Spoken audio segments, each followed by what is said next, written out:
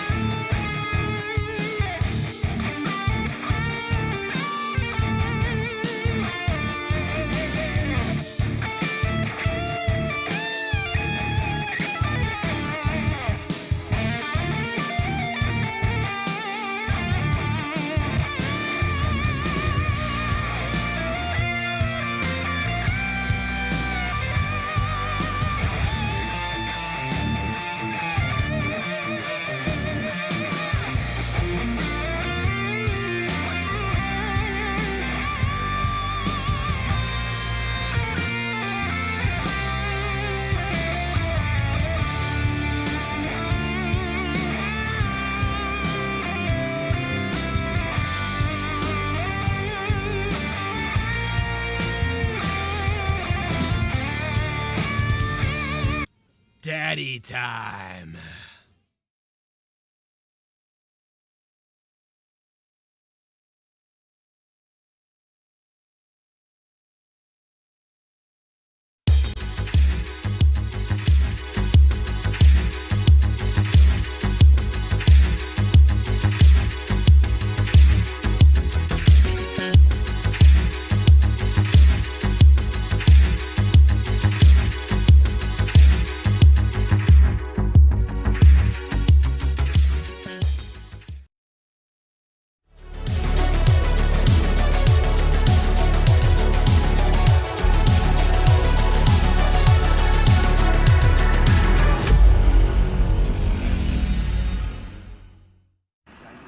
Ooh, oh, I can come. Ooh.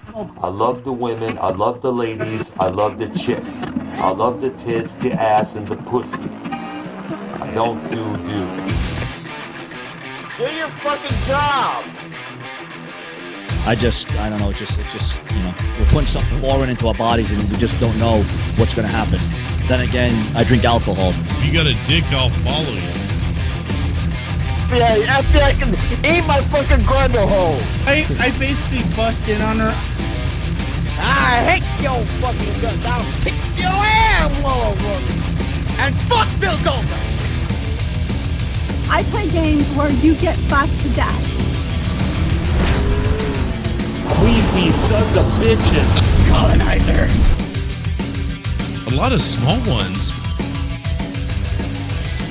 I had about motherfucking 15, motherfucking 80 drinks tonight. I'm coming on your ass, man. I'm coming for that ass.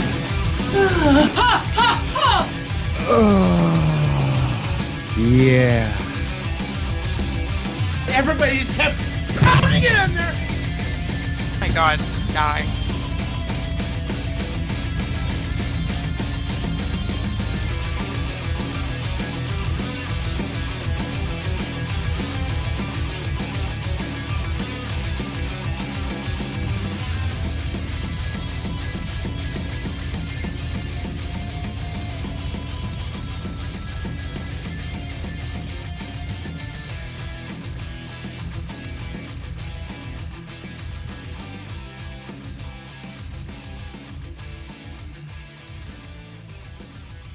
Joe, if you're listening, you stupid fuck. He looks like one of those guys that from Long Island that wants to be a white rapper, but he's 30-something years old, lives in his parents' basement with the droopy cap and the whatever, but he thinks he's Howard Stern, and he's got a cool way of talking in the microphone, and he's a shock jock or whatever, and somehow or another he accumulates followers on Twitter. It's fucking pathetic. So please, nobody listen to anything involving a guy named Joe Cronin, because it's just so fucking sad.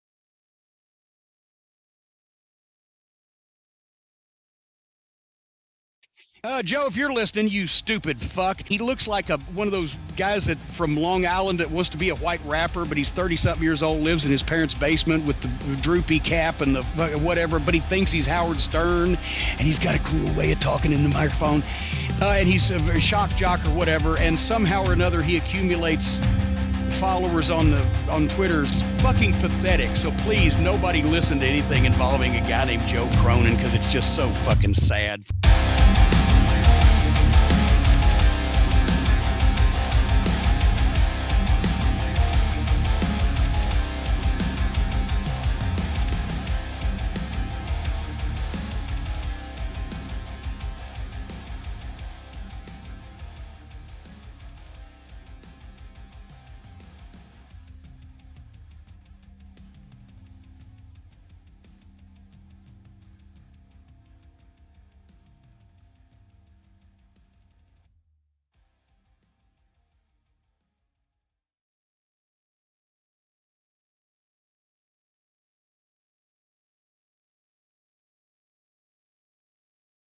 Joe, if you're listening, you stupid fuck. He looks like one of those guys that from Long Island that wants to be a white rapper, but he's 30-something years old, lives in his parents' basement with the droopy cap and the whatever, but he thinks he's Howard Stern, and he's got a cool way of talking in the microphone, and he's a shock jock or whatever, and somehow or another he accumulates followers on Twitter. It's fucking pathetic. So please, nobody listen to anything involving a guy named Joe Cronin, because it's just so fucking sad.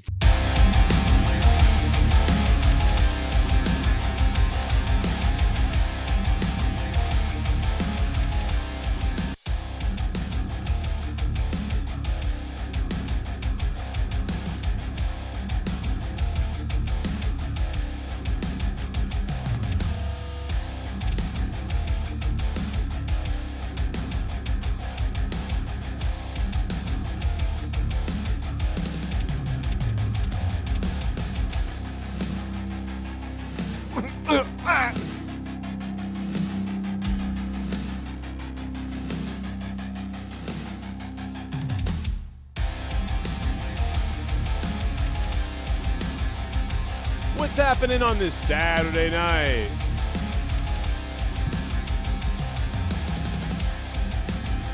It's Saturday night, and I've got a funny feeling down in my pants where the no-no parts are. That's right. This Sunday, the release of the all-new video game Play With Your Joystick returns to stores. Everyone's lining up to play with their joysticks this summer. It's me, Duke Nukem, in a new video game called Dead Teacher. That's right. Spoiled brats all across the country are attacking their teachers because Americans don't know how to raise their fucking kids anymore. The kids of America are insane, and it doesn't matter what the color of the kid is. White, black, Hispanic, or Asian, they all are a menace to society. Although the white ones seem to be a little less violent, but that doesn't matter. The bottom line is something's going on. Stop talking! You do not come up to me, Dr. Shu. Get my goddamn face!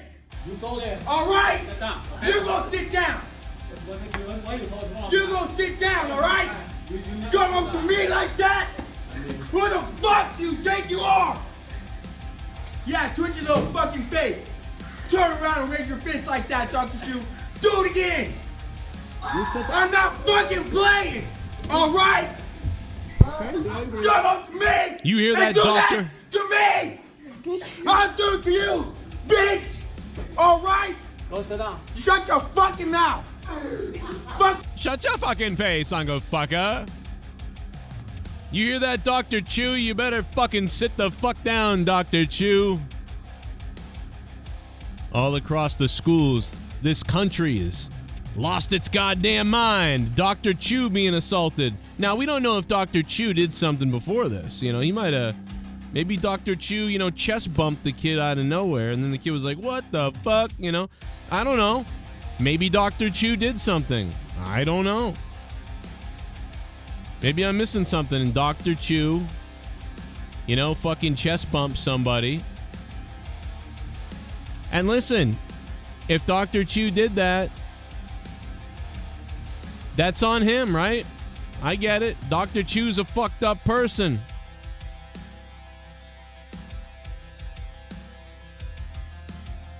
I hope everybody in the Discord saw Dr. Chu.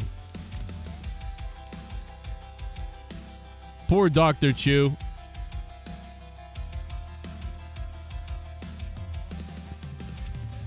But all across the country, these videos of the kids in the schools, man, they are going to town.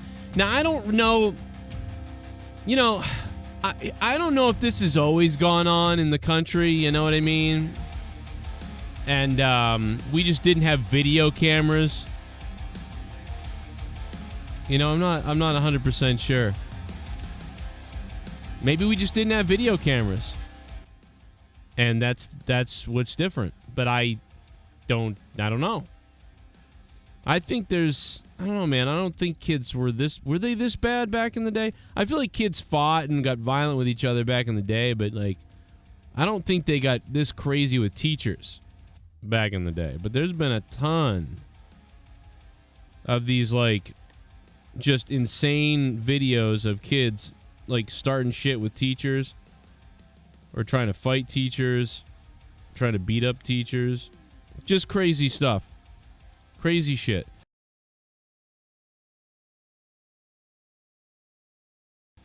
So I don't know what's up with teachers nowadays, but I don't remember them getting the shit beat out of them back in the day. There's a lot of examples of this stuff out there right now. Let me show you a little bit of it. Here's another one. You may have seen this one. Now I know that I just showed that one where that kid was just yelling at the teacher. He was like, "Hey, Mr. Chew, don't get in my face!" Ah! But then there's this one. This one's nuts. Have you seen this? I retweeted this days ago. Boom! Now, I don't like to make it a race thing. People keep making it a race thing, you know what I mean? I don't like that because most of the time it's not even a race thing. It's a mental disorder thing. That's usually what it is. It's a mental disorder thing, first of all, more than anything. When a kid goes in and goes, gah, gah, gah, gah, gah, gah, or when a kid goes in and goes, "I'm going to kill you," usually there's mental. It's like they have a disability or they're mentally ill or something. Those are the number one things. But people always try to make it a race thing. And there's, that's in something different. But so I won't really bring that up. I'll just say that this shit's crazy. I don't care how, special needs this kid is. Like, there's tons of this going on. These people are just wandering around in society, bro. There she goes. Now she's left the classroom, and now, wait, look out! Oh my God! What a clothesline! And now oh my God, he's stomping a mud hole in her! Lefts and rights! My God, somebody stop him now! What the hell? What the hell? They're afraid to stop him because they're white, and they know what that means. You know what I mean? They're like, "Oh no. What if he says he can't breathe or something?" Like, "Oh, it's on me." Look out! Look! Oh my God! Whoa! Bradshaw would be proud. Clothesline from hell. Man, this country's crazy. Plus the UFO situation. How about that? It's not real. They're gonna control us, brother. They're coming to get us. They're gonna pretend there's aliens landing on our asses, and then they're gonna use it to do something crazy with us. Who knows what they're gonna do? But it's gonna be something. I think so. I don't know what it's gonna be, but it's gonna be something. They're gonna be like, yeah, everybody stay in their houses because there's aliens, or whatever. Or they're gonna keep showing the space shuttle things throughout all the time, constantly, oh, this is going on. They're gonna use it to control you. They're they got climate change, so they can use that. We know they're gonna come up with another COVID situation, right? We haven't had a COVID situation in 100-something years since polio and the Black Death or something, whatever it is. It's been over 100 years, but we're gonna get another one in the next 10 years now. Suddenly, we're going to have a second one for the first time, right back to back almost. They're already getting ready for that. But they know that people have oh, that didn't really work. That didn't work that well. Now, there's definitely, I would say I don't know, 30% of the left-leaning people will be fully on board with it. If it happens again, they'll just be like, "Oh my God, get my mask. I still have it. Actually, I don't need it." And they'll go right back into into fucking shelter mode. "Oh yes, good soldier. I do what you say." They'll just go right back into it. But most, I would say 20 to 30% of the rest of the sort of left-leaning people, which I'm kind of on that side almost. I'm right in the middle left area. we'll be like, nah, not really buying it this time. Unless I see a ton of people dropping, like, you know what I mean? It's really going to take a lot to convince me to do that ever again. So they're worried about that. So they're like, all right, that's not going to work. So, well, what else can we do? Well, we can do the climate thing because a lot of people are on board with that. So they'll use a real situation. It's a real situation, but they'll use it for some weird fucking mongoloid thing that they're going to do. And then, if that doesn't work, they've got aliens. They're ready to go with aliens if that doesn't work. I know they are. That didn't work? Okay, Project Bluebeam up in the sky. You know what I mean? They're going to put a friggin' fake ship up in the sky or something and scare the shit out of us. I mean, dude, who would have thought of that? You wouldn't have thought that was real years ago. You'd be like, no, they're not going to do that. That's crazy. You're nuts. I would have said, yeah, that's fun to talk about, but it's not going to happen. But now it's like, yep, that could be what it is. That could be what's going on. So, you've got all these things. See, climate change is too real of a political thing. Think about this. I want you to think about this as we get into this. By the way, I see on Discord, we got Dan Kennedy, we got Extreme Shaft, Danny MT, Jay Menace. I'm going to pop over to Discord in just a second. We got a full panel on Discord tonight. So, you got COVID and disease and stuff to scare you with, but they saw how that worked out. Only about half the people really bought in, and now people don't really believe in most of it anyway, even though there could be a real pandemic that we really, like, that could kill half of us. You know what I mean? But they know that it would have to be a devastating one and probably too far for them to be able to handle it, so they won't do that now. So they've got to move to climate change, but they know that not enough people are on board for climate change. Those are two really political things. But you know what's not political, really? Aliens. Aliens is something that we all can agree on, right? That's the thing that they could unite. You know, once they unite the decision making, and they convince almost everybody that this is really happening, then they can start with the control. Right? Now, this sounds crazy, and it might not be exactly what's going on. Could be wrong for sure. But let me tell you something. Extraterrestrials are not coming here and getting caught and falling down and whatever. And I know the balloons are the China thing. It's not even that. But do you know what I mean? Like, they were coming with this before this stuff. You know? And for all, I don't know what's really going on with China and that stuff and whatever, but that is another story for something else. But this, now the other thing that could be going on, and I'm just speculating all of it right now. Just throw it all out there. Might as well do it, right? The other thing is they could be, using all the balloon stuff and all these other things to justify the inevitable sort of war that's coming. It feels like a war is coming. It's crazy. And it's like, okay, well, we go to Ukraine. And by the way, guys, in a minute I'll be done rambling with this opening, and I'll go to Discord and I'll be over there. So let everybody know on the Discord I'm coming, okay? I mean, I'm not coming. I'm coming over there in a few minutes. I'll be on my way in a second.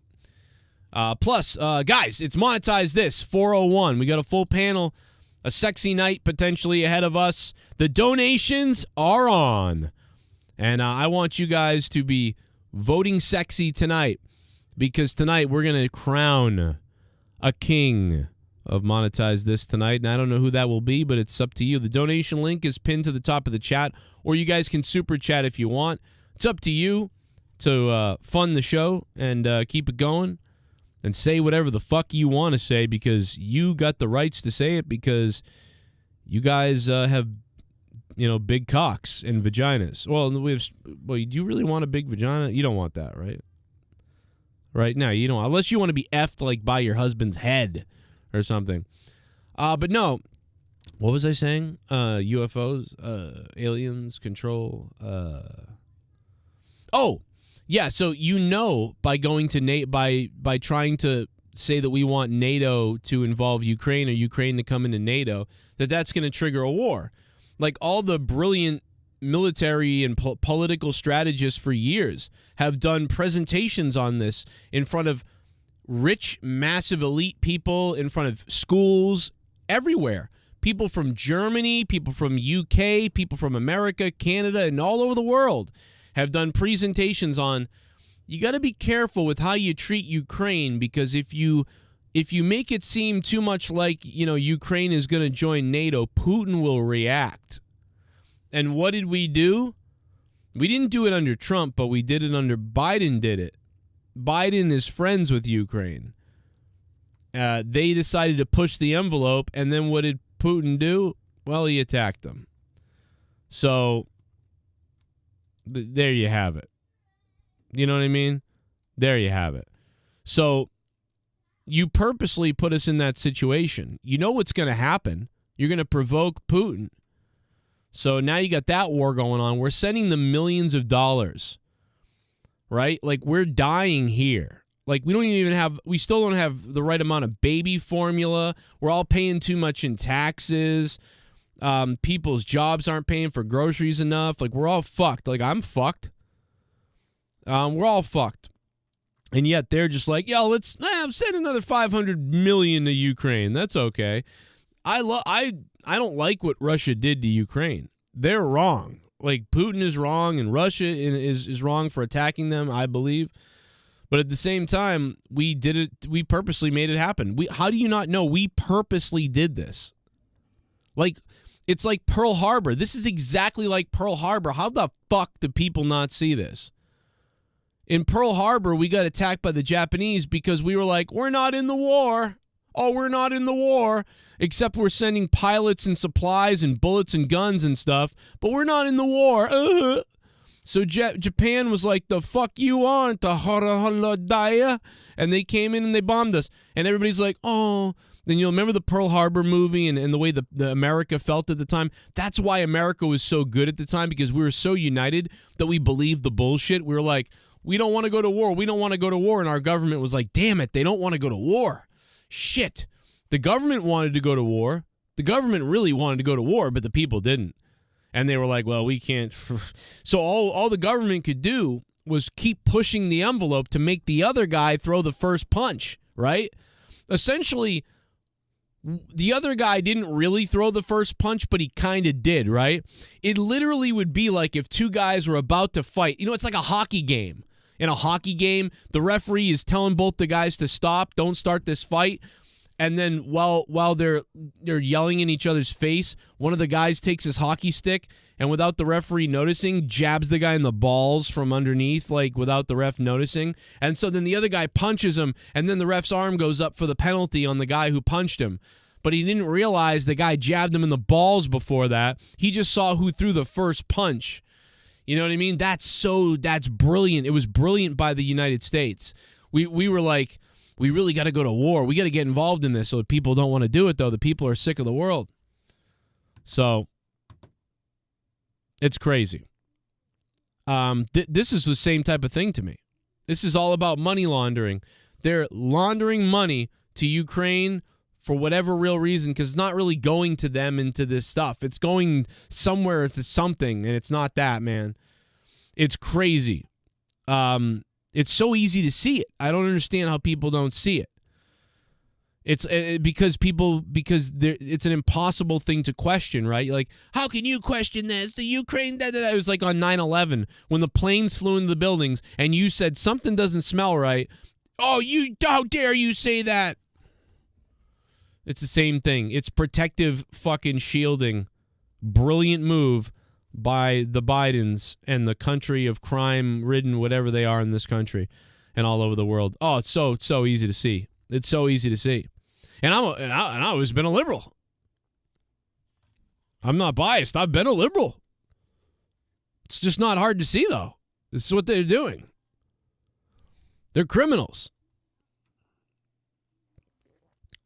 And if I can see that, and I got a big-ass hippy-dippy kind of heart. I got a really weirdly hippy-dippy, emotional, type of empathetic heart. And I can see this. But other people are operating with too much emotion. So much emotion, it's insane. Anyway, that's my, is that my opening monologue of what's going on in the world? I don't know. That's my thing. But yeah, like I said, I criticize everything. You know, I criticized the things that Trump did wrong, and I'm now criticizing what I'm seeing out of this administration. And it's very bizarre. And this whole thing is weird that's going on. So we may be going to war. I mean, even Zelensky said, you know, if Americans don't support us, they may regret it when their kids are at war. What? Bro, this guy said something to the effect, not verbatim, but he said something to the effect of, Americans will regret it, not supporting us now when their kids are in war. Dude, that pissed me off so much. I want to slap that guy. Like, what a fuckhead, dude. Like, I mean, it's so weird. Like, this guy saying all the goofiest shit. I think our kids might be going to war. They're going to try to make them go to war because this is such a lost generation right now. Like, the kids are all retarded. Like, the TikTok stuff we're seeing, dude, there's so much of it. Like, they're like fucking retarded people. That this is the time to grab empty-headed idiots and send them off to war. And the weird thing about that is a lot of the empty-headed idiots kind of start to grow up in the army and in the war. And you actually get more hardened, like, life-hardened individuals later on, and they actually end up making a stronger society because they're forced to survive and forced to go through something insane. Now, they're going to have PTSD and all these other problems if we go to war, but I mean, it's just weird how that works. But every day, just the news is insane. This guy said he couldn't breathe when he was being tackled by cops, and now people are outraged that the cops tackled this guy. Well, this guy killed a 9-year-old girl, so just letting you know. This guy killed a 9-year-old girl and several other people, but everyone's worried about how the cops tackled him. That's the entropy of a society right there. And then you have people like this one. What's the difference? Yow! Paraboy versus Demi-boy. Hey. People who identify as paragender feel as though their gender is made up of a dominant gender and a minor gender or genders. And people who identify as paraboy feel as though their dominant gender is male, while their minor gender could be any gender and genders, but their dominant is male. Versus people who identify as demi-boy, who feel as though part of their gender is male and the other part could be any or multiple genders. The only difference between paraboy and demi-boy is people who identify as paraboy know that their dominant gender is male, while people who identify as demi-boy feel as though their gender is partly male. People who identify as demi-boy may feel that part of their gender is male, but it doesn't necessarily mean that it is the dominant gender. Versus people who are paraboy who know that their dominant gender is male. Not every paraboy and demi-boy are the same as other paraboys and demi-boys, and they may identify as any way that they want to identify. But we love all our paraboy and demi-boys! Yeah.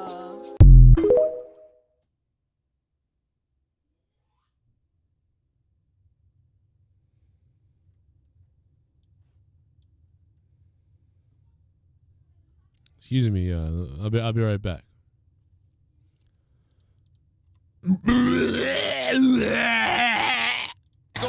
Welcome to the desk. Thank you very much, Taz. Hello, sir. Mr. Schiavone. Hello. Man in the mask. How are you today? Doing quite well, You sir. little creme brulee, you. I'd like to crack you and let you just melt in me. I would, honestly. Now, I believe that at some point later on, we will use these TikTok videos to basically identify the people that the military will target to put in the war. And people like that parodontal boy or whatever I just saw, they will be the first ones on the line of fire. And when they go to war, it's going to sound something kind of like this. Paraboy versus Demi-boy. Hey. People who identify. How about this?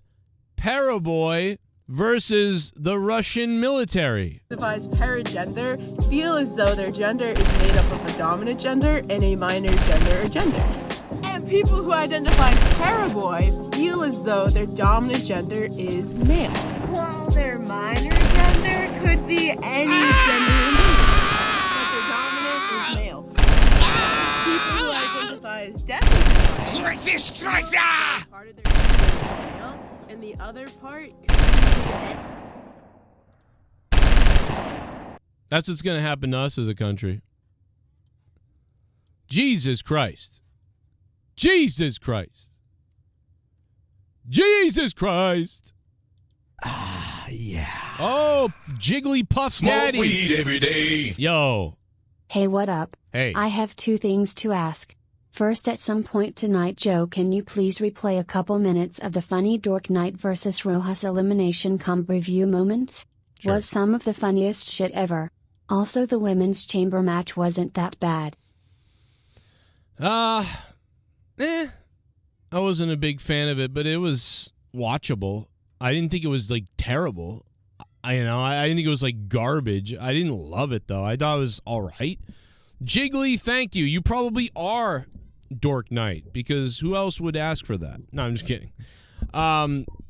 What's going on, brother? How you doing? Jiggly, thank you for the first donation of the night.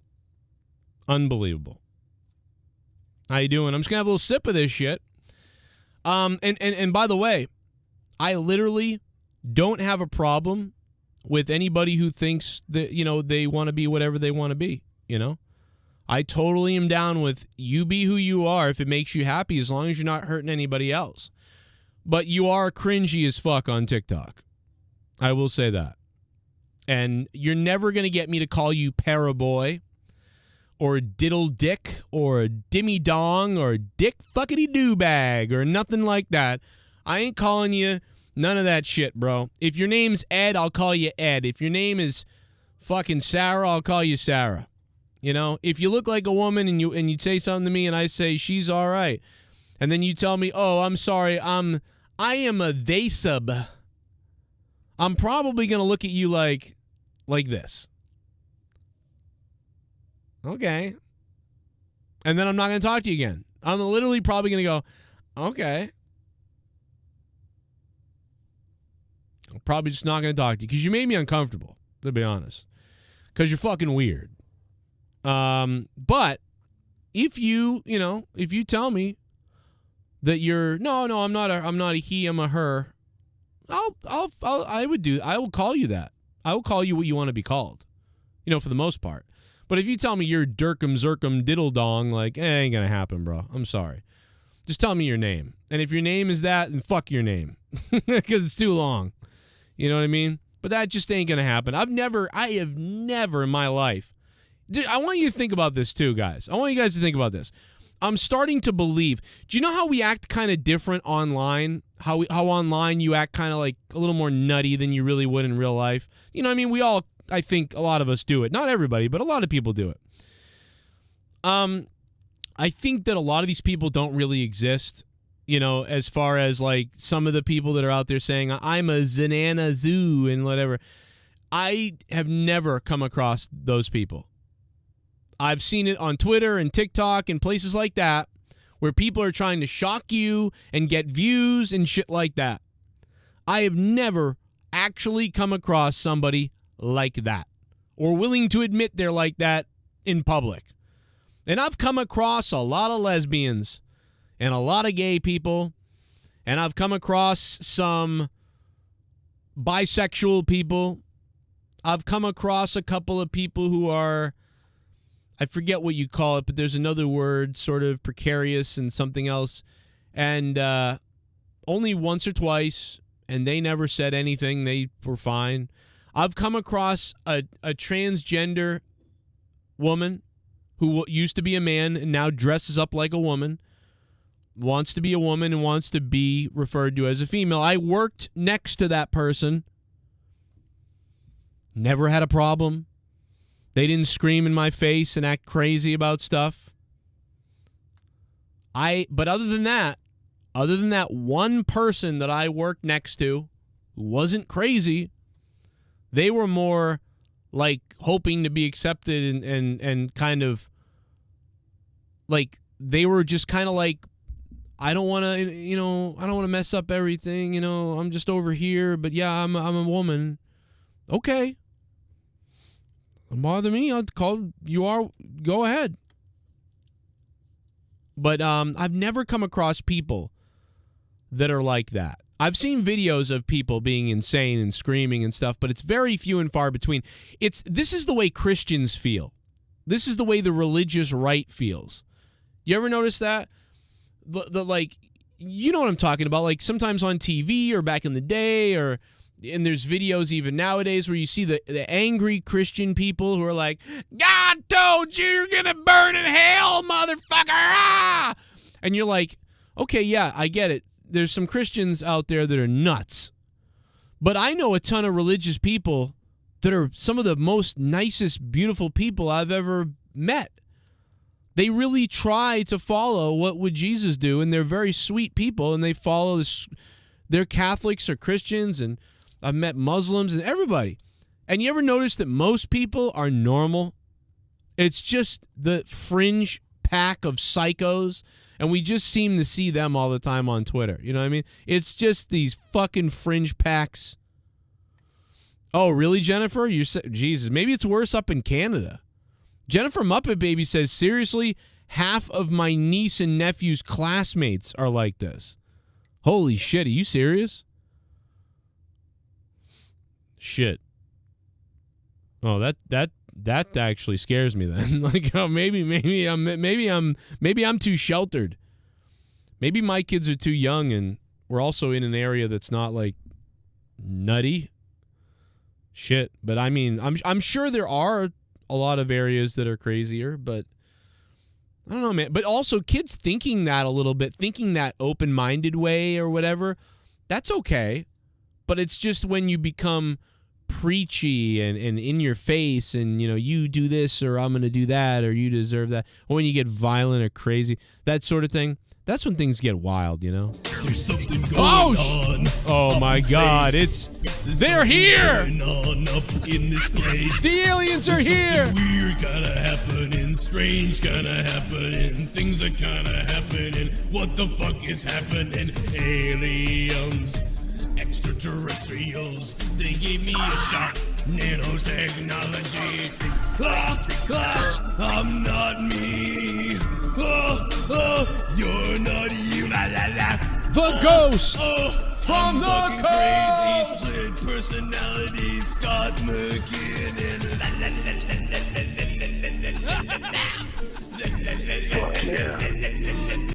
Banghole. I love it. Ghost from the Coast donates $51, and the only thing he says is banghole. You gotta love it. I'm gonna be jumping over to the Discord in just a minute. They are muted right now. Discord, you're muted. I'll unmute you in a second. We got a packed group of sexy pantses in there. The Ghost from the Coast dropping the biggest one. $51. Ghost from the Coast. Thank you, Ghost. We'll put that up there. Yeah, they're saying that it is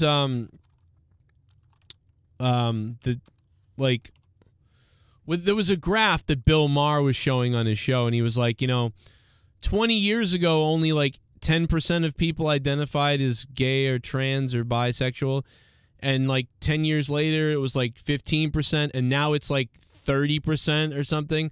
And he was like, by the year 2050, everyone will be gay or whatever, and it was really funny. And when you think about that, the math on that, it's true, right? So you think about the math, it comes out to being true that everyone will be some kind of gay or something by the year, whatever the fuck. And that's just a fact based on the numbers. So that tells you one thing. Well, it tells you a couple things. But it's like, dude, so either either this is just a fake trend or people are really becoming that way. And there really is a doubt in, I think most people with a brain would say there's no way that people are really becoming that way. You know, everyone's just going to be, there's going to be no more straight people. You know what I mean? Now, and here's the thing. The thing that I'm worried about is that most of it's probably a lie, because these people are going to have to grow up with a crutch around it. I just think it's the new thing. It's the new fad, right? What's anybody going to do? I mean, dude, they did earrings in the 80s. It was earrings. People wore earrings. They got tattoos. You want to see something, Mom and Dad? I'll get a fucking tattoo. I'll get a fucking tattoo, Mom and Dad, and I'll dye my hair green. But now, Mom and Dad dye their hair green. Mom and Dad play video games. Mom and Dad dye their hair. Mom and Dad have tattoos. Mom and Dad listen to cool music. Mom and Dad can beat you in the video games. Mom and Dad don't care if you got green hair. Mom and Dad have green hair. What are the kids going to do to piss you off? They're going to listen to goth music? Mom and Dad listen to goth music. What are they going to do? They're going to listen to rap? Mom and Dad listen to rap. What are they going to do to piss the parents off? In the 70s, the hippies, they were like, we'll do drugs. Ha ha.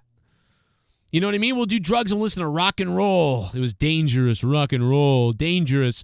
But then in the 80s and the 90s, everybody started listening to the rock and roll. Rock and roll wasn't cool anymore. We're listening to gangster rap now.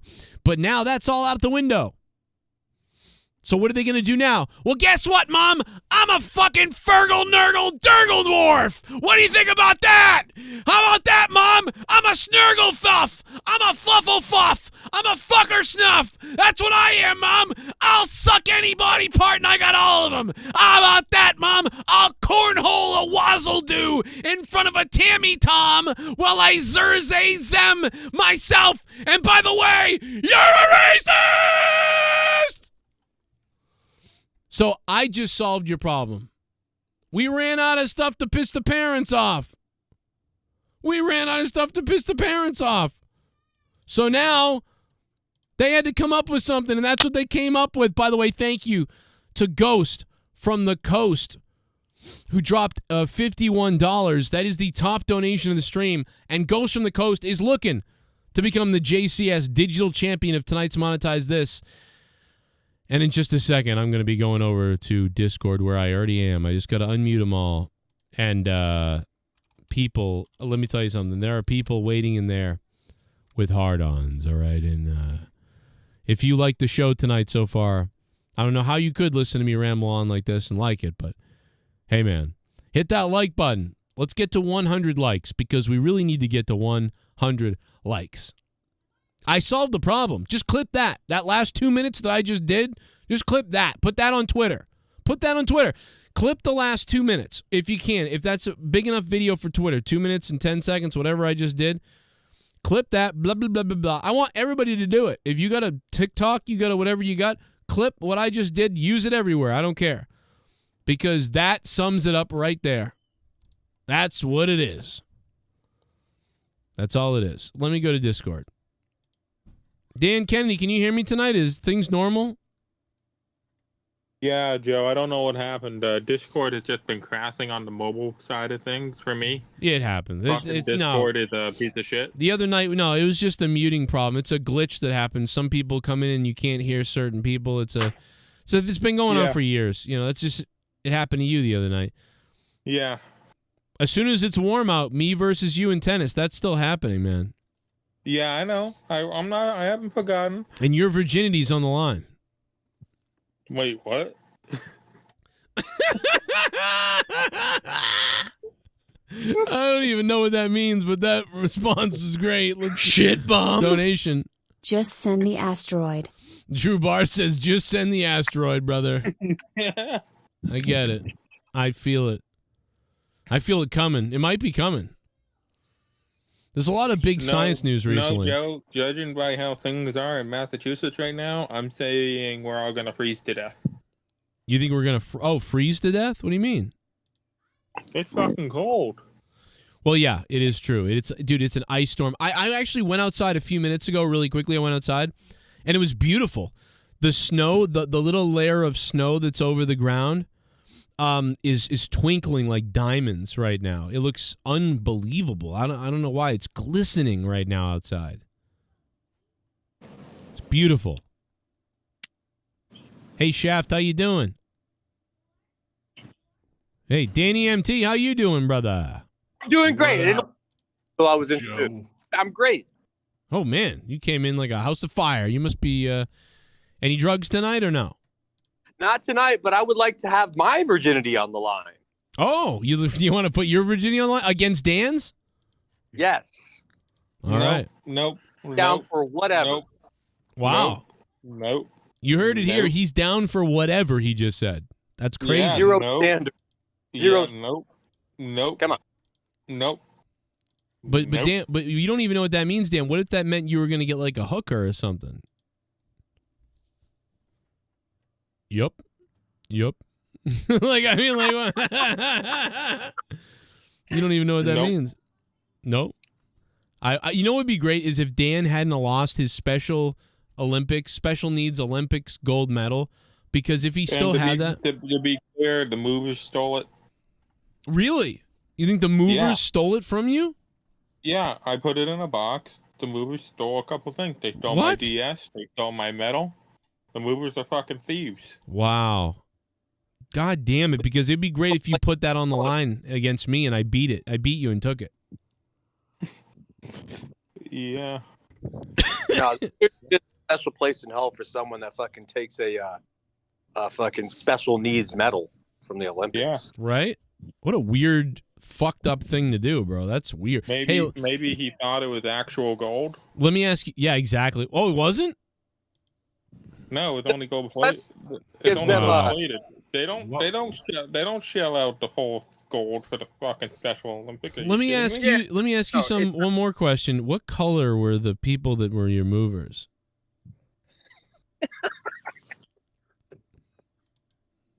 I think they might have been related to Gargots. You think they were Hispanic men? Yeah. Okay. Well, at least one of them was. The other one was like Arabic or something. Maybe Portuguese. Had to throw in. I don't know. All I know is that I'm pissed that they stole the medal. Right. I appreciate that you didn't go to racism to blame that. You just said the movers stole it. So that's good on you. Dan is not a racist. Hashtag Dan Kennedy, not racist. Go ahead, Dan. Now, I'm what's sorry. fucked up though, is that the medal was stolen from the movers, right? That's pretty fucked up. However, allegedly, what Dan Kennedy doesn't know, allegedly, what he doesn't know is, have you ever ate those chocolates that look like gold coins? Yeah, that's what they give out in special. It was actually just a fucking big chocolate. That's embarrassing. That's it's fucked up because they don't tell them that's what they're getting. They think they're about to get a real gold medal, and they give you a fucking piece of chocolate. Dan, a dip of fucking chocolate. Dan, did you have any idea that when you were serving your last serve against Thomas, and you were reaching back, you were rearing back, and you were like, sort of like you were whatever love you were, and you were hoping to just hit that big shot, and you're like reaching back, and you're like, I'm gonna do this, and your inner thoughts were like this, and now Dan, you're pretty well read and one of the smarter retarded type of people. So like you're about to serve. Did you call me a smart retard? Yes, and so you were thinking as you're serving, it was like this. You were like, okay, I'm gonna be able to do this. This guy's never gonna see this coming. Here we go. And that was you serving. But the other guys over there thinking like, and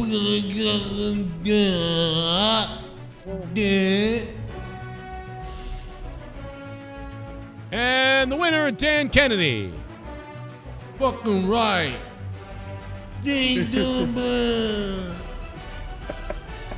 Now, while that was going on, at no point did you realize that they were going to give you a gold piece of chocolate shit. No, I didn't even think I was going to win anything. What? Oh, really? So you just thought, I'm going to make this kid across from me who looks like, he was smashed in a compressor, you thought you were gonna just beat him. What? That's not funny, Dan. Come on. Let's not laugh. Why are you doing this? Please stop laughing. That's funny. Stop it. I don't know what you're laughing at. It's really fucking. I'm gonna gargle your piss. Joe, do you expect to beat a former gold medal Special Olympics winner in tennis? Yes, because you know what? It's an easy game, unlike baseball. That's a deep callback. Anyway, no, I think I can do it. Baseball. No, I think I can do it. Extreme Shaft. I really think I can do it. Do you think you could beat Dan Kennedy in tennis? No. No, yeah, or math. Like what about like a math test? Probably not a math test either. What? I'm not very good at math. Really? You sound like you're fairly well educated enough. Well, math isn't one of my fortes, I would say. But why do you think you think it's one of Dan's? Maybe he's one of those autistics that have like that special ability in mathematics. Yeah. That movie with Robert Williams and Leo DiCaprio or whatever it is, it's not happening here. Yeah. All right. Well, Dan, what's 7 times 7? Okay. Dan, what's 7 times 7? I'm too high for this shit, Joe. I've been smoking. All right. He don't even want to try it. Go ahead. Extreme Shaft. You know 7 times 7? I'm also too high to be answering. Oh my God. All right. 49. But Joe. No, 49. Joe, maybe we should make it a series. Like, we start off with tennis, then we go to football or baseball or basketball or something. I mean, ask me a math. Dude, I failed high school, and I'm terrible at math. Ask me a sort of basic multiplication question. Multiplication? Yeah, just come, whatever. 3 times 7, whatever. Just ask me whatever comes to your head. Ask me one. 8 times 5. 8 times 5 is 40. What's 47 divided by 2? 47 divided by 2? Jesus Christ. Like,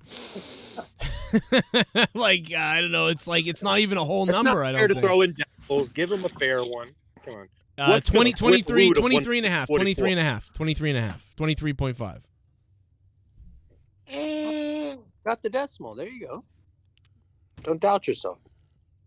Okay, let me double check that. No. 40. Is it wrong? So, you feel you're strong with the times tables? What did you say again, Joe?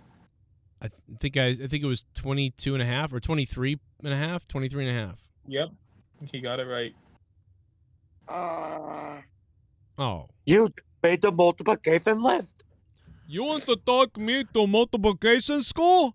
I'll take you to fucking my goddamn Italian sausage mother's fucking greasy fucking goddamn.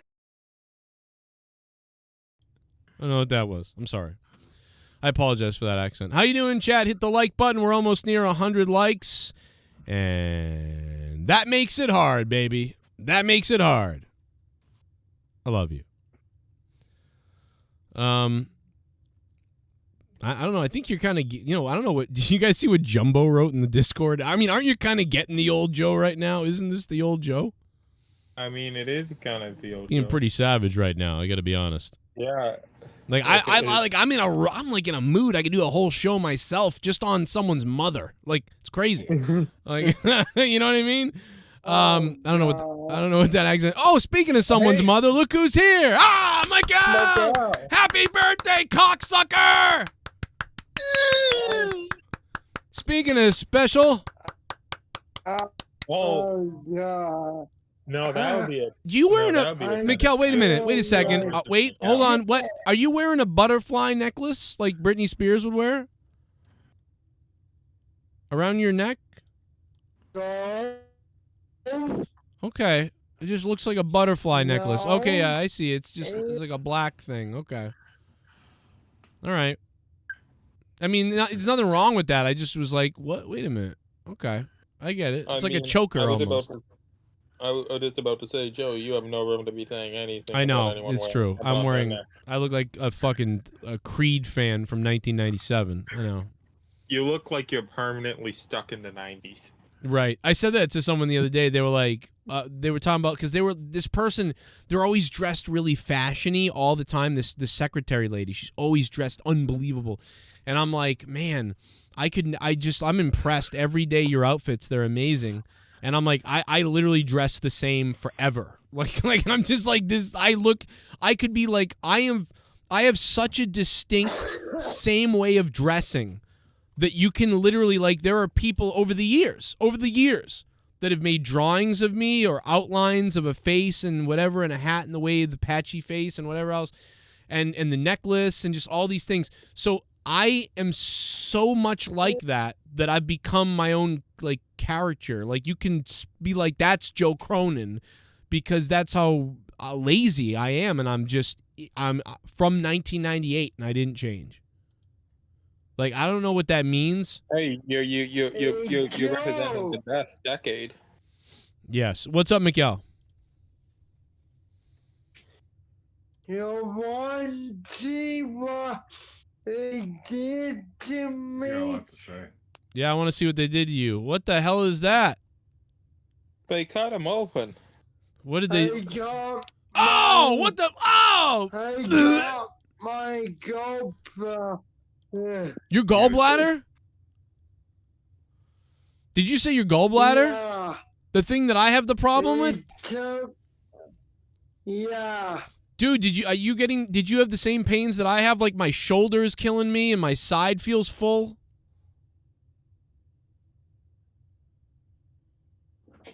The pain gone now, but I've been in bed since Wednesday. Oh my god, man, I'm sorry, bro. I mean, but did you have the... Because I heard now all you have to do is go in and they, like, do a laser thing really quickly on you and you leave. It's like an outpatient thing. No, they cut you. Oh, They shit. Cut right there. Holy shit. Right there. Oh my god. Yeah. What the fuck? I mean, they told me it was a real quick procedure. If they need to do it, they can just go in and oh my god, did they really cut? Was it really bad or something? Was it infected? What was going on? Well, you know, I've been sick all the time. Yeah, dude, like right.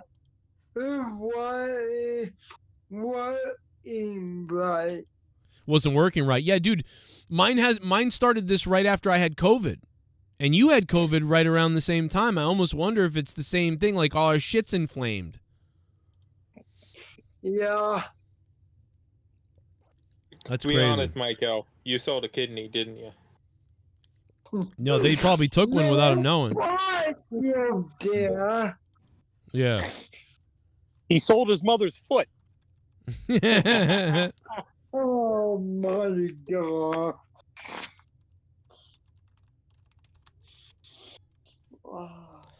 Oh man, that's crazy. That's so weird, man. I was worried. So I was worried that was going to happen to me, and then they did the ultrasound on me, and when they did the ultrasound, they were like, "Nope, it looks clean," but they did say I had a fatty liver. They were like, "You got a real fatty liver right now," but they said my gallbladder was fine. So I was like, okay. So I'm wondering if my fatty liver has been slowing down the bile production, causing sludge. So that could be what's happening to me. I don't know, though. But yesterday I ate McDonald's for the first time, and now I've got that soreness on the side and running up into my shoulder. Well, are you sure that's not just because you ate fucking McDonald's? It could be that. It could just be the intestines are like, fuck us.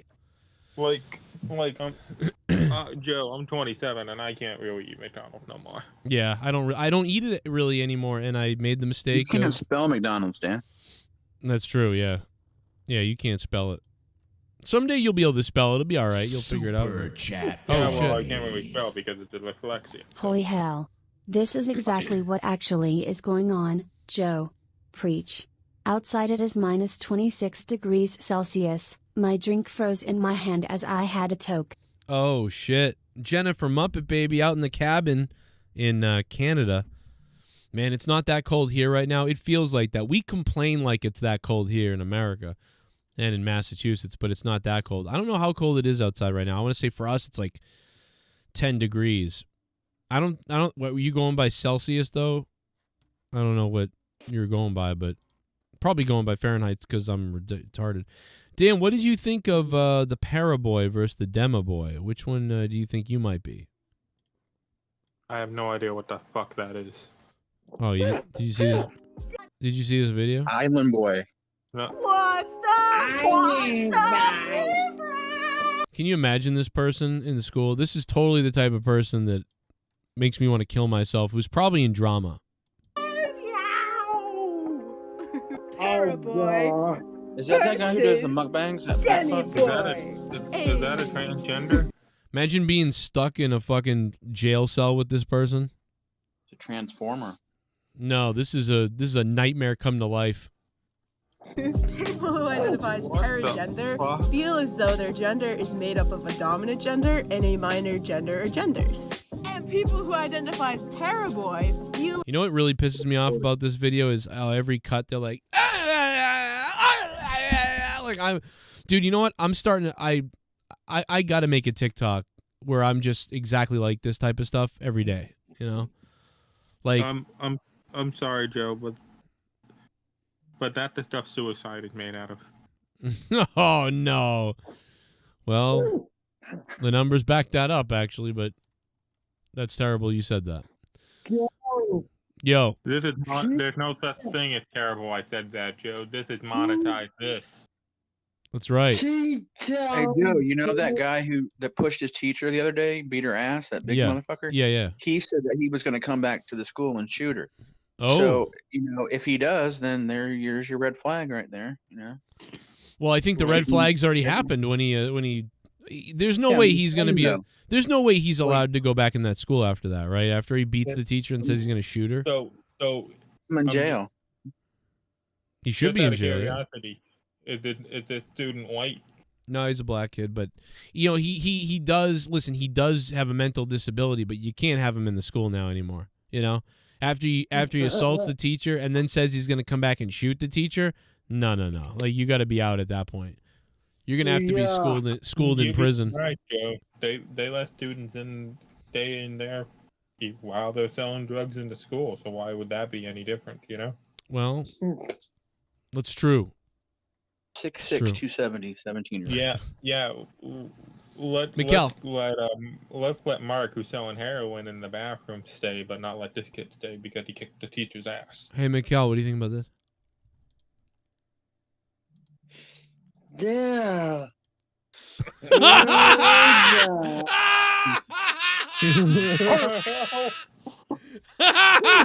Did he say damn? Oh my God, bro, I'm gonna pass out. I think he's looking at Pacharo right now. Oh my God, bro. Oh my God, bro. I'm gonna fall over.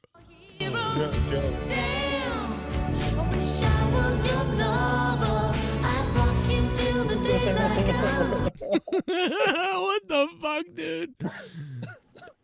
Damn. That's a cold ass hunky.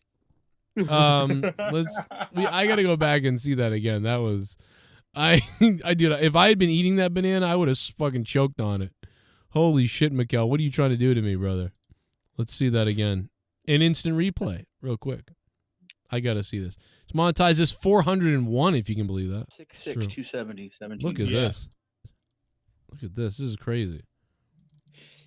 Yeah. Oh my God. That made me it's weird that you got me to be uncomfortable. That's pretty impressive. Like I was like, yeah, watch me creep him out. And then he's like, yeah. And then I'm like, ooh, wait, what? Wow, but you fucking totally, like, you threw that back at me. Not a lot of people can do that. Hey, let's go over to Pacharo, how you doing tonight, Pacharo?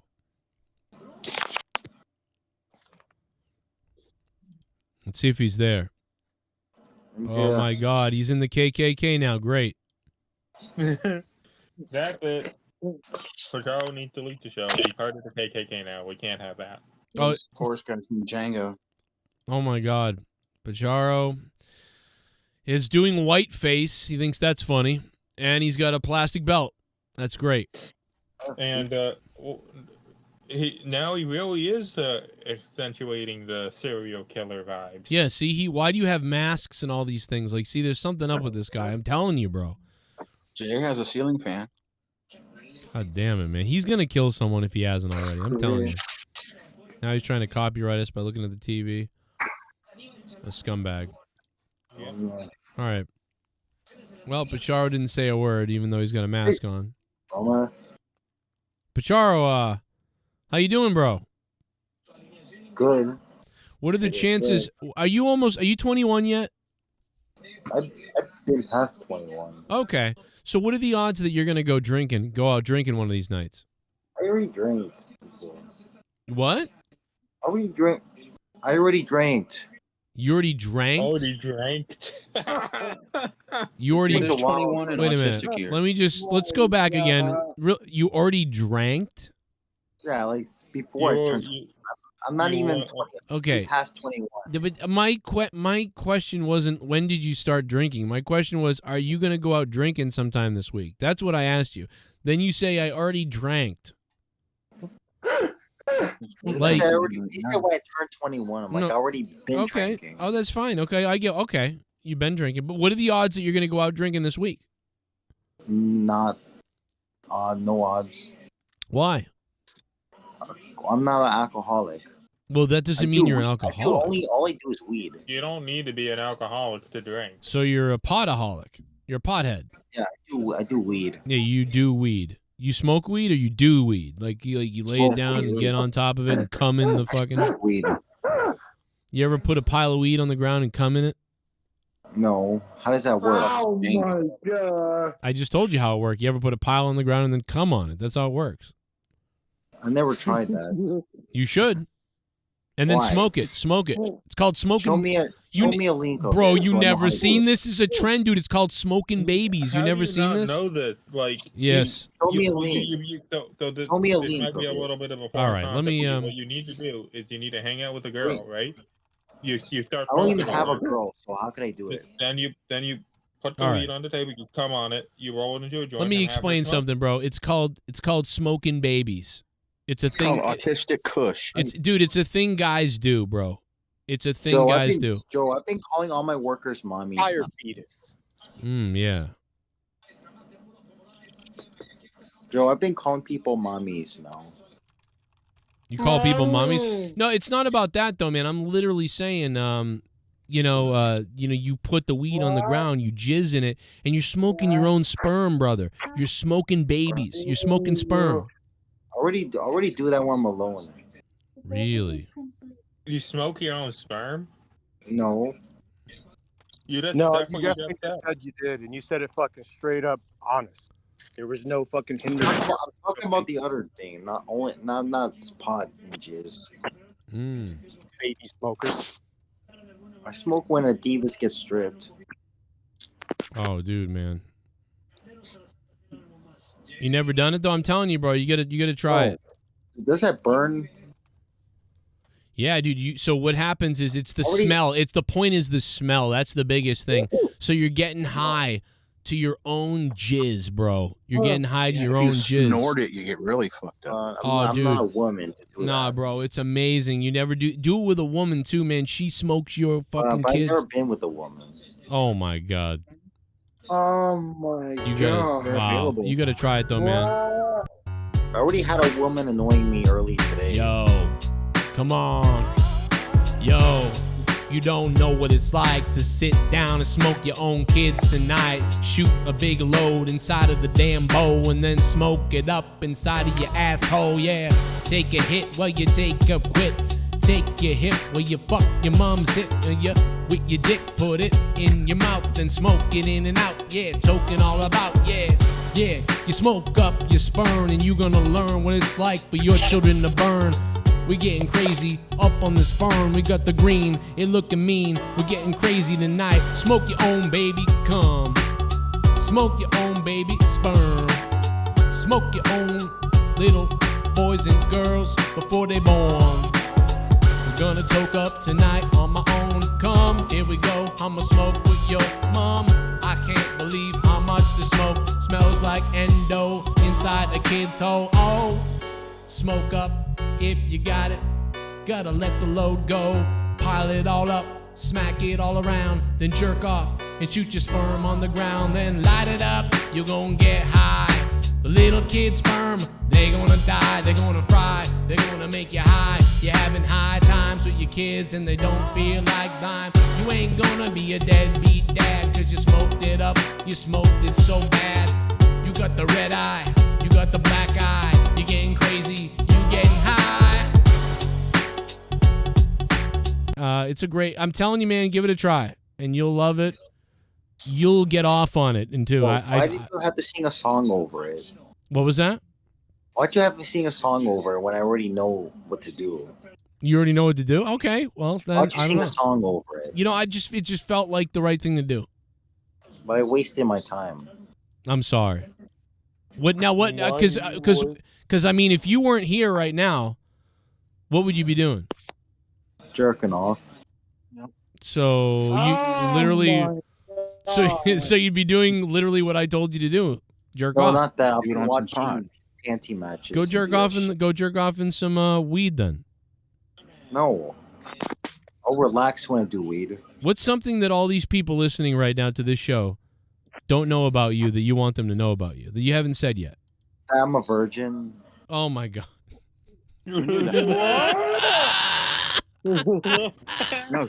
Oh my god! Why do you keep saying that? That's not the first time you've said that. But that's the only thing you don't know. I'm a virgin. That's why everyone doesn't know that. You told me anything. You told me anything. Is that why you're molesting people at work? Yeah, I'm so desperate. Yes. Now, what do you think is going to happen first? That you have sex with a willing combatant, or you get arrested for sexually harassing somebody? Which thing do you think happens first? What's the first one mean? What's the first one mean?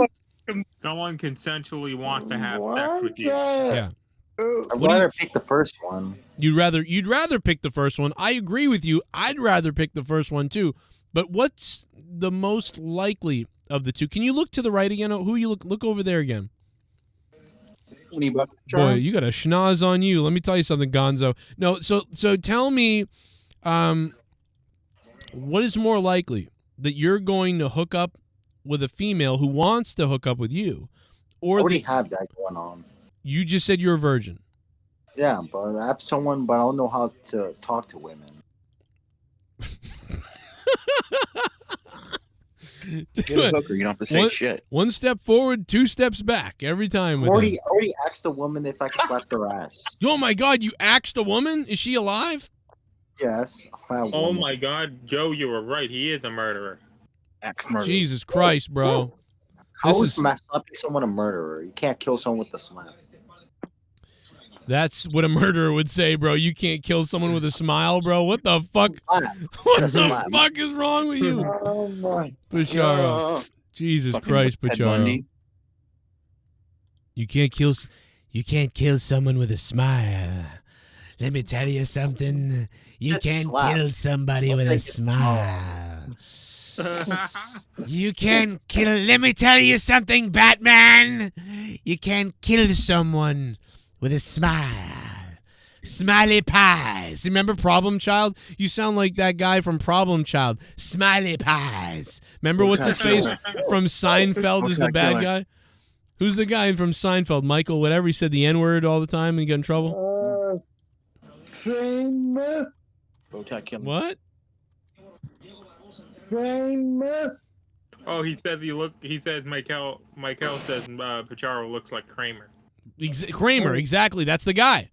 That's exactly what this. You remind me of that. Like, hey, teacher guy. You could be in the movie. You could be in the next Batman movie. Let me tell you something, Batman. Nobody I'll be ever the- heard I'll be anybody the next Kylo who had a Ren. who had a smile on their face. Nobody ever got hurt when they met somebody who had a smile on their face.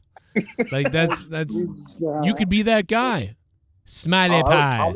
Tommy already got the role of that. Tommy's dead. Oh, what happened to him? Watch it.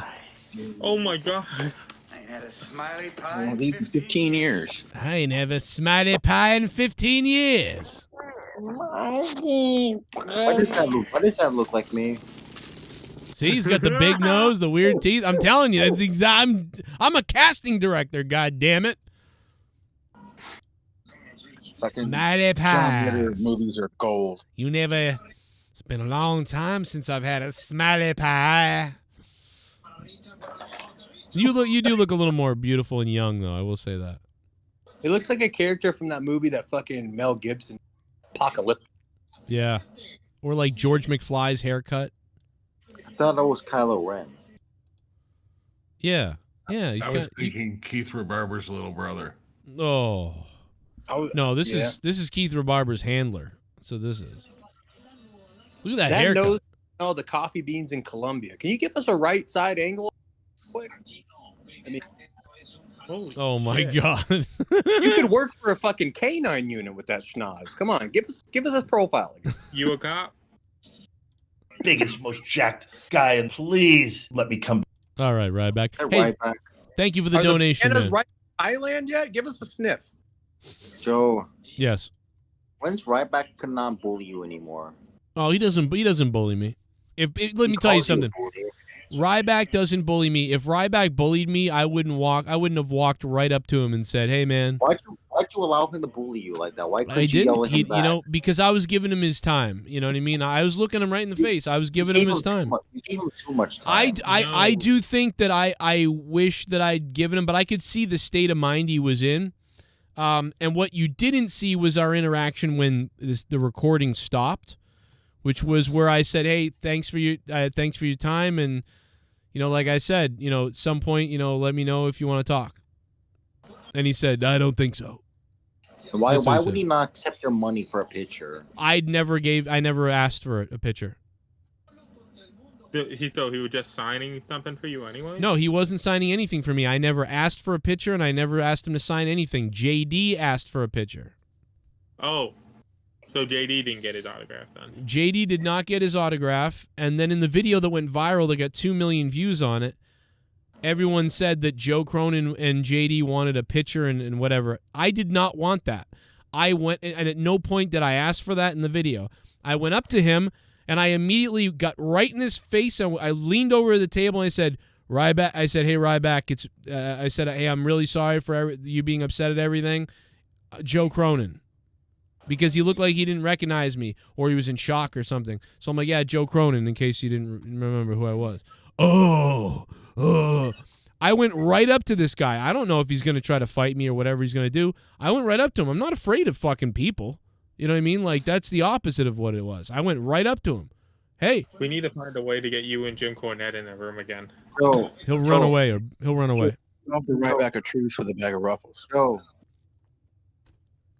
Yes. Joe, how come when he talked to you, how come his promo with you was better than everything he did in WWE? Because he was probably because it was real. Why couldn't he sound like this in WWE? Because he was controlled probably by the people in the back, and he didn't. You know what I mean?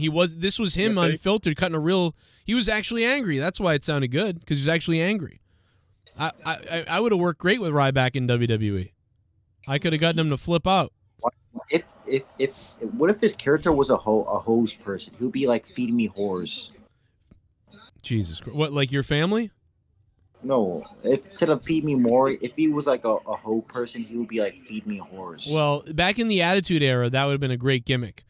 Like Ryback, his whole thing is just to ask the Godfather and people for hoes. Like Ryback stands in the middle of the ring. Like, say it's kind of like the Godfather, but instead of the Godfather, Ryback comes out every week on Monday night and he goes, "It's great to be here in San Antonio, Texas, and I've only got one thing to say because the big guy's hungry. San Antonio, feed me hoes." And then like everyone goes, "Ah!" And then like boom, boom, boom, And then women jump over the guardrail and come into the ring, and that's his whole thing. And he puts on a hat. He goes, "Now that's what I'm talking about, yeah." And then he just goes into the back, and the crowd cheers. And that's his whole thing, is he comes out looking for hoes. It's a little similar to Big Papa Pump in WCW. He kind of did that. You know, he came out there and was like, "Oh, the ladies tonight, Big Papa Pump." And he was like talking about, but the women, and sometimes there were women. So it's sort of like a hybrid of Big Papa Pump, Scott Steiner, and Ryback mixed together. It's a great fucking idea. Watch Ryback steal it. Well, Ryback couldn't steal a fucking goddamn free watermelon, okay? The guy. You raised a piece of shit. Hey, what's up? Hey. Just wanted to say someone should clip out the parts like 5 minutes ago where you say I've come across gay people, I've come across lesbians, I've come across a trans woman. It makes it sound like you are saying you've come across them sexually. Yeah. And maybe I have. You don't know. Charles come across a playboy. But Charles come across a fucking vulnerable individual. Oh, shit. Just scissor me. Scissor me, man, more. Scissor me. Yeah. Scissor me, daddy. Scissor me. All I want you to do is scissor me. All I want you to do is scissor me. The $9.99 donation. All I wanted you to do is scissor me. All I want you to do is scissor me. All I want you to do is scissor me. Yo, Joe, what's up? Just wanna say you always crack me up, bro. Keep up the great work. Oh, let's get ready to suck it. Man Moore, thank you so much, bro. Thank you for the $9.99 and for scissoring me, man. It's the end of the month. Man Moore, trying to help out and add on at the end of the night. I really appreciate that. And I got a clip for you. The Boston Bruins goalie scored a goal tonight. But that's not exactly what I really am looking forward to playing for you.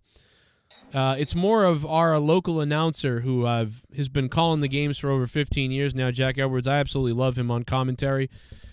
He's a guy that, you know, when I was like 20, I was like, I'd love to be the voice of the Bruins when he gives it up. But I don't want Jack to leave. And let me tell you something. He should be on ESPN. He oh my God, he delivers. Yeah, you're right. He used to be an ESPN guy, but listen to this call. You got to hear this. The fucking Bruins ULMARK scores a goal. Empty netter. And by the way, it is an empty netter. But by the way, it is ULMARK is looking to become the Vezina Trophy winner this year. He's having a season like Tim Thomas from 2011. And listen to Jack Edwards and Jack Edwards is a guy that I've always liked because he calls hockey a little bit like wrestling sometimes. He's just ridiculous, and that's my type of call. So listen to this. Connor Garland off Besser's stick. ULMARK is gonna try it, and he scores! Linus ULMARK, the odds-on Vezina Trophy winner, scores an empty net goal to seal this win. Watch this. You're seeing history.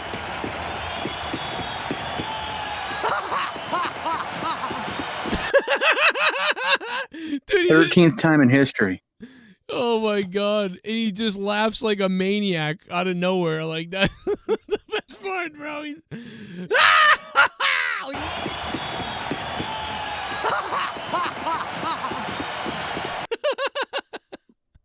Oh my God. And the Celtics won. You had a good night. Oh yeah. Yeah, it was a good night tonight. Well, fuck you too, Mumbo Mouth. Oh. Yeah, would you eat your gallbladder? I gotta go, Joe. You gotta go? See you, baby. I love you. Hey, feel better, man. I could be next, bro. They could be cutting me open next. My back right shoulder blade's killing me. See you, man. See you, guys. All right, man. All right. I'll see you at the never mind. Say hi to your mom, Mikhail. Say hi to mom. I miss his mom so badly, bro. She used to I used to get horny off her. So does downtown, whatever city he's in. It's like everyone my job's horny. Did I say that? Oh. I'm sorry, Mikkel. I'm kidding. Ho ho ho, Merry. Oh my God! Ho ho ho! It's Christmas time. To Colonel Stutters, it's Christmas time. I got too drunk on Christmas night. Oh! I got too drunk on Christmas night. I should have hung myself from the Christmas lights.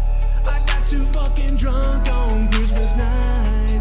I got too fucking drunk on Christmas night. I should have hung myself from the Christmas lights. I got too fucking drunk on Christmas night. I hope Santa runs me over with his goddamn sleigh. I hope you subscribe, John. Subscribe. I should have got drunk on Christmas. Woo. I want my fucking Christmas tree. Yeah, baby. You want your Christmas tree? You want my Christmas tree? What did Leah say when she wanted her Halloween tree? She was like, oh my God, I can't wait for my fucking Christmas tree. It's so weird, bro. I gotta find the clip of that. It's too funny. Colonel Stutters, thank you, man, for dropping the 25. 25 coming in. If you guys want to donate tonight, the link, or the list and the link is down below. Just expand the description, or it's pinned to the top of the chat, or you can super chat and become a member. We need more members for sure, and people to sign up on Patreon to get the bonus clips of shit. Plus, me and Rojas are gonna have a show on Patreon soon, and you're gonna not want to miss that, probably. Yeah. Oh yeah. Oh yeah. Oh yeah. So, what's up, Bicharo? what was the biggest highlight I had on your show? That you've had? You haven't been on the show that long. This one when I mute you. All right. I muted Picharo. That's looking hilarious. Look at this. He's going to have a meltdown. Look at this. I love Picharo. I do like him. Hang on there for a minute, Picharo. What was that? I can't hear you because you're muted. Say it again. Hey, Menace, are you going to say something? See, he's flipping out. I told you. Jay Menace, what up, man? What's happening? What's happening? How you doing? Nah, man, you know, I'm a long-time listener of the show. I know we got to have some decorum and some order. I can't just be hopping in just willy-nilly. It's all good. I wanted to introduce you in.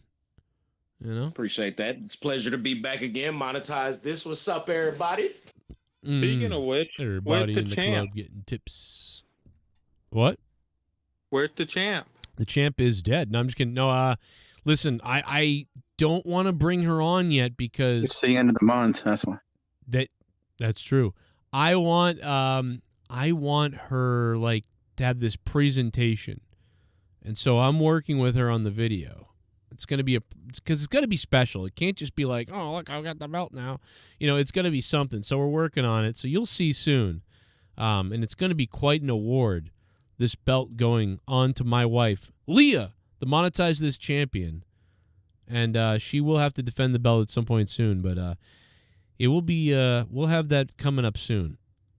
Okay. It's got to be. I think I've got a pretty good idea of what's going to happen, but you're going to have to wait for it. Presented the title to KANE. It's also harder to get these things done when you work 6 days a week now. Wait, what is what? KANE what? When Vince put the title in that glass case and presented it to KANE. Yeah, exactly. Exactly kind of like that. Can you imagine if we really did that? Came out in spring. Do you know how funny it would be if we had somebody like here presenting my wife with the belt, and then we cut to me pulling in with the driveway with the truck, and she's in the backyard getting the belt put around her, and I drove in with the truck to crashed through the fence and got out of the car, jumped on the hood to jump over the fence to clothesline her. Like, I'm telling you, no, seriously, bro, no one would see that coming. Me jumping off the truck after running over the fence and then clotheslining my wife. Like, bro, this place would pop for that. You rip open the case of Bud Light and go, I'm a man, yeah. I just rip open the Bud Light and go, yeah! Because I'm a man. Look at this. And that dog gets raped by Picharo probably weekly. You can see it. You can see it in the eyes of the dog. You can see it in the eyes. Get me the fuck out of here. Get me out of here. Let me do it for you. Sorry. Is Zack Sabre Jr. any good? Zack Sabre Jr. He's boring. Yeah. Okay. He Oh, debuted in ROH tonight. Oh, I think he's boring. Well, he's not boring, but I'm just being a prick. Hey, Joe, I actually wanted to tell Patrol before he got himself muted again that he has a face only a FBI wanted list could love. Oh, whoa. Wouldn't it be? And Joe, why do you treat your fans like this? Why you gotta mute people? You're a It's bully. out of love. Well, man. because you have a This is not. Where's your show? Why can't you show me your friendship things? What? Patrol, you sound like you have a soft, damp vagina right now. It is moist. What the hell? Why can't you show me your friendship things? What the hell does that mean? Show me that you love me. Joe, you love the fans. Joe, run, Joe, he wants you to court him. Run away, Well, Joe. I mean, want to molest you. I am showing you. You're literally on Monetize This. It's Why you gotta mute your fans? Well, This is because- not how you treat 'cause your you fans. leave Where your- were you where I needed you the most? Because you leave your TV on too loud. You could have told me to mute the TV. Mute the instead of TV. Just muting me. All right, mute the TV. Turn the shit off. I don't need it. Turn that fucking foreign shit off. I want to learn For some Spanish reason, on my TV. This sounds like a conversation that y'all should be having and we shouldn't be listening to. Like, I don't know why. Like, I gotta hear that again. Let me go back and listen to just how fucking creepy you were just now. Let's listen to that. Wouldn't it be? and Joe, why do you treat your fans like this? Why you gotta mute people? You're a It's out of bully. love. Well, man. because you have a This TV. is not. Where's your show? Why can't you show me your friendship things?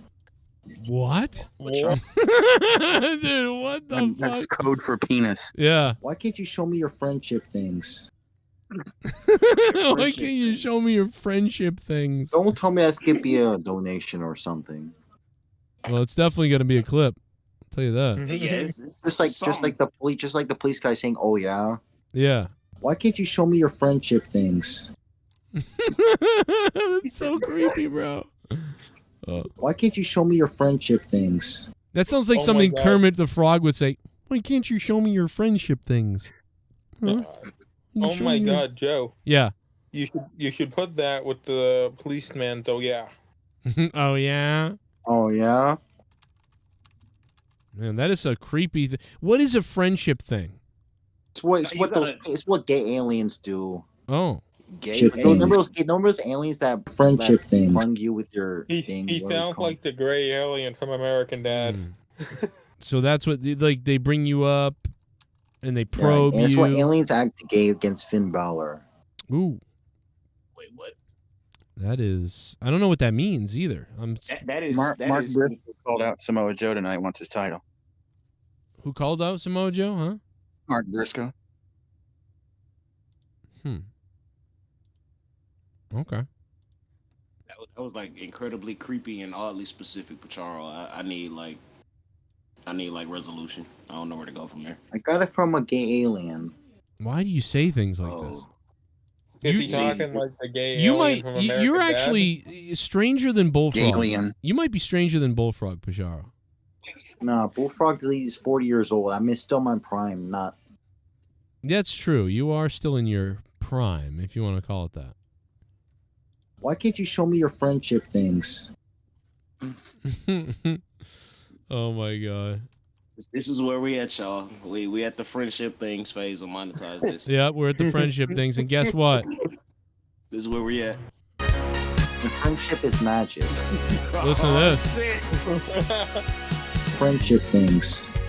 Why can't you show me your friendship things? Friendship things. Why can't you show me your friendship things? Friendship things. Why can't you show me your friendship things? Man, it's Friendship things. Friendship things. Why can't you show me your friendship things? Friendship. Friendship. Friendship things.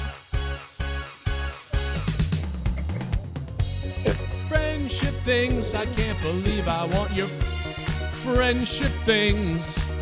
Friendship things. You like that song, Pacharo?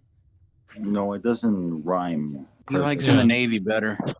Yeah. You like now, but Charles, let me ask you. You have to go to one. Say you have to go to one. The Army or the Navy. Which one would you go to if you had to go to one? The Army's more of America than the Navy. Wait, what? They're both America, dumbass. Wait a minute. Explain that to me. What do you mean by that? I thought navies were like Nazis or something.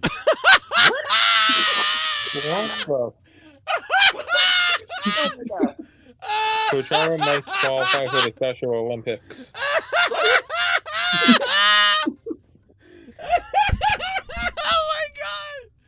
Oh my god, bro! Ah, yeah! Baby, give me the light. I can't take this shit. So is that the right answer? There is no right answer. Welcome to the desk. Thank you very much, Taz. Hello, sir. Mr. Schiavone. Hello. Man in the mask. How are you today? Doing quite well, You sir. little creme brulee, you. I'd like to crack you and let you just melt in me. I would, honestly. Alrighty. Oh. Yikes. We're rocking and rolling. Little creme brulee, you. I told you we're starting out hot, guys. Really? What about the Navy do you think makes them more the Nazi types? I don't know. That name sounds evil. Navy. Yeah, it sounds like the devil. It's a color. Like naval? You think that navies were like terrorists or Nazis? Naval. You keep saying that, and every time it's. Yeah, I'm trying to figure out where this correlation is coming from. Like, what's up, bro? What do you mean? What? It's probably something stupid. Let me ask you something else. Pasharo, where does the Navy reside? All of America. No, like where specifically do you usually find the Navy? How would I know? Are you kidding with me right now? No. How do you know they're evil if you don't know where to find them? What about they're everywhere, just like terrorists are everywhere. All right. Where would you find the Army then? I don't know. What's the place that the people can go to? YMCA. You have really Area 51. Friendship things. Friendship things. Why can't you show me your friendship things? All right, so the Army, you know where they go, you know? Is it Area 51? They might be there, yes. Area 51, you meant Club 54. That's not, Studio 54. That's better than what you said before, I'll say that. They're probably at Area 51, that's true. Where would you find the Navy, though? They're naval. Oh, the Navy. Oh, the commercials they could do now. The proud, the Nazis. Like the terrorists. So what kind Be of all you can be. What kind of left-wing propaganda are you being taught in school that you think the Navy are terrorists? In Washington. Oh my God. Now this is exactly. You can be. For sure. Are you illegal? Let me ask you something. Wait, Joe, can I get in here real quick? Go ahead. Are we there? Hey, can you see why it's a little scary to hear you saying this when like you were trying to talk to us in the Michael Myers mask earlier? Yeah. I was trying to get attention because nobody was. People that defend the border terrorists, but like you were like, you know what I mean? Is anybody picking up what I'm putting down? I am. Yeah. Maybe you're the terrorist. Thank you, bro. Let me ask you. I don't have a hood in my head. I'm not trying to be mean here, but let me ask you something. Mexicans are not terrorists. Are you American or Mexican? Mexican American. You terrorize other civilians. Because technically, I guess I'm like a mix of everything, like myself. You're a like, ginger. Like I'm an Irish. What? I'm not a ginger. I don't have red hair. Irish have Your red hair hair. is not red. Yeah, Joe? but no, I don't have red hair. I'm mostly English. I'm 40% English. I could have sworn I seen you with red hair. Yeah, it looks like it, but I don't have any. The other day, I even said that to Leah. I said, it's weird that we had kids with red hair. And she's like, yeah, because you don't have any red hair. But I have red hair. My wife has red hair. And she's like, but as long as you carry the gene for it, you have it. And I'm like, well, I see a little red in my face sometimes. The patch the patchiness of the beard, I have little red specks, so it's there a little bit. And she's like, yeah, but you don't really have red hair. Hey Joe, if you went back in time, like just kind of asking, what would you be? Would you be like more of like a Viking? Would you be more of like the Celtics? Would you be more of the? I'm a mix of everything, but I don't like the Viking stuff, because the Vikings were. Now the Vikings are misunderstood in a lot of ways, but there was a lot of conquering and savagery there. So I don't really like the Viking stuff. So I don't think I'd be a Viking. But I do have Scandinavian in me, which is Viking, so I have 6% Scandinavian. But I think I'm more like, I think I'd probably fall into more of the Irish and the Scottish side of things. But I don't know. It's hard to say, man. It's really hard to say, because I like Scotland because they did a lot of like, they did the Druid stuff, and they were into some of the pagan-y stuff, and that was probably fun. Yeah. The Celtic stuff, probably because it was like celebrating. It was a lot of music and, kind of chill and drinking and at the bar and friends. St. Patrick's Day. Yeah, so I feel like I'd probably fall into the Celtic side of things. And the UK, the United Kingdom, they did a lot of conquering and shit too. So you go to the harbor once a year and throw some tea in the harbor. Now the bad thing is, though, if I picked Ireland, the Irish got conquered a lot. They were slaves at one point. They were conquered by several different people. So it's like, do you really want to? So I don't know. But the old school Irish were some bad motherfuckers, man. They like just how they had their shit set up. The amount of ingenuity it took to be able to thrive in the conditions they had. Like those were some tough motherfuckers. Yeah, it was like we're getting raided again, or we're getting conquered again, or they're fucking us again. Like, and they're just, keep going. And obviously, that's why people drink so much now. That's like a genetic thing. Yeah.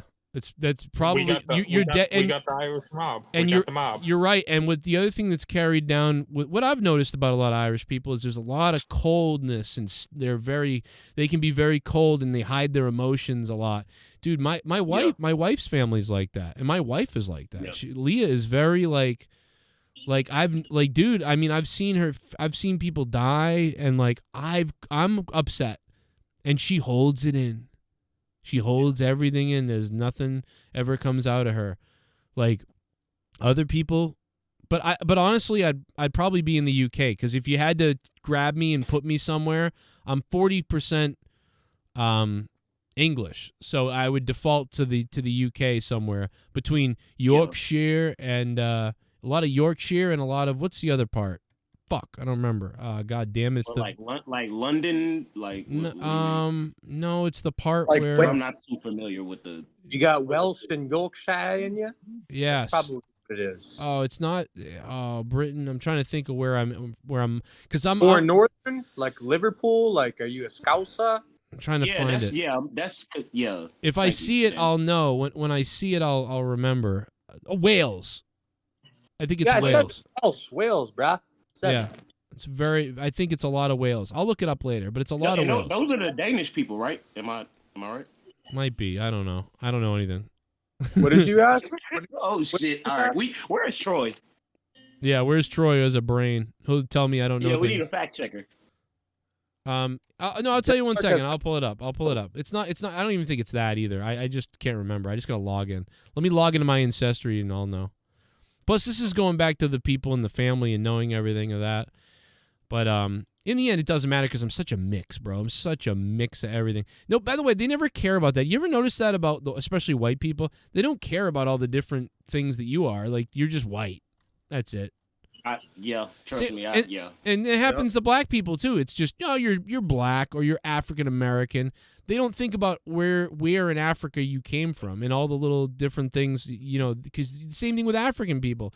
Like, where in Africa did you originate? Like, where were you? Hey, the bad part is I think that amongst our own races, we do it to ourselves. We'll be like, oh, well, he's not he's not from Nigeria, so we don't fuck with him. Like, what? Like, what? That makes no sense. Well, like some guy from Scotland will come here, to America, and then one day some kid's yelling at him like, "You're a fucking white supremacist racist," and that guy, and he's probably like, "What the fuck are you talking?" Like, I'm not even a part of that. Like my whole family isn't Yeah, part be of like that. the nicest, sweetest dude ever, but people they just fear what they don't understand for real. Like it's really And everybody really does rampant. that, and it goes back and forth, and then it overcorrects. So you're seeing a big overcorrection right now, like from all the bad stuff that happened back in the day, and now people are using it in whatever, and you're seeing an overcorrection. But yeah, dude, that hit me the other day. I said this before on the show, I think a couple of years ago or something, but I was talking to someone real quick about something like this, and we were like, damn, can you fucking believe that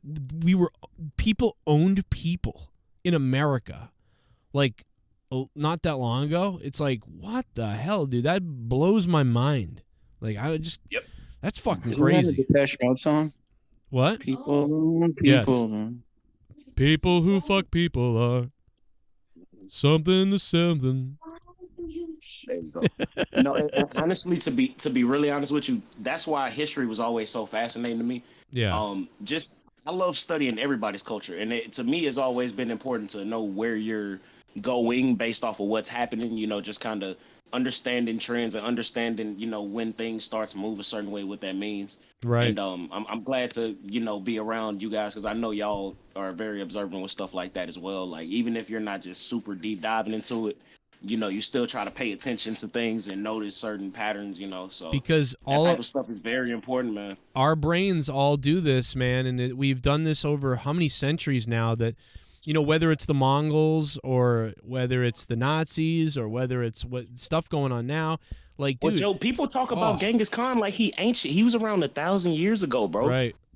And That's not that long. How many women did he rape and kill, and the amount of rape and killing that happened, like, and stuff like that, and it always goes on, and it's always this genocide stuff, and it always goes there at some point. Our brains, we get crazy or something, like the witch trials, like going back to that, and I think we're in that time, a new time of that right now, where we're acting crazy. Now, I don't know if it's going to lead to, I don't know if we can possibly devolve enough back to one of those points, but I mean, based on what happened in Germany in the 40s, I mean, it can happen, that people fucking lose track of shit.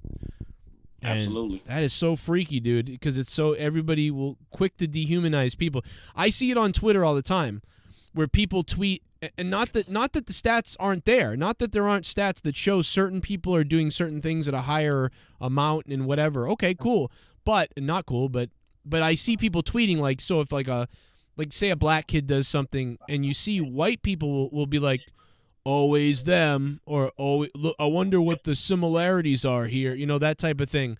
And it's like, okay, you might be right that there are some, consistencies with certain people doing things, but you're kind of turning it into like you're turning it into a bad thing that all these people are this way. And that's, you're starting to dehumanize all black people now. Like, you don't want to do that. Don't do that. Exactly. So, and that's the fear too, because everybody is needing a group to feel validated, and me, like, I constantly, as much as I can, go against that confirmation bias bullshit, bro. Like, people want to be right. They'll like go to sources to try to validate what they're saying, not even trying to be objective or not even trying to see things from the other side. It's just, what can I look up to validate how I feel? Yes, and they'll do, you'll do it. The other way is, white guy does something, you show the picture of the white gunman and you go, what do all these things have in common or whatever? And it's like, okay, you're starting to, like, you're generalizing, dehumanizing. And everyone's doing that in some way, whatever side they feel like they're on or whatever they think it's leaning towards. But they don't realize that they're losing their own humanity a little bit by doing that. Yeah, man. I mean, basically what it comes down to is all people can be bad and good, and that's really about it, and that's what happens. But you got to be careful not to think certain groups are better or worse. If you can try to, like, yeah, certain people, their stats aren't going to lie about those things, but if you actually start generalizing it into permanent thought, it's like, whoa. Yeah, here's my breakdown. So we got England and Northwest Europe, 39%. Scotland 13%, Northern Italy 11%, German Europe 11%, Ireland 11%, Wales 7%. So I was wrong about Wales. Wales is actually pretty low.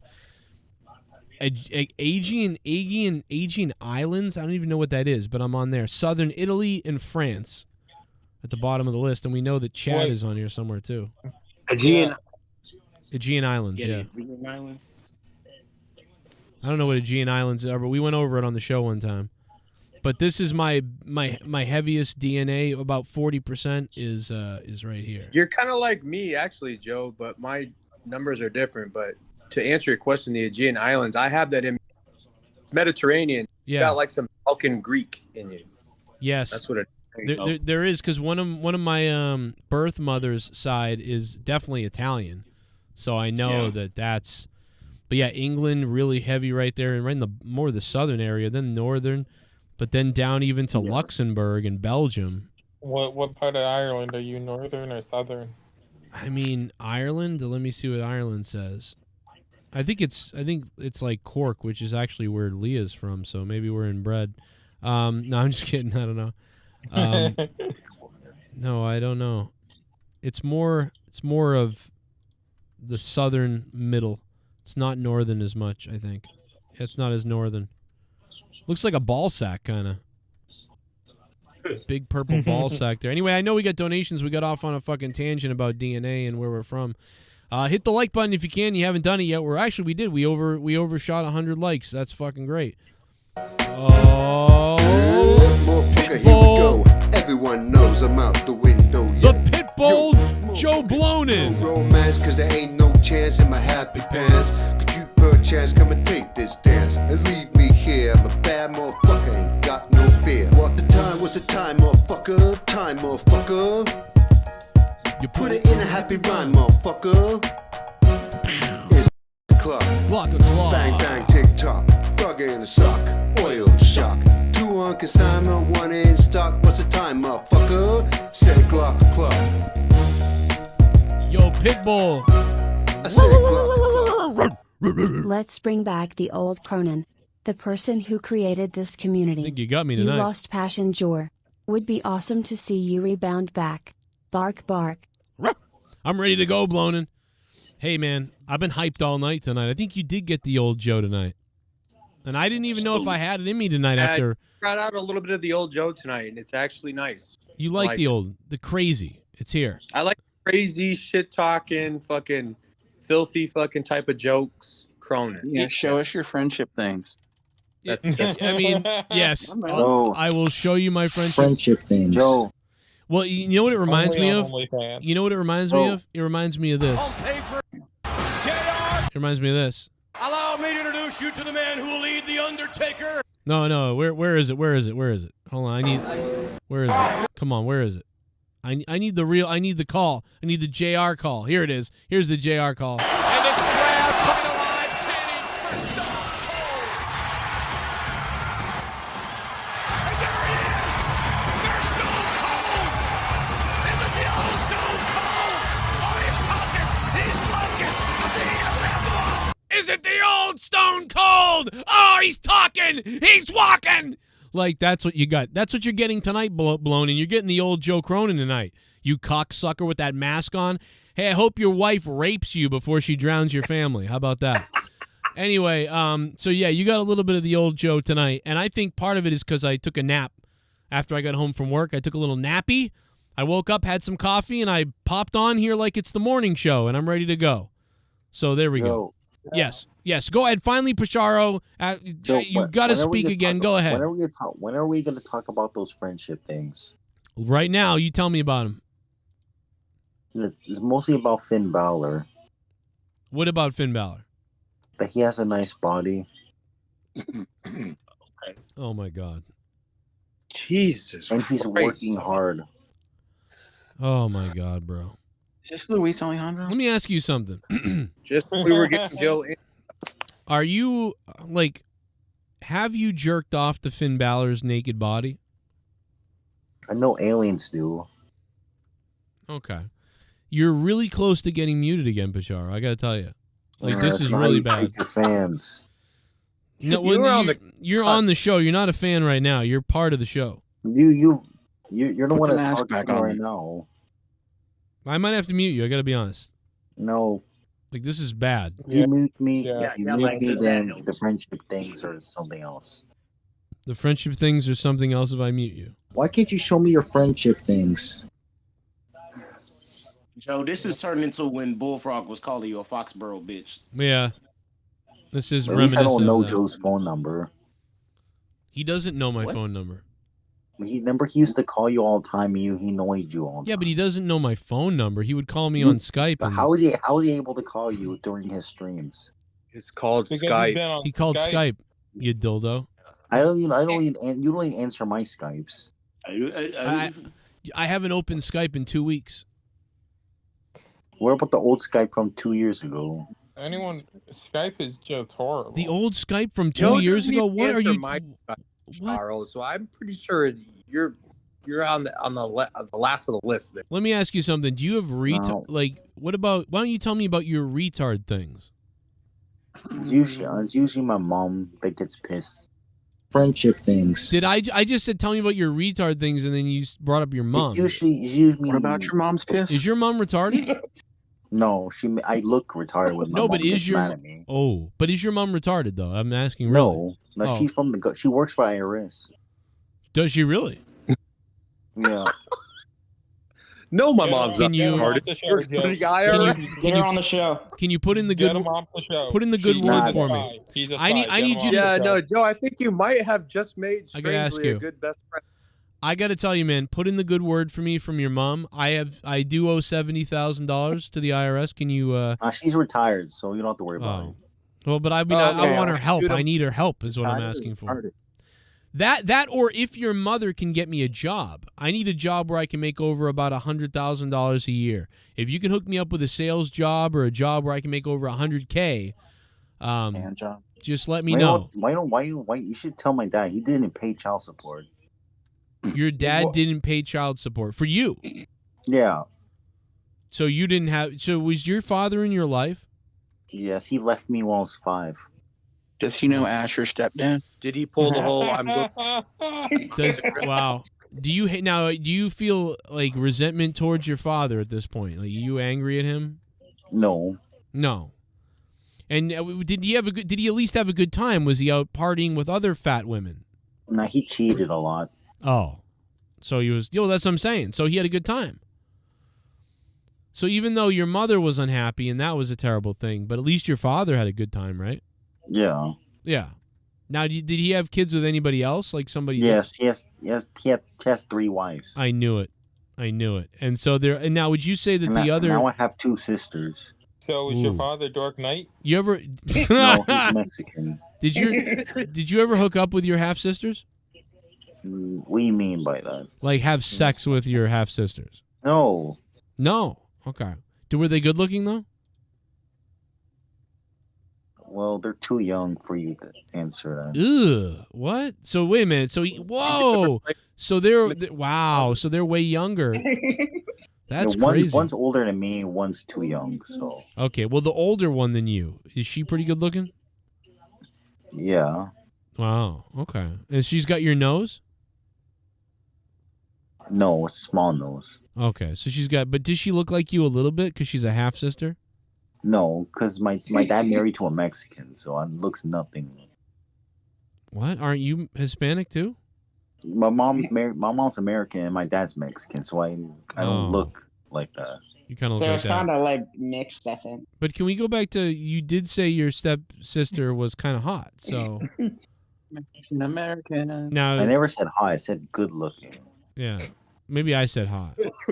Now, if you guys, you have a sleepover and you're just hanging out and you're talking, you're like, it's so weird, we're related, but like not really, only half related. And, what was dad like when you were little? And you're like, well, what's dad like now, And then you're talking and you get a little sniff of her, kind of like her body smell, Her pheromones, yeah. Her Yeah, pheromones. pheromones. Do you like you see the little the little dimples in the back of the girl's back and then her little sort of panties riding a little bit lower, and you can see almost like a little hole there.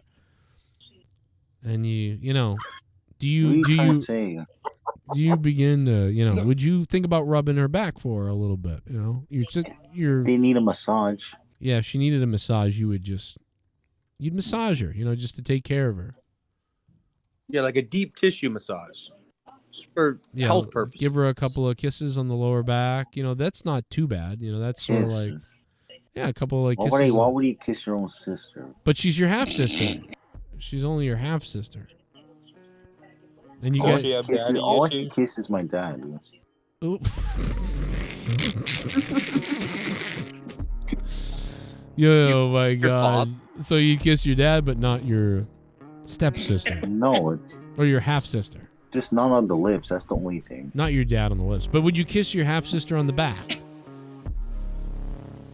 What? No. Why would he want to kiss a sweaty back? Well, maybe because it also, the sweaty back leads to a wet hole of love.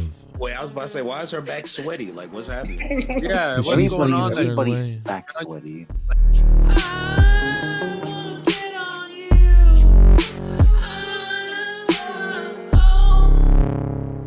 Play the friendship thing while you're playing that music.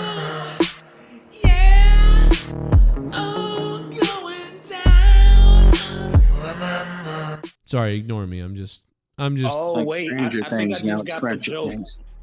I think I just got the joke, and I don't think I can say it. Oh. Friendship things. Maybe you just have friendship things between you and your half sister. You ever think that? No, friendship is magic. Oral magic. Or- magical things Yes. behind closed doors. Was it like a magical friendship thing magic- behind closed quarters? Magic can happen when you are just hanging out in your half sister's room. What kind of PBS Kids bullshit is this? Like, what's happening? Jamie, we don't know. Yeah, I mean, I think you've been watching Bray Wyatt's Firefly Funhouse a little too much. Just I'll like tell you Alexa that. Bliss with the pigtails. Can you imagine if we put pigtails on Pasharo? He done drunk too many of Uncle Howdy fruit punches. Yeah. I'm sorry, did he say that his sister looks like Alexa Bliss with pigtails? No. That's so your very weird. sister, the Mexican Alexa Bliss? No. Mexipus. Mexipus. Alexa. Yep, thank you, Joe. You can call me I feel Mexipus. like we're all breaking the law right now with this conversation with this dude. Yeah, this has got to be wrong somehow. Jennifer Muppet Baby says, "Are you an ass or a boob guy?" I don't It's only really. wrong when you start making yourself feel that way. I don't know. I don't think I'm either one. I can be either one depending on what's going on. Depending on the girl, you know, it could be like you have a nice ass, and something about it just like hits me, or it can be boobs and something about it can hit me, or you can just be your whatever. Like it can be. I really. I'm a vagina man myself. Yeah. It's only I like all wrong of when it. you go over 3 fingers. I like all of it. But if you think you got a Never nice done- either one, I want to see it. You never done 4 fingers, the vaginal handshake? Yes. Because you ever been a female, and this goes for Pacharo especially. I've never been a woman. Yeah, well, but listen to this because I think you'll familiarize. This will relate to you and your ass a little bit. You ever just you can't get enough of it. Like no matter what, there is no cock that could fill you enough, so you have to slide the whole Wait, are you hand. talking about roosters? We're talking about sliding a whole hand in to fill it, open it while you just stuff it. That's what we're talking about. Like you ever been so wet inside that you want it My to. body's full of water. Yeah, you want to push it open. Like open it up all the way. Push up my piss. What kind of drugs are you on? I just my fucker. You want to? All right. With that, we're gonna go to the donations again. Do a little basketball Good dance Lord. off the concrete. The hell? I mean, I'm just so sick of you little meth head devil worshippers. It's just sad. I'll be honest. I'd like to take a big bite out of your face. It's terrifying me. Joe, please play the Ryback Feed Me More Supplements video with the fat chick. Oh yeah, with where he clotheslines her into the pool. We gotta change the name of the show to the Trial of Pacharo. Yeah, I mean we've already gotten several recordings. This is like what happened at Luis Alejandro. Remember that when he basically admitted to being a rapist on the air or whatever. Joe, I sent you a video of an alien talking about Finn Balor. Of an alien? Yeah, it's on the Discord the chat. All right, let me go Careful, there. man. Careful, man. JCS chat. It's about alien. Why do I not see it? I'm trying to summon him. Why do I not see it? I put a link. Oh, I see it now. Okay. I see it. Who's talking about Finn Balor? Some alien. What the fuck? Doing our very first reaction video. What? What the fuck? He's smiling. Oh yes, he is dominating. What the fuck am I listening to? Damn, bro. He deserves to be the face of the WWE. Get a good look at my face. That's stupid. Is this the shit you watch, Pacharo? No wonder you're fucking insane. That's Pacharo stuff. What the fuck? What the fuck am I looking? What the fuck, dude? This guy is pausing his Finn Balor's trunks being pulled. Yeah, bro. Dude, what the fuck are you doing? You take incense up the ass, bro. I'm Yo, not fucking with you. this is a diary of a pedophile right now, what we're watching. Yeah, That's Pacharo, bro. Yo, this is weird, bro. Oh my god. White people, let me tell you something. White people might let you get away with this in Florida, but there's going to be some black guys that aren't going to stand for this shit. They're going to get you. I'm just going to tell you right now. Like J-Man. Yep, somebody. Not him, because he's a peaceful guy. I'm not going nowhere by that man. Yeah, he's not coming near you. Shit bomb. This is fucking terrifying. He's joking, right? I need confirmation. Sammy- Speechless face. Sammy Speechless Samurai face. King. Speechless face. Speechless face. Speechless face. He's not kidding. I mean, this is not a work. I don't know what to tell you, Sammy. This is... I know it's probably not comforting to know this, but this is 100% real. If y'all have ever heard nails on the chalkboard, that is what it's like for us to try to have a conversation with him right now. We're really breaking it up, though. I mean, the best way somebody could have put that. Like, that's what it Yes. feels like in my chest when we ask him questions. It Yeah. hurts every time he says something. It hurts every time. Oh, shit. Oh, my God.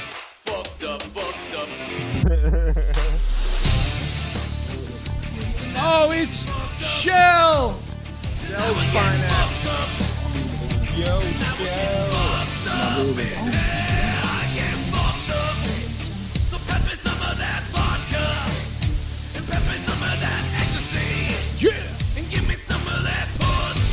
Friendship things. Friendship things. Joe, I'm pissed you never showed me your friendship things. Ha ha ha ha ha ha. I didn't think anyone was more retarded than Bullfrog, until now. Friendship things. Shell, yeah.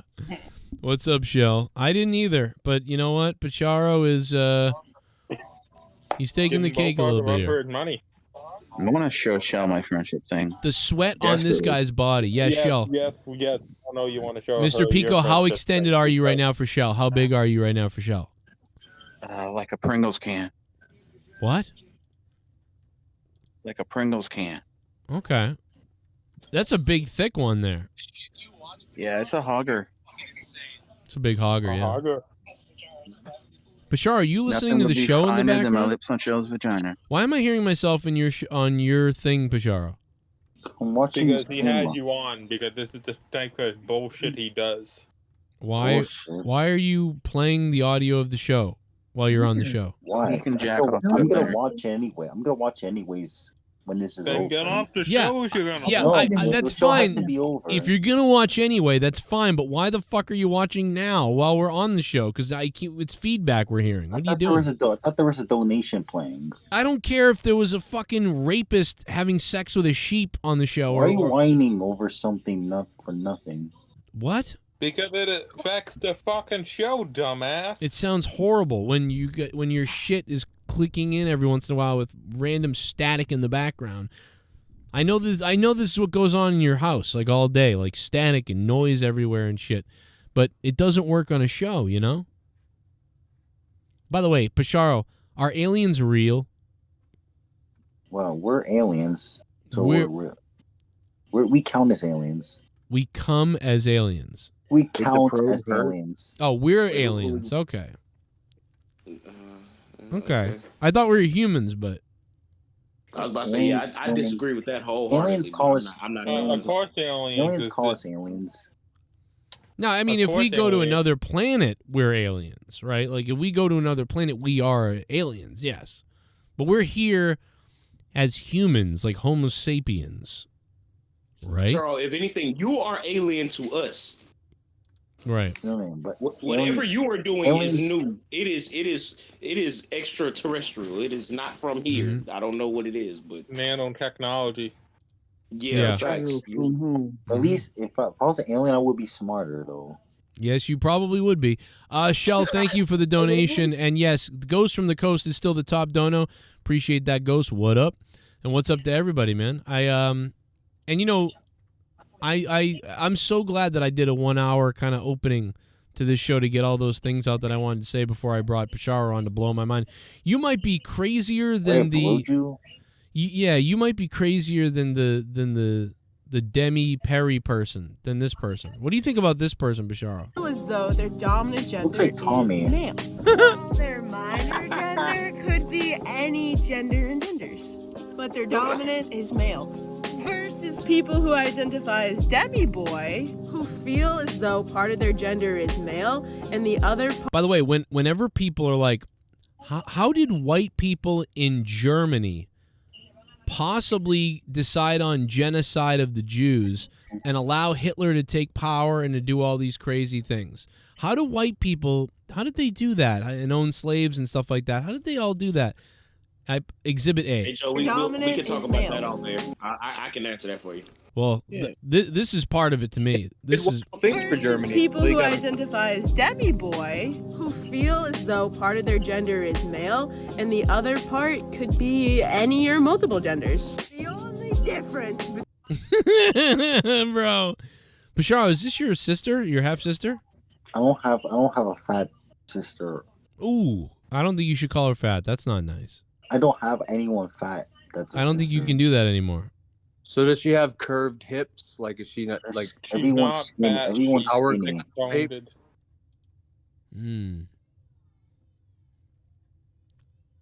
Oh. Now, Pacharo, you come home after a day's work at McDonald's or wherever the fuck it is you work, and you really do work at McDonald's or somewhere like that. No, Dunkin' Donuts. Oh, I wasn't gonna say where it really was again, but okay. But you come home from a long day of work, and your girlfriend's waiting for you, and this is what she does. What's the difference? Yeah. Ow. Do you have sex with her? If she was hot. And is this person not hot? No. No. Looks like a boy. Oh, that's got to be some kind of violation of the LGBT and something. Sparrow had just been canceled. Well, that's not very good. I don't even know what this is, but I know that I don't even know. Did you just assume their gender? I thought that was a boy. They're making me think I'm gay.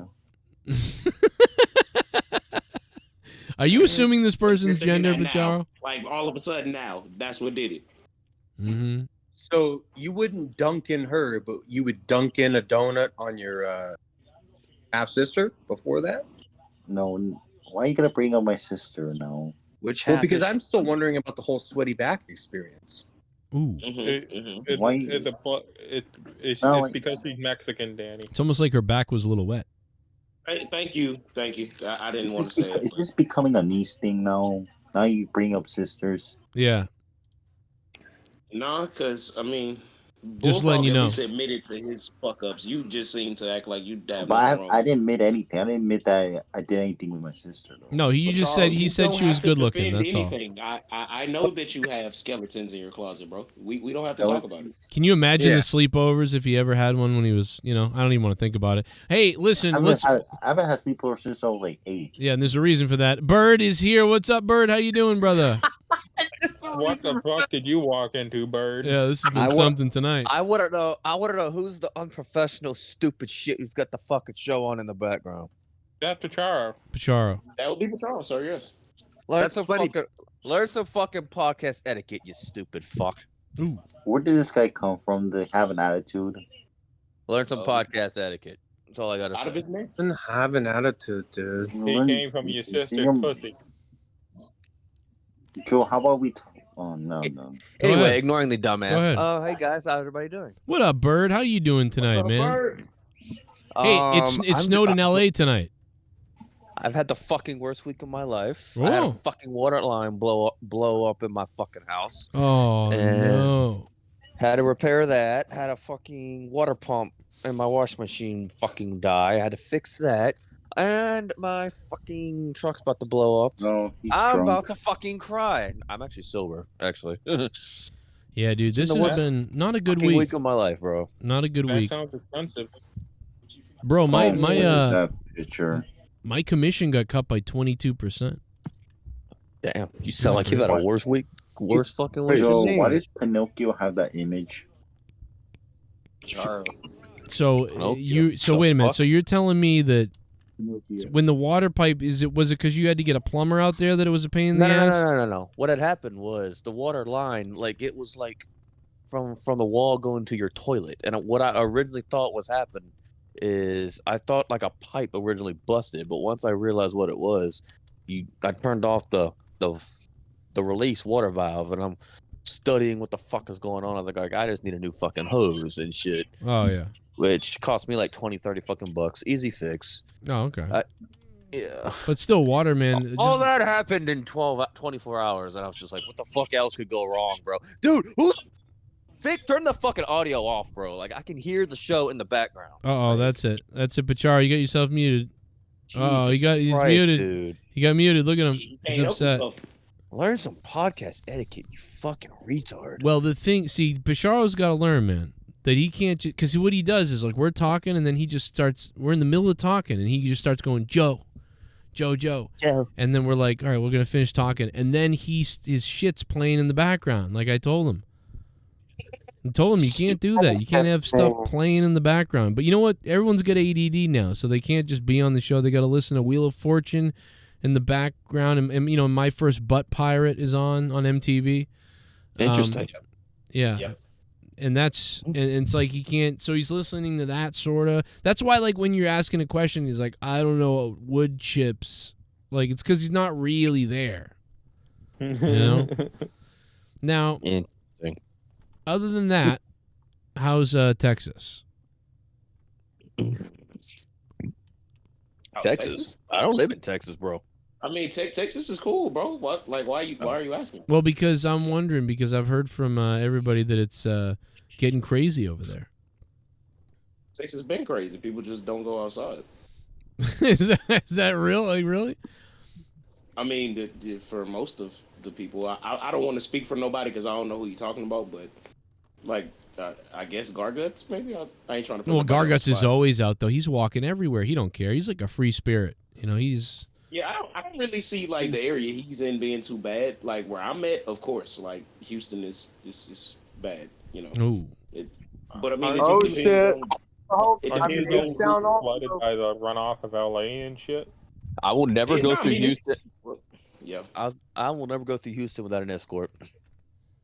Like a sex worker? Or Yeah, like... you don't come here, leave your car on and go in the gas station real quick. Nothing where you're like thinking you're safe, because you're not. I'm telling you, you're not. I've lived in New Orleans, That's so the north actually, side I of can Houston, handle bro. anything. Shout out North Side, baby. H-Town. You know what, Danny? Fuck your North Side, Houston fucking bullshit. Hey, Yup. nah.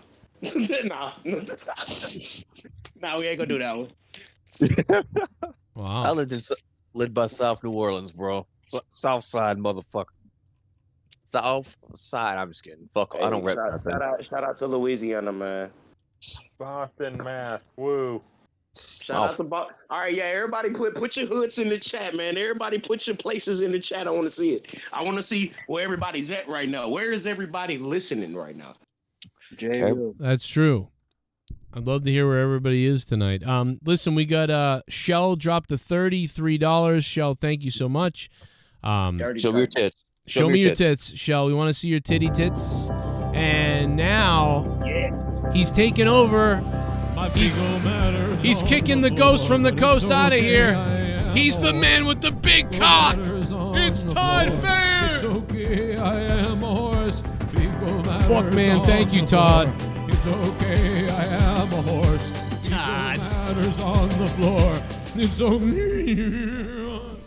Fecal matters on the floor. It's okay, I am a horse. Fecal matters on the floor. It could be worse on the floor. My fecal matters on the floor. Fecal matters on the floor. Fecal matters on the floor. But it's okay, I am a horse. It's okay, I am a horse. My fecal matters on the floor. And on the floor.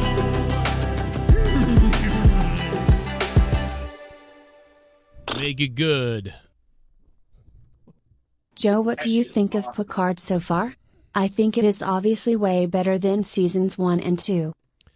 Oh, Yes. here we go. No, I'm not going to get into it, but yes, I do. Dude, it's so much. Dude, I am pumped for Star Trek. I can't even believe it. I'm pumped. Hey Joe, you might as well plug the new channel and shit. You might as well. Yes, if you're a Star Trek fan, I am reviewing every episode of Picard this season. Go over to Star Trek Late Night if you want to subscribe there. I'm telling you, man, it's way better than the first 2 seasons. Thank God, bro. Those first 2 seasons made me want to die. Terry They Mc- replaced the writers with actual decent writers. Well, what happened is Terry Metalis got put in charge of it because they were done, and he happens to be a real fan. And this is amazing what he's come up with, because this show was trash and he saved it. It shouldn't even be the 3rd season. It should be called like the movie or the next whatever. But whatever, they had to call it. They had the 3. 2 prequels that failed, and all of a sudden, okay, this is like the real takeoff. Well, it's not a prequel. It's No. I know, but I'm saying. Oh, you like, mean the okay, Discovery show and the other ones? Yeah.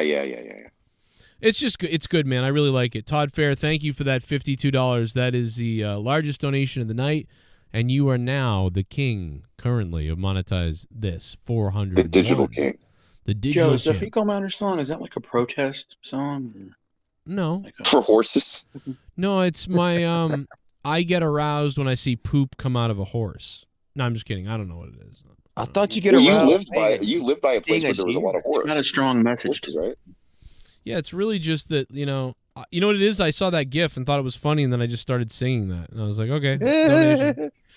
Yep. There actually is a video game that Austin Creed, a.k.a. Xavier Woods, actually did on Up, Up, Down, Down that was like about horses. It's like stupid because he didn't even know how to play it, and it was just like Is it him like, trying is to it be like Goat Simulator or some bullshit like that? Sex something horse. like that. You guys want to play Sex Horse Simulator? I do. Yeah, and he's like, yeah, I want a black horse with like white tail and white hair, and I'm like, yeah, I bet you do. Ooh, yeah, that sounds so suspect. Sounds sexy. Yeah, that's what he did. I think it was like in 2018 or whatever it was that he did it or whatever. But You know Charles who hates losing the it. horse song? Christopher Reeve. Oh god. All right. Ladies and gentlemen, welcome to the Joe hated Cronin Show. Oh, Don't you dare. Don't hey, you fucking you let dare. me know. You tell me if fuck, what's coming up? All we got is WrestleMania left? We got a lot of stuff coming up. We got NBA games coming up. We got We XFL. got hockey game coming up. Let's pray for Imagine if The Rock ran on the field of the XFL and butchered somebody and he lost his mind. Just randomly tackled somebody and gave him a spine buster. No, like he lost his mind. Isn't somebody fighting tonight or something? Like it? Probably some like small arena in Mexico. I'm hoping for, like I'm Floyd or something? no, like what if The Rock got CTE and he went crazy and stabbed one of the referees in the middle He of pulled the a Benoit? Kind of, yeah. No, the whole family's at family dinner, and then Rock just loses it. Imagine if The Rock killed Roman And Reigns. he just slams just like Roman's kills everybody body with the on the crossface table, on every saying, player. I'm the head of the table. Wait, hold on. We got to get some order back, guys. We talking over each other. Hold on. Order in my Get the court, order bro. H-Town. Let Houston, Texas take over it. It's me and Menace. Oh no, right no, I ain't want to take over or nothing. I was just saying like yeah, everybody talked, but like we were talking at the same time. No. Go take over, bro. I mean, you always wanted to be in charge. Friendship Right? No, I'm playing. things. Hey, that's rich coming from you, Mustafa. Why Of can't you show course. me your friendship things? Can't we all just get along? Friendship things. When we get to the Broadway musical Sweaty chat with back. the show, you can go lead. Mustafa. Pheromones. Do a chorus line. Who's looking forward to WrestleMania? I don't know about y'all, but I sure the hell am. Apparently, we have already our first main event for night one. Allegedly, it's going to be the Usos taking on Owens and Zayn. I don't Hey, want that's to what see I that. said. I said that weeks ago. Remember that? Anybody remember that? Ah! I don't want I to thought see you were that. going to take a piss. They told me it was going to be the women. I do. I got to take a piss. It should be the women. So let's just get to the point. Sami Zayn and Yeah, you Kevin should Owens just are have a going to do catheter at the. your desk. They're going to do the will they won't they thing, aren't they? If they do that, I don't care. I just want to see Sami Zayn screw over Roman Reigns in the main event and have Cody Rhodes win the title. That's what I want to see. But you want to see Cody win it fair and square for his daddy? I don't give a fuck how he wins. I just want to see Sami. That would be the best redemption to Sami Zayn ever. He fucks over Roman Reigns and Cody wins the title. WWE need to figure out a way to get to borrow Goldust. Huh? Yeah, he comes in the ring and screws his brother because he never got a title shot. That is the no. No, have Goldust, Sami comes Zayn, in as the Kevin Midnight Owens run Rider. down to the ring when the Bloodline comes down to the ring, and Sami Zayn, Goldust could be fighting Solo Sikoa or something. Goldust is under contract with AEW, and No, plus he he's comes got out as the Midnight Rider, He's not not going Goldust. over. Midnight Rider. No. God, I hope not. No. I would rather fucking see Roman Reigns come out with his old gimmick. No. Roman's going to win, by the way. No, he is not. Yes, Everything he is. God, if Roman. All right, let's talk about this right now. If Roman were to win, who's going to beat him and why? Cody can beat him at SummerSlam. Why SummerSlam? Why not WrestleMania? Yeah, It could be the next one after WrestleMania. But that's the thing. It's like, why would you waste your time, even Because though you that add Cody, on to Roman. even though that Cody One had at a an time. injury, even though that Cody had an injury for 9 months, he comes back, wins the Rumble at number 30. He loses. He has to wait another year just to beat him in Philly. That's so stupid. That is Hold so on stupid. Okay, when Booker T fought Triple H at WrestleMania, Booker T was the guy that came from WCW. Lost. So was He Sting, fought and Triple it H didn't make at any sense. WrestleMania. Sting lost. Now Cody coming from the other company. I don't think they're going to put him over at Mania. Sure. But here's the thing though. Cody's situation wasn't like Booker T, because remember at that time WCW and all the WCW stars, Scott Steiner, Booker T, Kevin Nash, all those guys, they all took an L. But the thing is, Cody's a different story, because remember, he left the company, did his whole gimmick in Indies, made his own company, left his own company, came to the competition or back home to where it was. And the fact that Vince as constantly has said yes to him, to every, not demand, but to every request, says a lot about no, Cody's not. Why would Cody be punished after he put on 3 great matches with Seth, injures himself, comes back and wins the Royal Rumble at number 30? That makes no sense. I'm just saying, my spidey sense tells me Roman's going to retain. That's all I'm saying. I will say this. With all due go ahead. respect, with all due respect, that is the dumbest thing. If Roman retains, it'll be the dumbest fucking decision and the dumbest ending to the story. Like, put it this way: Roman has won over 900 days now as a champion. Again, he surpassed Punk in recent years as far as being the longest reigning champion. I think he's surpassed. He's the fourth longest champion in the modern era. SummerSlam will make 1,000 days. Continue. Plus. They're not going to go for 1,000 days. We don't need Roman over 1,000 days. Not to say that it's not cool, but at the end of the day, it's like you already booked him. He's beaten 17 or 16 guys in a matter of and why is 3 Cody years. the one that does it?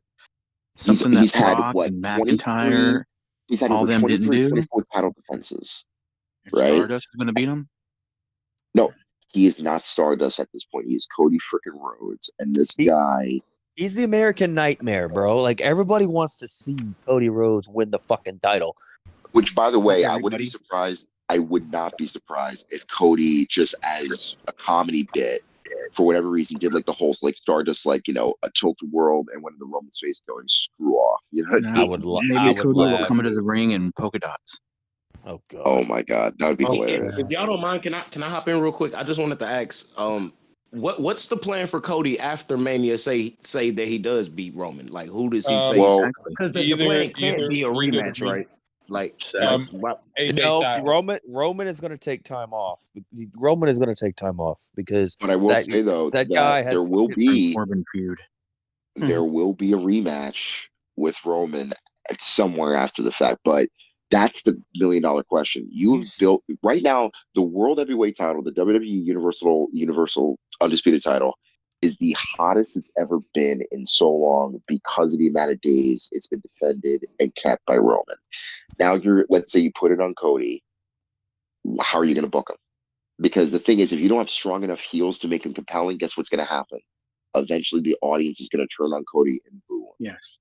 First off, that's a fact. Here's what I wouldn't mind happening. That has been my theory of what's going to happen since like before the Rumble. That has been my position. That is what I've been saying is going to happen. I hope it don't, but I wouldn't mind Cody winning the title Shut the hell and up, the fans turning on Cody because you have Cody turn heel and fucking be a dominant heel. No, we're going to need a heel for sure. You're a fucking heel. That's your perfect heel. You have Cody win, and maybe a month or two you put him against somebody like a Seth. Thank you. You put him against somebody like Seth, somebody who has history, and then if the fans decide, we're not digging Cody. Well, here's the only problem though with and you turn him heel. Hang on, let me finish my point. Shut up, Bird. Who said shut the fuck up, faggot? You don't know who the fuck this is, Bird? Come on, guys. Yeah, I know who the fuck this is, but hold your fucking horses, you fucking fag. Bastard. Anyway, somebody mentioned a Roman and Cody rematch, right? You know when you have that rematch, you have it at SummerSlam. Roman Reigns is a hot over babyface. They go, Cody retains by a fuck finish. You have the next rematch at Survivor Series. That's possible, but I think honestly, with Roman, and Roman wins it back. He's been the way that Roman's been champion for 3 years. Honestly, I wouldn't be surprised if he doesn't come back at Royal Rumble next year. That's because this guy has been literally away from his family probably the majority of the years that he's been champion. Like, for example, I think Paul said something to the effect of like he was away from his family for like over 300 plus days. Yeah, he did. Just like that's like NWA style. Being away from look at it. I know this is highly unlikely. Can I interject for a minute? Too many voices. Too many voices. Okay, I just want to say that even though this is highly unlikely, I have heard this.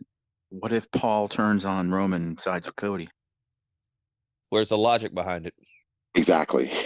Paul Heyman and Dusty Rhodes were tight. That would basically be an Austin McMahon thing that we did not want. You know, I'm just saying. I'm just throwing it out there. I think Good scenario. It's a good scenario, but you got to have logic behind that move because there is Heyman and Dusty. Dusty hired Heyman. You know, there's 5 weeks to be. You know, you got 5 weeks to tell whatever story you want. I mean, again, somebody, a podcaster who I know, brought this up and basically said that you have 5 weeks to basically tell the story, which is basically Cody saying, "Okay, enough about my father. Yes, I did leave. Yes, I was frustrated. Yes, I was envious against Vince and Hunter and all these guys. But here I came back. I had one of the best returns in the history of the company. Yes, I was only able to be back for 3 months, got injured on my own accord. Then I come back at the Royal Rumble, which I was originally not supposed to appear based upon my doctor's orders, but pushed through that. And I earned my right to say I'm the #1 contender and I will be your nightmare and win my titles." That's what it. I'm afraid of, though, is that the last 2 Raws, Heyman has totally owned Cody in promos.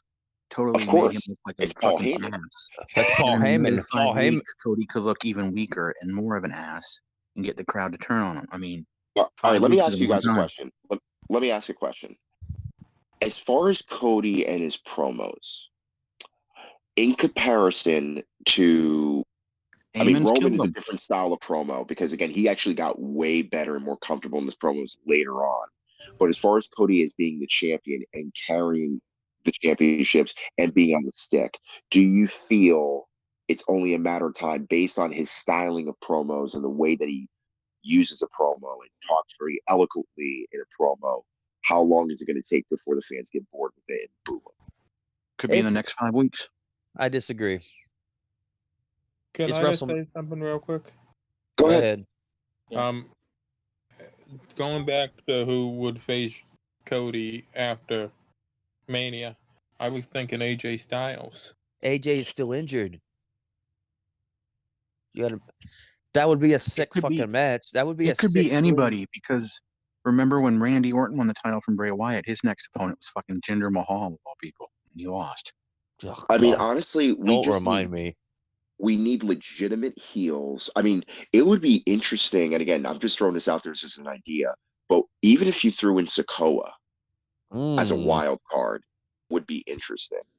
For that to happen, you'd have to have this. You'd have to have the bloodline all turn on Roman.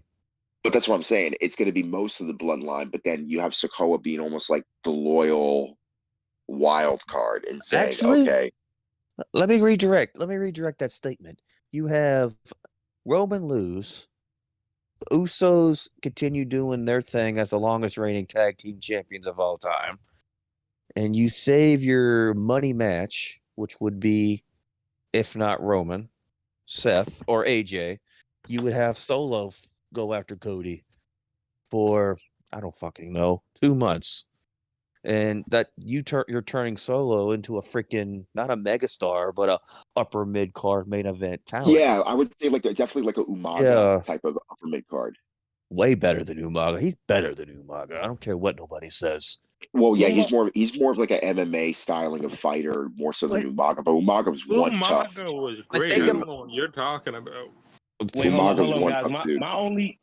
My only thing I wanted to just chime in with is like if I do like Sikoa too, but having him lose to Cody isn't going to help him.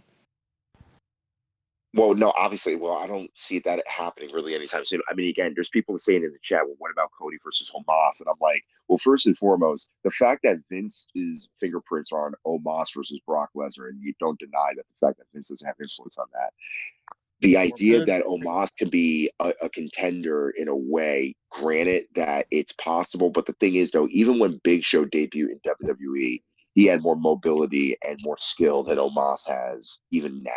Facts. So, you know what I mean? And again, I'm not against Omos as a character. I'm against Omos in terms of when the bell rings, can you do the match properly to the point where we're, our logic is suspenseful and like you're doing all these things that makes it more believable. Because unfortunately, and again, it's nothing against his size, it's nothing against him as a person. It's just that I want to believe that this guy potentially could be Cody in a legitimate match, besides the fact that he's so big and so strong. You know what I mean? Well, here's a question for everybody on this call. You're talking about credible heels.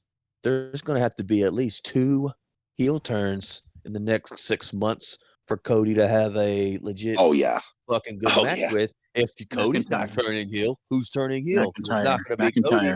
That was my point, bro. Thank you, Bird. Thank you. And if it McIntyre, who's your second one? I already got mine in my head, but I'll wait for everybody's response. No, but then that's what McIntyre. Why would you turn him heel to feed him to Cody? That's what I'm saying. This is not going to work. I don't care how you try to slice it. It's not going to work, bro. You're not going to feed him right away. You're going to build these people up back to the fucking credible Exactly. Give them monsters that they are. Heel. Like you give them a reason. It's not going to be Roman right away because Roman's going to take time off from. Not Roman. Strowman. Braun Strowman.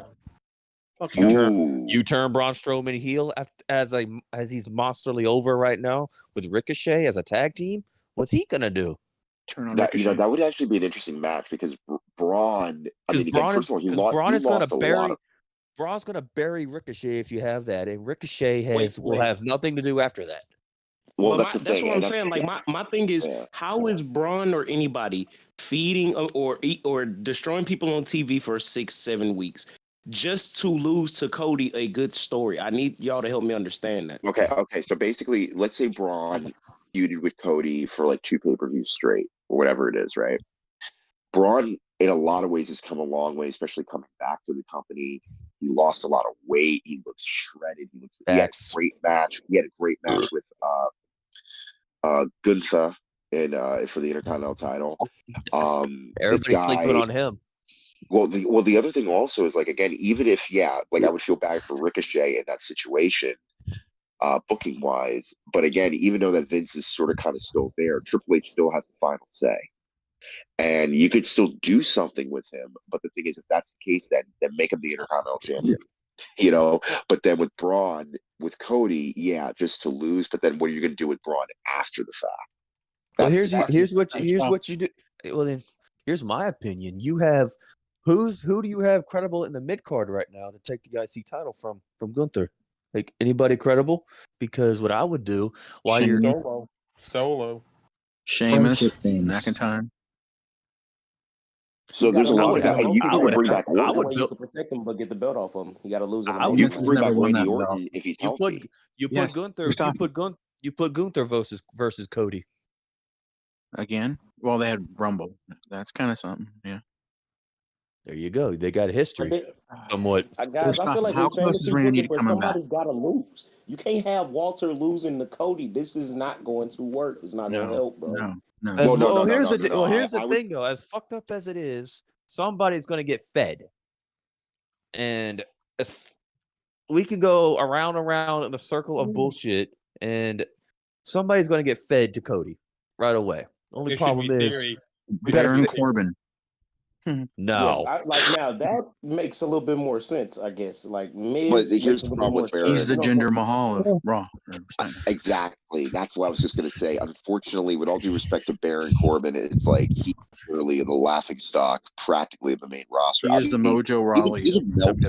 Even Meltzer out of all buries him on a consistent basis. So it's like, who's gonna who's gonna watch that pay-per-view? Who's gonna watch that main event? In the words of JBL, it's just like, you can't shine a turd.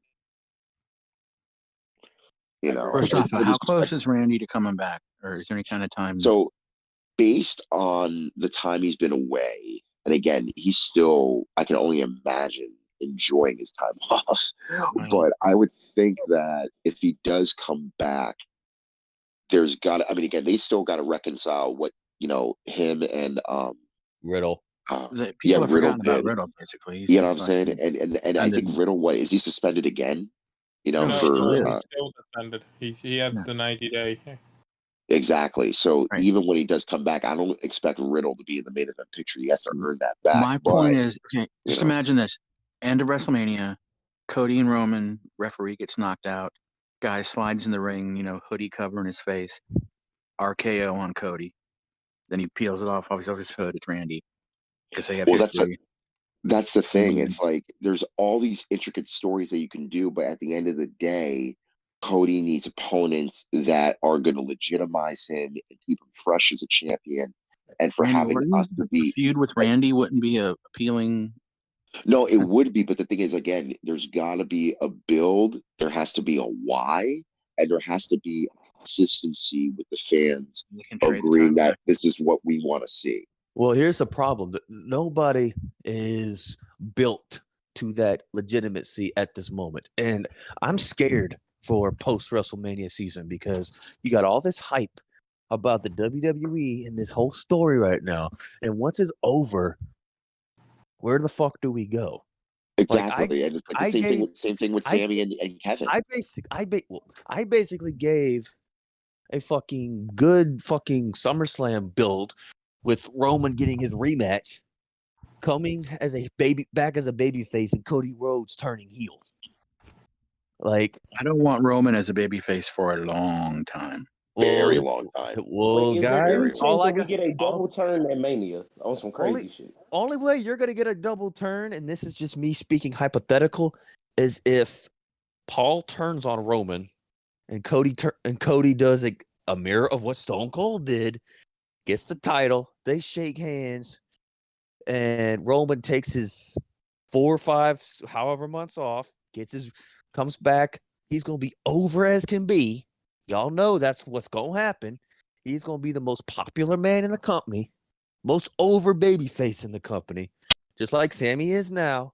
You're gonna get your rematch at SummerSlam, and it's gonna be a fuck finish because you know Cody's not gonna fucking drop the title. As I said, you can't shine a turd, and I'm not necessarily talking about the individuals in the match, but more or less the match itself. Because I look at this and saying, okay, you got all these kids that really love Cody, and they're buying his merchandise. Cody's constantly giving merchandise to the fans when he comes to the ring, and yet you give them a screw job finish or whatever. You turn on them, and it's like, why? Because again, I understand from a financial point of view, it helps in terms of Cody staying a babyface and keeping him as a babyface for a while.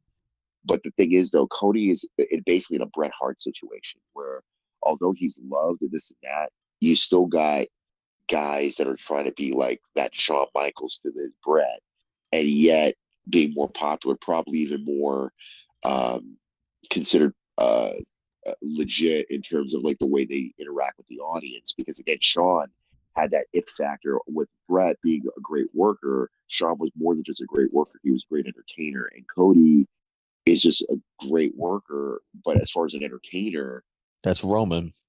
Exactly. And Roman's more than just a great entertainer. He's also a great worker in a lot of ways with just the little things that he does. I see That's your why he's, comparison. Yeah. So again, And also Roman has a big Samoan sausage too. Oh Jesus, well, dude, you remember They're when he was thinking of turning him face again. They need to keep him away for a long time, like you said. Like I said, he's gonna take time off. He's gonna come back, and he's gonna be the most over fucking guy in the company. He's still I will the say most this though, over he's guy going to in get the a fucking standing company ovation. right now. He's going to get a standing ovation after Mania because the thing is that brother, even though people are going to boo him and say goodbye and all that stuff, people are going to give him his flowers because he did an amazing job. Roman needs to be away because this isn't go away. What I'm saying, he needs to go away if they want to continue your Cody fucking Roman story. Roman needs time off. Who's going to lead SmackDown then? Well, that's the thing. He needs to get away. I know Fox is going to be sad that, Roman's not going to be around because, like, he gives them great ratings. And that's another thing, too. Cody trying to hold the shows, both Raw and SmackDown together, even though, yes, his last name is Rhodes. Again, it's going to be one of those cases where it's like, you got big shoes to fill, buddy. He couldn't hold Rampage. Nobody. What everybody wants. So Nobody this is what everybody wants. So the ratings can't suffer. They shouldn't drop. Like this should be what everybody wants. Well, that's the thing. Wrestling fans, as much as we think what we want, at the end of the day, if it doesn't reflect in the ratings, we really don't know what we want because we're constantly wanting something different on a weekly basis. We want wings. Honestly, this is just a left field statement. I wouldn't mind seeing a triple threat between them two and Sami Zayn, and Sami Zayn winning the title.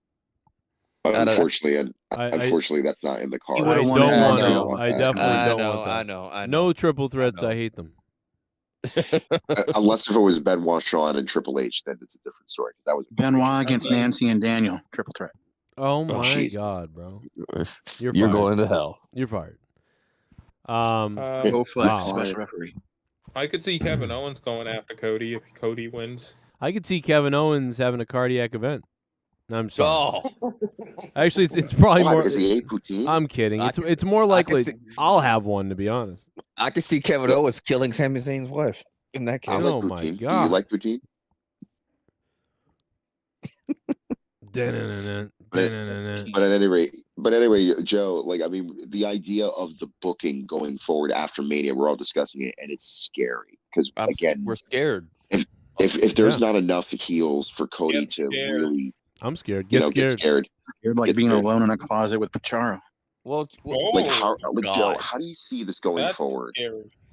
How do you see this going forward as far as the booking goes for like the next 6 months? 6 months? I don't know what all you heard, Cronin, but we were talking. I heard it all. Like, I had my phone with me. Okay.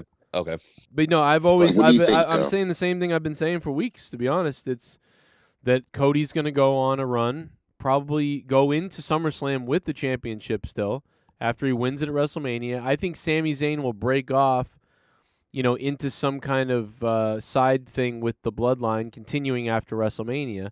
And I think Sami and Kevin and Cody will all team up against the Bloodline.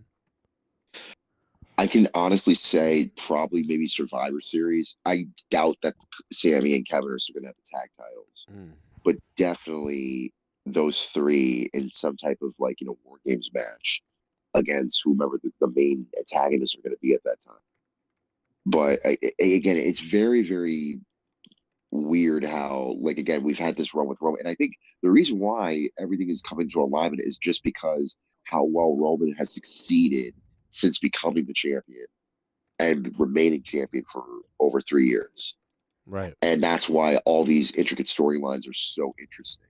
Not yet. Because if it wasn't for that one title reign and the group pairing of the Usos and Roman, and after WrestleMania last year, the Usos became the undisputed tag champ. I mean, everything just came. And then, of course, they had Sami Zayn into the mix, where it went from just a comedy thing, all of a sudden it became entertaining, and it was almost like a snake in the grass kind of concept, like we'll pull the trigger when we're supposed to. They did it at Royal Rumble, and everything is just unloaded because it's a long-term booking done at its finest, especially when Vince is not around. But I just thought of something. What's the deal with Jacob Fatu? Is his contract almost up or something?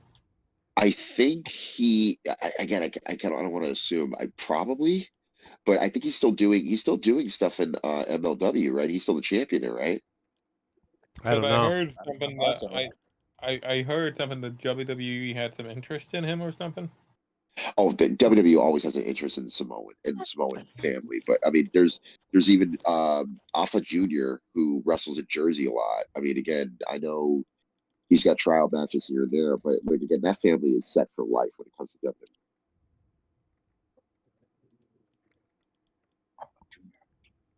WWE. Okay. Awkward silence. Yeah, that was weird. What happened? I was actually listening intently, and then I didn't expect it to go silent. Same. I'm gonna get back to the donos in a second. I know some people are saying "Hey, what are the donos?" Unleash the donos. Unleash the donations and Release the Do a little basketball dance off the concrete. Bird should have a deep I mean, I'm voice just off so right now. sick Let's of see you who little wins. meth head devil worshippers. Right. I'll be honest, I'd like to take a big bite out of your face. Victim. I hate Pacharo. Victim basher. Wow. Good. Pacharo needs to go off himself. No, I think a lot of people do. Some people might like him, but I think a lot of people are scared of him at this point. So, victim basher, thank you. He sleeps in a closet, Cronin. Come on. Right. Is he cleaning up his closet? The girl who's slept in the Super closet. chat party. Did he say sorry, Mama? Sweaty back pheromones. Oh yeah, they got a lot of those going on. Danny MT, what's up, Danny? It's a Those are called the night sweats. Did a great job. Roast beef.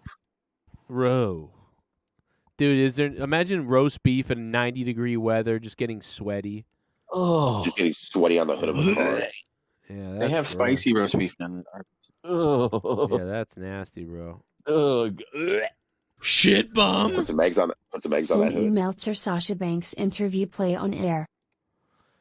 Meltzer and Sasha Banks interview that I have to play on the air. Okay, we'll have to cue that up, Alex. I'm gonna have to hear that.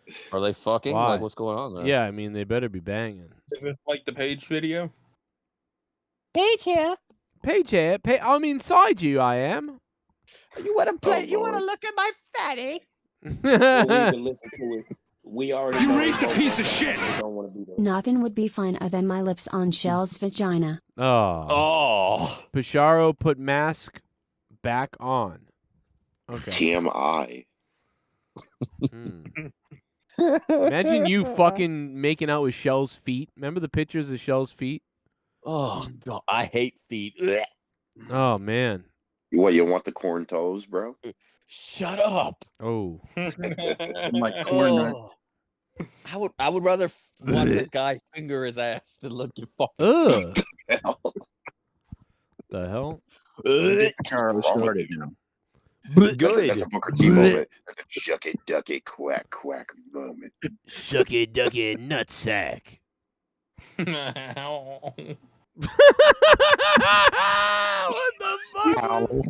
Dang, Kennedy, what the fuck, bro? Like, what the fuck? Oh my God, I gotta clip Sounds that. like Uncle Fester. The second I get a chance to clip that, my God, bro. Oh, you're a dumb flipping somebody. That was stupid as fuck. Clip it good. That was weird. Sexy motherfuckers. Oh God. We are. I We would are. stuff you. I would stuff you open. Let me tell you that. Don't threaten me with a good time. I'm not even sure what that means 100%, but I would do it. Well, no, it just means that the turkeys are sounded coming. That sounded very intense. Oh yeah. Oh, yeah. I'm going inside you, yeah. I'm gonna go all the way in. All the way. I'm gonna go all the way in, Nancy Benoit's fucking corpse. You ever seen somebody go all the way inside of Nancy? Yeah. I'm going all the way in, and she ain't gonna give up, yeah. Space is the place, and the sky's the limit. Yeah, there is no speed limit for what I'm gonna do, yeah. Show you why they call her woman. I'll show you why they call her dead. All right, Macho, like that's enough. Come on, bro. Nancy was a good girl, Jack. Well, let me tell you something. I got her too, brother. There's a couple illegitimate little hulksters running around out I got there. her lingerie memorized. I put her lingerie in my ass, dude. I'll put that lingerie in my ass. Oh. Yo, put that laundry in my asshole. Yo, put that laundry in my asshole. We uncovered the WWE sex ring, led by Triple H and Stephanie. Apparently, she has a purple dildo or some shit. I don't know, but Well, I'll tell you what I'll do, dude, is I will rape Linda. Oh. All right. Okay. I don't need to know that. I don't know why you would say Stop, that. Ines. that black tape A little too much for us. I'ma stuff it. TMI. I'ma stuff it in.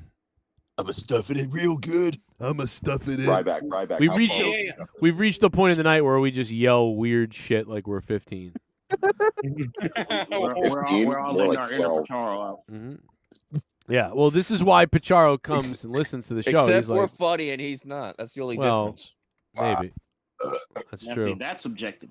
I have to catch. I had to jump on real quickly. I disappeared for a minute. I went upstairs to grab a drink because I haven't had a drink in a while, and then I had to. I just jumped on Diablo for a second because Leah had something for me, and I jumped on there. And my fucking wife is beating the shit out of me, guys. Because let me tell you something. So from 2017 to 2020, I all I did was YouTube.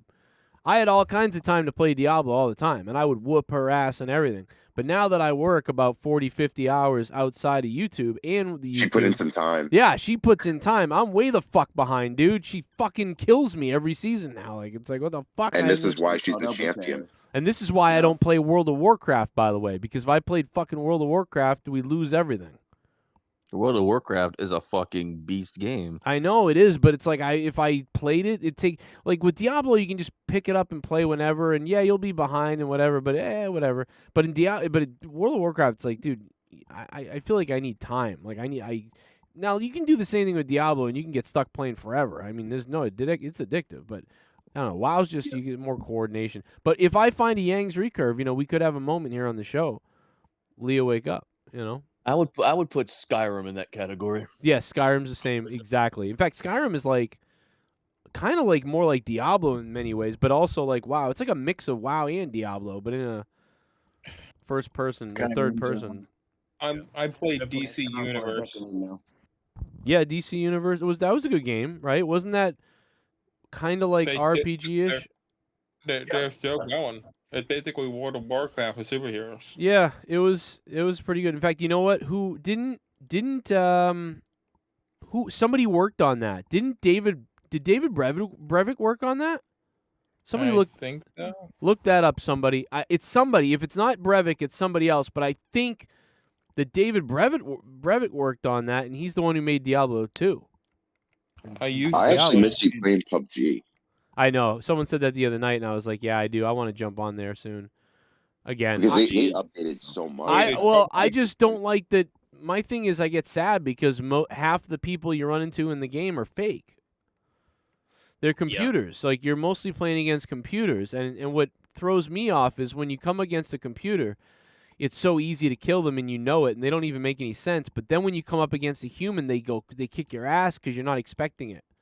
And I just hate that. love it when team members turn on other team members and the other team members just go, "What the hell?" I just missed the game when everybody was playing it, man. When everybody was playing PUBG and it had some glitches still, that game was fun as fuck to watch. You know what I mean? To play and to watch people play. So that's why people I had a hated good time. that game at that point. Yeah, but it was funny. It was funny watching you and fucking Troy get glitched out, cursing like a bunch of fucking 12-year-olds. Yeah. And Joe literally losing it, like going, "What the hell? What the Oh my fuck?" god. I loved that. Oh, dude, we gotta clip that actually. I look back fondly, like, and I remember saying this when we were playing it for like 6 months straight. I remember saying, like, you know what, this is someday I'm gonna look back on this PUBG time and think, man, that was like Halo, and it was, dude. It was like Halo 2 time for me was, and everybody's like Shit bomb. whatever game you play. It's a short 2-minute clip interview. Meltzer horny. Meltzer seems horny. Oh, we're gonna get to it. Meltzer's gonna interview, I think, Sasha Banks, and apparently he's got like a boner the whole time. He's not used to seeing women up close and I personal. don't know what we can say about Brian Alvarez, but yeah, with Meltzer, probably. Aren't all these fucking wrestling fucking mark reviewers fucking horny fucking marks who can't get laid? Like, come on. Yeah, now. but you know what? You know what though? They're getting paid though. I'll tell you that. Yeah, they're getting Take a paid by shot every time you say fucking now, and I'm gonna be fucked up. By the Think time about I it. say fuck. Take 5 shots. Think about this. Think about this. The fucking- Wrestling Observer newsletter has like 5,000 subscribers on that website, probably a little Or bit. maybe more. I don't 5 do to this 10,000 your own probably. little wrestling thing. And so you do 5,000 times $9.99 or whatever they charge. I think it's maybe No, five. I would think it's $11.99. Oh, okay. I think the Wrestling Something like that. Observer is fucking bullshit. So you're Well, you're talking about like $40,000, maybe $30,000 a month. You know. I'll say this though, like, the idea that he gets the results and stuff like that, and to pontificate on that's one thing. But when you're getting rumor and innuendo and it's not built up by fact, and you're printing it without further confirmation, Well- is still questionable, even to this day. I don't mind all of it. I say, you got to mix in. I get it. You got to mix in every story that you can. I mean, otherwise you got like one story. No, I get it, and I'm not against that. It's just the idea that you report something, it doesn't come to pass, and I'm going to subscribe to you for 3 months when you constantly get information wrong. Yeah. Well, Like, it's you're because a it's got to reporter, be you more than want that. to You try to get the can't truth you out there. can't just be subscribing on there because you're like, oh, I want to only get the correct, accurate wrestling news. It's part of the excitement, I think, for everyone. You know what I mean? It's got to be. It's like watching a TV show. Like, for example, I remember when the Thunder Rosa Britt Baker hardcore match happened, right? And I was gonna watch it anyway, but I had stepped out because I had to get something to eat. I come back and you and everybody else were like gaga over it. And I remember, Meltzer and Alvarez were all like, "Oh my god, this is so, this and that, blah blah blah." So I'm like, okay, now I have to watch it in playback. I watched it and I'm like, I am so sad that I literally stepped out of the room and should have stayed longer to watch this whole match because it was so good. But again, it's all perceptual because, again, Meltzer's obviously the biggest Japanese wrestling fan as far as reports on it, at least in the U.S. And then you have, various other different takes, like some things in Mexico he likes, some things he's an international fan more so than I think he's a fan of like what's going on in the States. But other than like AEW, Alex, where did other you than send that- this clip? Sorry to interrupt you. No, go ahead. Real Go ahead. quickly, just Alex, where did you send me the clip? Like, where is it? You say you sent me a clip, but I'm not sure where you sent it. Just let me know. I'll go find it. I'm still trying to find that Austin Creed clip of him playing that horse game, which is hilarious. Clip of playing that Page game. Yeah, that was I mean, Xavier Woods. I'm not sure if he won that game. That's the real tag team there. Yeah, he definitely won. He definitely won. I am inside of you. Ditch Kofi for Maddox. Right. New tag team. Oh, here it is. I found it. I'm gonna send it to Joe. The new Slay. Yeah. It's gonna be on your messenger. I like the way you talk. I bet you do. Alex, What if I did the Mark Henry theme song right now? I know that Jeff Hardy escaped jail, so we know that Jeff Hardy won't be going to jail. We know that.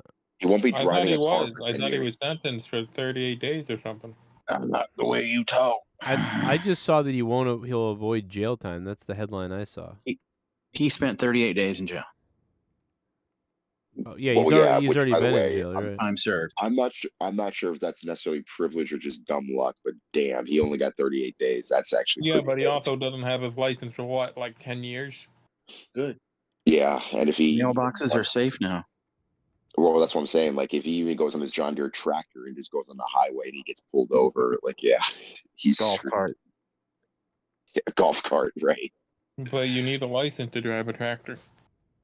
Bill that's Murray the got a thing, he's got all that DUI driving a equipment. golf cart.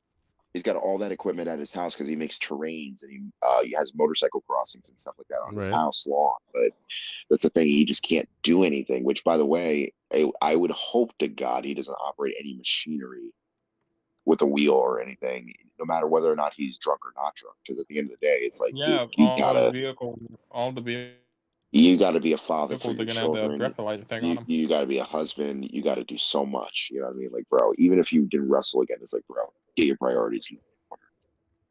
I hope he figures it out, man, because he's really nice in person, and He is a nice guy. Yeah, And that's what's just sad. Him and his brother are just one of the nicest people that you would ever meet. Obviously, Joe, you met them a few times, but with Jeff, Matt is definitely nice. Matt was nice to me when I saw him. Yeah, oh yeah, and he's very Snapper's gonna be approachable. obsolete soon. Well, I mean, Jeff again, Hardy if is Jeff very isn't- regular. Like he is like he is just him. He is him. Like he is no other way than him. Like I don't know how to Brother explain it. Nero. Like Matt would be the one. You know, Matt could do some politics if he really had to, and like or whatever, and sort of like do things. You know, Jeff is just Jeff. Like there is no, he's just as real as he is. He's in front of you, and that's it. And Matt is too. It's just, but Matt can different way, Yeah, more responsible in Matt- various ways. exactly, and that's the part of it is the host or the responsibility or the ability to, play a role if he has to, even in a Yeah, real and life Matt, situation. and Matt, in a lot of ways, and a lot of people forget this, is that when they were doing TLCs, like the first TLC matches, it was both Edge and Christian, Bubba, and Matt. Jeff and Devon necessarily didn't have too much input other than maybe a spot or two, but that's about it. You know what I mean? It was really the four of those guys working out the matches. So with Jeff, I mean, again, as he became a single star, he became big. It's like, it's great, but it's like, even in 2009, when I know that he was, leaving WWE, and I had a feeling he was going to go to TNA. Can you believe? no Can you one believe Velvet knew. Sky broke up with Bully? A long time ago. That's actually a little bit. I know it was 2 years ago, but I mean, can you believe that he lost that? Yeah, But but he's also gaining because Impact title. Bully was also married before. He's fucking unsufferable. Bully was Right. married before, I think, and I remember he said in an interview, this is on Confidential, actually, back in like 2002 or 3. He's like, "If you leave me, never say it's because of the business," but I'm pretty sure that's why that's why it happened. But again, Bully, he said he's got money in the bank, he's got his school, he's fine. He's not hurting. By the way, Joe, I sent you the video on Messenger of Xavier Woods playing that video game. Do you think she's hurting? No. Sexually, No, you think so? I mean, that big hogger of his. But I tell you, his breath No, Ace and Ace was is horrible. dead, so the hoggers are, out the pasture. Bully Ray's breath, man. I still think about it. What does it smell like? So what this clip? So this clip is basically Xavier Woods playing a random horse game, and he's trying to sound like a black Englishman, saying, he's acting like he's making his character. He's like, "That's my son, and he's riding his sacred horse. He's a champion." And I'm like, "What the hell are you doing, That's bro?" my And he's like getting son. frustrated because he doesn't know how to play the game. That's funny. It's so funny. So racist to the horse, though. That's terrible. Xavier Woods, I Austin feel bad Creed. for Horse Kurt. I mean, honestly, That's I what mean, I think he was Horse trying. Crew has more Oh my dignity than god! this guy. Can you imagine if it was a horse game and the name of the horse was Horse Curd in the game? Oh my god, bro! I would pop like you wouldn't believe. Well, I sent it to you both in Messenger. As well as Alex, Discord, where's so you got it. where's the Sasha clip? Because I can't That's really. what I wanna hear. I'm still trying to figure out where the Sasha clip is so I can get it. I'm going to try to find it myself, actually.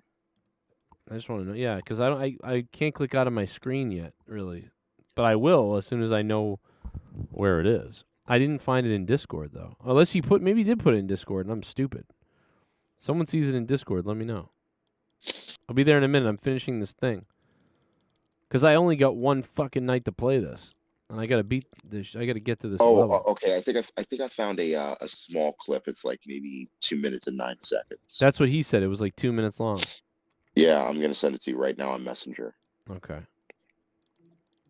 Then I gotta record a wrestling thing tonight. There's some. Are you gonna watch the Jake the Snake Roberts documentary tonight? Oh yeah. Wait, is it gonna come out at midnight or is it still tomorrow?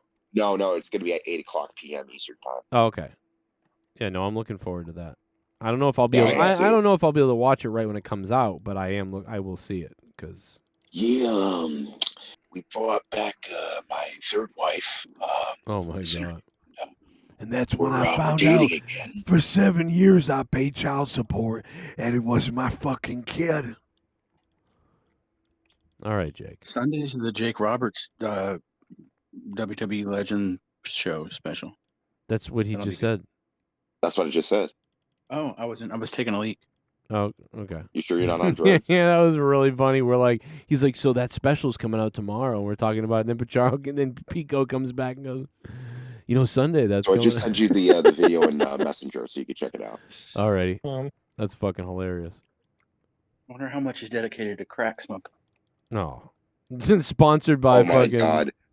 tobacco. Oh my god, Joe, you're gonna love this. Conan is already oh no, never mind. This is a different video. I thought Conan was already commentating on the interview with Meltzer and Monet. We gotta hear this. All right. Sponsored by CPAP machines. Sponsored by CPAP machine. My best friend, CPAP machine. I remember when Vince McMahon told me, he said, Jake, I will suck your dick for $5. And I said, what the fuck? All right, let's see. Put a Marlboro right in my asshole once.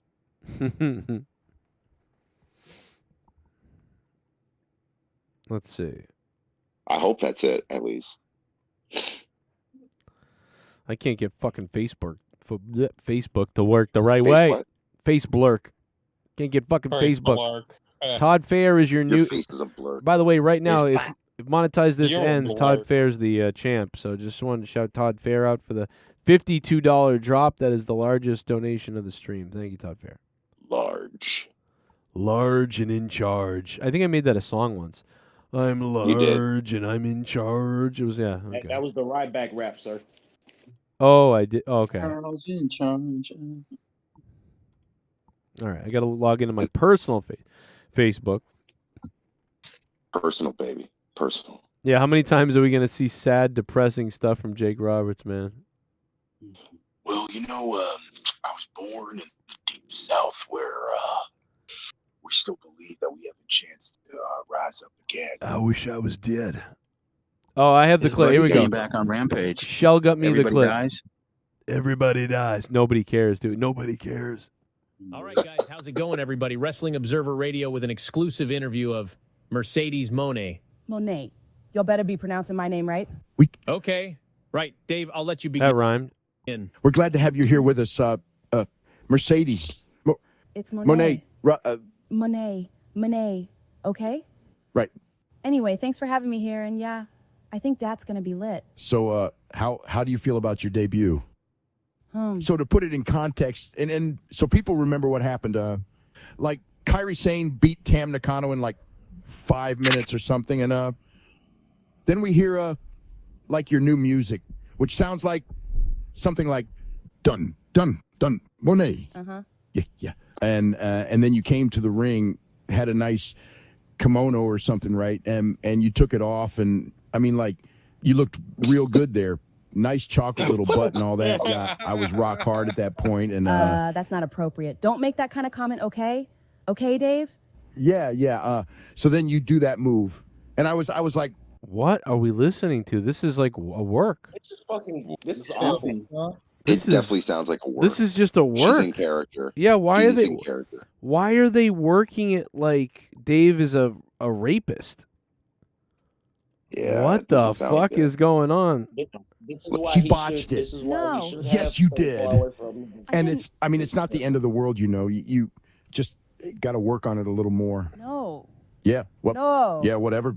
Or this is edited. Maybe this is edited clips of him saying the different things out of. Maybe, but I don't know because I haven't heard the entire interview. This is not. It's either not real. It's edited, or this. It's a work. I mean, even her like being able to talk down to them and stuff. I mean, this isn't real. Will you show your anus to the whole world one day? What? I mean, Wow. I'd like to. Dave, you're maybe going a little too and far. then I'd be like, yeah. What? What do you mean? Dave. You tell me. Dave, stop for a second. What you mean is that you would stick your tongue in Mercedes' asshole? I would go like glag glag glag glag What the la. fuck? You're disgusting. On your anus. What? What the fuck is boys. this? Fuck all y'all white boys and out of here. Hey. This is incredible. What you mean is that you would stick your tongue in Mercedes' asshole? Is this audio AI? Did somebody put their voices through an AI thing and make this? Hey Joe, stop playing. You did this. I did not. I wish I did. This Well, is I didn't- amazing. I didn't do it either. I would go like glag glag glag glag la. What the fuck? You're disgusting. On your anus. Fuck you, Dave, and fuck all y'all nasty white boys. Fuck all y'all white boys and out of here. Hey, Mercedes, come back. I'm not finished. I do like glag glag glag. Okay, Dave, that's it for today. What? I love me some chocolate bitch, you know. What the fuck? What the hell is that? It's got to be audio edited. Yeah, it has to be. Like, I'm sorry. That's the first thing that I saw. First of all, I think they might have mapped their voices, number one, and I think they took real clips, and so they edited all of it. Like, somebody spent a fucking day on that. Wow. I mean, and that's the future, too, by the way, is you just fucking can do that to anybody. Yeah, we're just gonna be able to hit ChatGPT and get a whole podcast out of you. Yeah. Like, if I died, you could map my voice and be like, I'm going to do, the Lost Joe Cronin show episodes, just to, like, try to, anything, whatever, anybody. Yep. Probably get sued for it, maybe, but somebody will. But that's pretty, that's interesting. Okay. Yeah, unfortunately, I'm not finding any YouTube clips, really. I'm even going up on the WON YouTube page, and I'm not seeing anything. Oh, yeah, that was edited and made up and whatever. But I don't think that I don't think she would agree to sit down and do that as a joke, and Dave wouldn't either. So that's all. I don't believe that that's real. Yeah, that was bizarre. That was weird. It was funny, but like what made it weird was I didn't know what was going on, and then once we figured out, oh, this is like, edited and whatever else. Okay. Well, speaking of Meltzer, speaking of editing and Meltzer and all that stuff, I mean, the fact that the results a few days ago came out from the Wrestling Observer News awards of the 2022, and like Moxley like taking like a lot. Are you trying to talk with a deeper voice right now? What is that? No, dude. Literally, this is what I sound like right now. This is what I really sound like right now. This is, I'll tell you. Man, you sound like the Black Undertaker. It's kind of amazing. No, he's trying to sound like Barry White. Sound like Barry White right now. Yeah, you are sexy right now. Let's go. Get enough of your love, babe. I'm sorry. You can talk. You can go back to saying what you wanted to say. I was just I was aroused, to be honest, by you speaking. Go ahead. Sorry for my voice being so low, but it's what it is. But at any rate, with the Wrestling Observer awards or whatever, Basic Moxley like took a lot of the awards, but then also, of course, WWE being like, I think it was like Corey Graves being like the worst announcer, which is really not saying that much. That's too bad because Kevin Patrick is worse. Whoa! How did Kevin Patrick not get the worst announcer? Probably because he wasn't there the whole year. We're talking because 2022. Corey Graves is trying to be good and he's bad. No, he wasn't God, there. He And then doesn't also, and then qualify. also, like the worst match that was, I believe, penned by the fans was Vince McMahon taking on Pat McAfee, which is okay. I'll say that's the worst match, I guess, if you want. There's probably worse, but yeah, no. There's quite a lot of just like random, just like random things that were like that were listed. But again, no, this is also by fans. I don't know how many fans voted, but it is what it is. And of course, like MJF, I guess was promo of the year. But then you can also argue CM Punk as well for a time, even though he was like 9 months of 2022. Come on, on television. he got that promo at the media scrum. Right, but that's not on television. That should have won, because that was amazing. Yeah, I know, exactly. That should have won so many awards. But yeah, that's never going to happen again, hopefully. But yeah, I mean, again, the Wrestling Observer Awards, I mean, no disrespect, but this is like, I never really cared for them specifically. The PWI, at this point, it's anybody's guess. I mean, I know people were up in arms because Cody was number 6. I'm like, dude, who cares, dude? You're in the top 10. And his sister, even on Twitter, was like, he was going after like Dave LaGreca and all those people for talking about it or whatever. She is hilarious. I love her. But yeah, that's pretty much Wrestling Observer. Now, as far as the Sasha interview, again, it's most likely on the Wrestling Observer website. Like I said, I'm not a subscriber, so I don't really have access to it other than what's on YouTube. Yeah. But I do have access to the video that I sent you earlier with the Xavier Woods video game deal, whatever. I want to, what I want to see is I want to see the horse have sex with Xavier Woods. That's what I want. Probably like the BME Olympics. Yeah, like I want to see him get stretched out. Oh God. You hear that, Xavier? Up, up, down, down. We know what it means. Left, right, left, right. Left, right, inside, out, and in. Like we know what it means. A-B, dart. Yeah. Yeah, this guy is into something. All right, it's butt pumping. Dude, he's into bass playing. Have you seen his recent videos? He loves playing bass. Yeah, he's into butt pumping. No, he does love bass. I know. I love the bass. All about that bass. No, he's all about the butt I'm pumping. convinced Joe could make a more entertaining video game channel if he had the time. No, I think they do a good job. I'm not gonna, You could make a more entertaining one. Well, then I should do it. You got to put up or shut up. And I don't have the. You're right. I haven't done that. He has. So I'm not gonna. I appreciate you though, but I'm not gonna say that I could be. Well, in better. the words of Xavier Woods, he always likes to say, "Keep it tight." Yeah. Yeah, like they're doing a pretty good job. I used to watch them a lot more. I don't really watch them that much now. But he could have told that the fucking Ridge Holland when he was slamming Big E on his damn head. Dude, I feel bad for Big E, honestly. I slammed on your head. Now my brother's dead. Yeah, like if I hope to God he can actually wrestle again in some sense, but it's just like he's not going to be doing dives in between the ropes again. He's not going to be doing a lot of outside. It's still hard to believe that happened. Yeah, isn't it fucked up? Because like we all were saying he's going to break his neck doing that, and he broke his neck doing something completely not even his fault, really. Yeah, it was. I got to go back and watch that again because I don't remember now. But didn't Ridge? He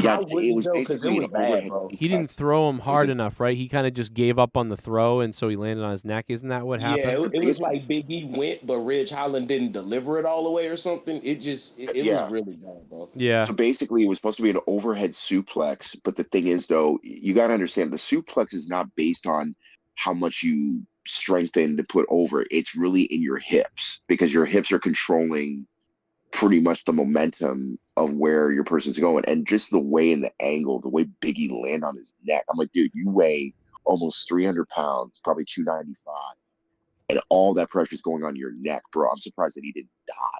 No, but Mustafa, that's what saved him, bro. Yeah, his big ass neck saved him. That's literally what fucking saved him, dog. Because like, bro, you or me, nah, we wouldn't be here to talk about it. You're right. Like, I don't know the extent of the injury in terms of like if there was a bruised spinal cord or if there had to be a spinal cord like surgery or anything like that. Because I think he had trouble walking if that was the case. But I think luckily, he had. I he think was he had. walking. He had fusion in his neck, so they probably Yeah. fused a couple of the, whatever the hell they call those parts of the neck, the vertebrae area. I don't think. I think it's like E4 or C5, some crazy. Yeah, shit those like numbers. That I heard those numbers thrown out there. They fused C something, that D something, and then because at first they weren't. They didn't. First they thought he had to have like major neck surgery. Then it turned into like he didn't need anything, and then it turned into he did have some discs fused or something happen. So. And, Which and they just do have really good. They have really good surgeries for that now. Like Aljamain Yeah. Sterling in UFC, he had pretty much his whole neck replaced damn near, and he still can. yeah, you championship basically go to Dr. So- Andrews. So Yeah. Big E has the edge injury. Edge is back because of that, because the advancements in neck Kind of surgery. sort, I guess. I don't know how bad And it is though, but well, again, all you got to do is take some DDP yoga, wait about a year, and you're pretty much back in the ring. So, I mean, again, with Big E though, it's like again, he did almost everything you could think of. He became the WWE champion, multiple time tag champion, U.S. and I believe Intercontinental champion. So he did pretty much everything you would want. It's just that as an on-air character, I mean, dude, he's great. I mean, I remember one of my favorite promos he ever did was actually it was a backstage promo that he did solo when he won the title, the Intercontinental title. This is actually the weekend when Brody passed away, and he's wearing a hard hat, and he's telling, I put the whooping on Sammy's. Actually, you know what, Joe? I'm going to send it to you because this is hilarious. I'm going to send it to you. I want you to play it. I'll be able to play in about 20 minutes. There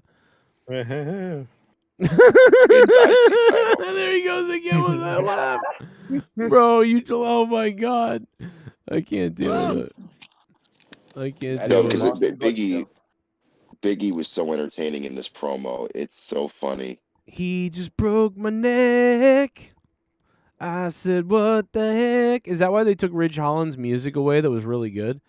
Because he busted up Big E and they were like, all right, fuck you. We're taking your music from you.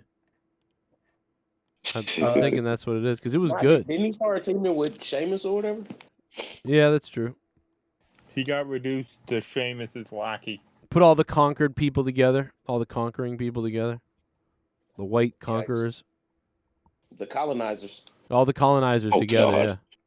Oh God. What's your Oh my God! Imagine That's they were why they're facing. putting Drew with them right now. Imagine they were facing New Day and fucking and Xavier was like, "Oh, what y'all say your name wasn't your team, the Colonizers?"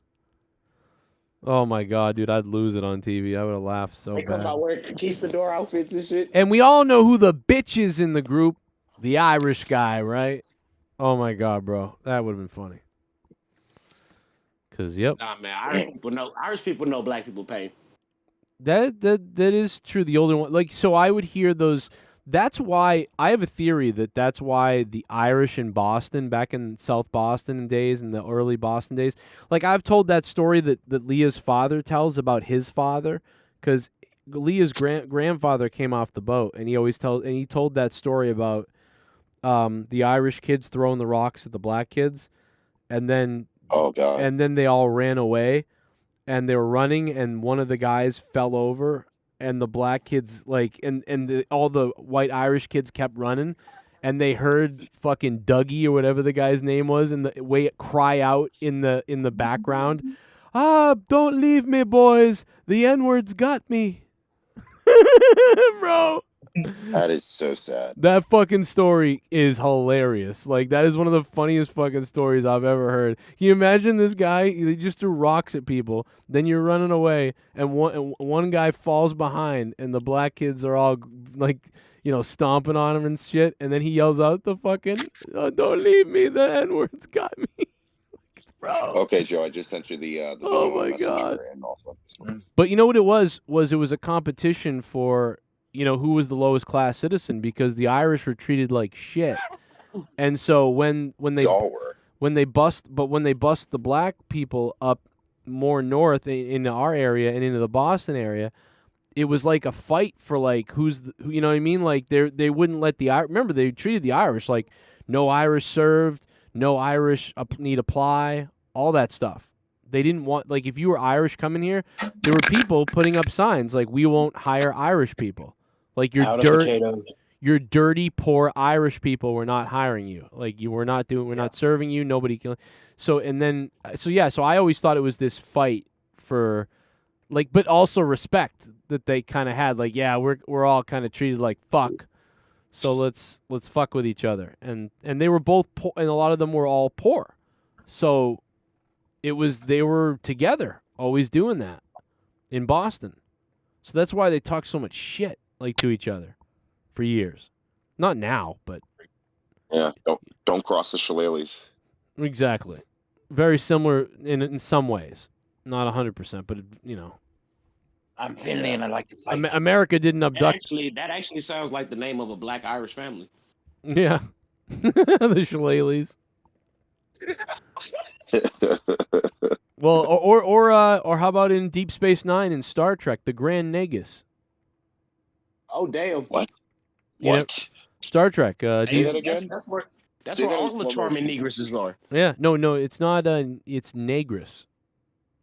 Oh, okay. Or Negus? Is it Negus or Negress? It's Negus. Grand Negus.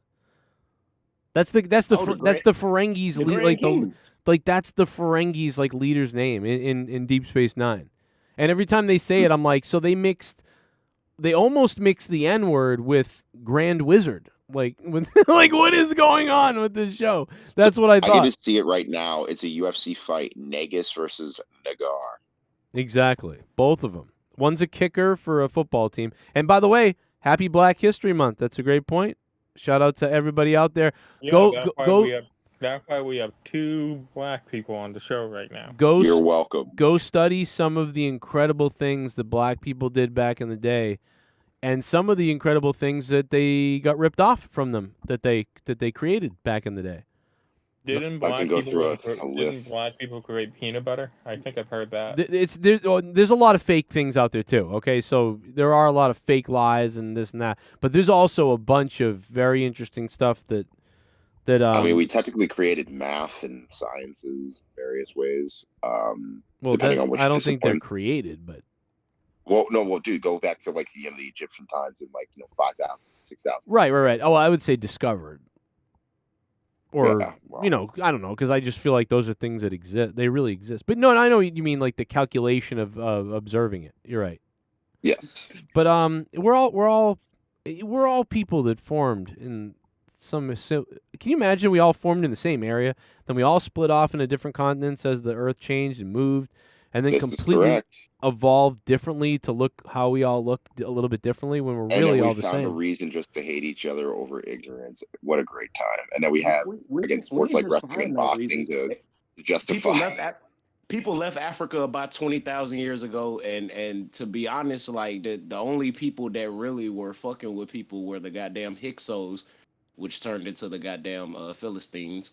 That were coming back into Africa trying to constantly take over shit, along with the Nubians that we ain't gonna do a whole. Oh man, we could go the Nubians Mesopotamia and we could just and they got Babylon and fucking we ain't gotta talk about. Do you think a lot of this stuff was inherited that was here from a more advanced society before? Yes, human beings have been communicating as far as with language for at least 1.5 million years. I think so too.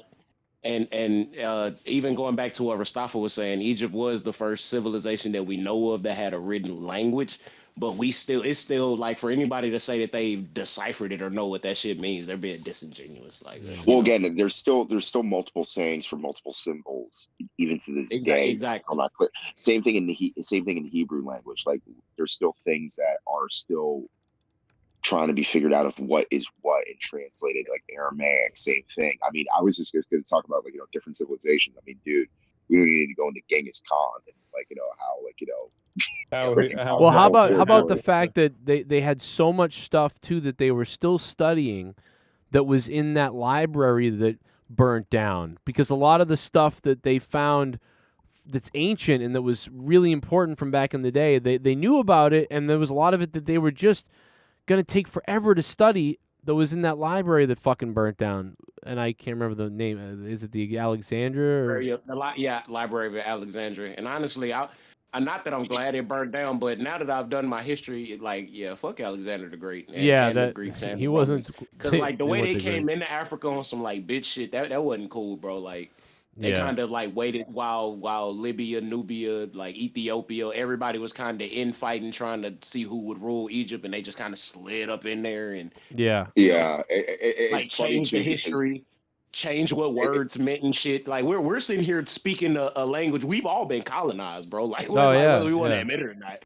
and it's even Like funnier we because all me being the Christian, even funnier being the Christian that I am, like the fact that a number of years ago they found an artifact, basically, and it's a real artifact of the House of David, which is funny because the thing is that the inscription basically talked about the House of David and how I can't remember which battle or which war it was, but it was a bloody war, and basically they came out on top, and David was like the hero and this and that of the whole story. But the fact of the matter is, and they actually did testing on how old that artifact was, and it practically dates back to David's time. So Well, and they write the, you know what I mean. The victors write the history, right? So. right. I mean, I'm not again, trying to I like. would like to ask Mustafa who the Pharisees, who I was just telling them about, the former Hyksos, who were they fighting? It was the Africans, sir. Well, that's just the thing. I mean, again, there's multiple wars and battles that they had. So again, I don't want to, assume which one it was because there's even multiple ones that are not even probably even mentioned biblically that occurred. But basically, a lot of like the sort of kind of main wars that they had, obviously, it's written in that context. But yeah, there's I've been definitely wanting to do a Bible podcast with you anyway. We'll Oh talk Jesus, because I know I would the be audience probably don't want to I'll hear be all ill this, but fit for that. I'd rather be a wrestling podcast we guy. gonna No, I find it. talk. We gonna I talk. think it's very interesting. That's pretty interesting shit. I mean, that plus, we barely know what happens now. Can you imagine the stuff that's lost back then? I mean, we know some things like you just mentioned, but who knows? There's got to be a whole lot more to it than we know. And then also, the Vatican probably has some of this stuff that they did. God, they got information for like even the most advanced computers, like in terms of like what we know now based on technology, what we can store in data. I can Right. only imagine what hasn't been transcribed that the Vatican still has. Right. Okay, so peep this. Check this out. Even Mustafa, you don't necessarily have to answer, but are you guys familiar with the Queen of Sheba from the Bible? Of course. Yeah, I know. It was told that in her story she went to Jerusalem to meet with King Solomon and became his wife or whatever. Now, historically speaking, she would have had to have been alive 300 years prior to even have existed during that time. But people will tell you, like, we're not going to let that mess up a good story. And it is said that her son, Menelik I, went back to Jerusalem and brought back the Ark of the Covenant that is still in Ethiopia today. And people really believe this shit. And I'm part Ethiopian, so the funny thing is that the first That's why you're so skinny. the Orthodox Coptic Church. Oh my God, I'm sorry. All right. I am fast, but let me tell you something. That is so bad. That might be the worst thing I've said in a while. That's the I most got strength, bro. Don't worry about it. I had to do it. That was the most racist thing I've said in a while. Go ahead. No. I've heard more. I've heard worse. Actually, no. With Jim Cornette's, well, it's a different story. But the thing is that again, not really. Not but really, I can 'cause it understand could- why people were offended. yeah, So it's- yeah, including myself. So, but nonetheless, like with the first church that was there, like again, the Ark of the Covenant, basically every church from that point on, especially in those situations, created basically a chapel where basically they had what they call red curtain, which is basically where they would feel like the Ark of the Covenant would represent behind the curtain after Christ, perish and all that stuff. And the only people that are allowed to go behind the curtain was the actual reverend or pastor or however you want to call it, and everybody else had to like just believe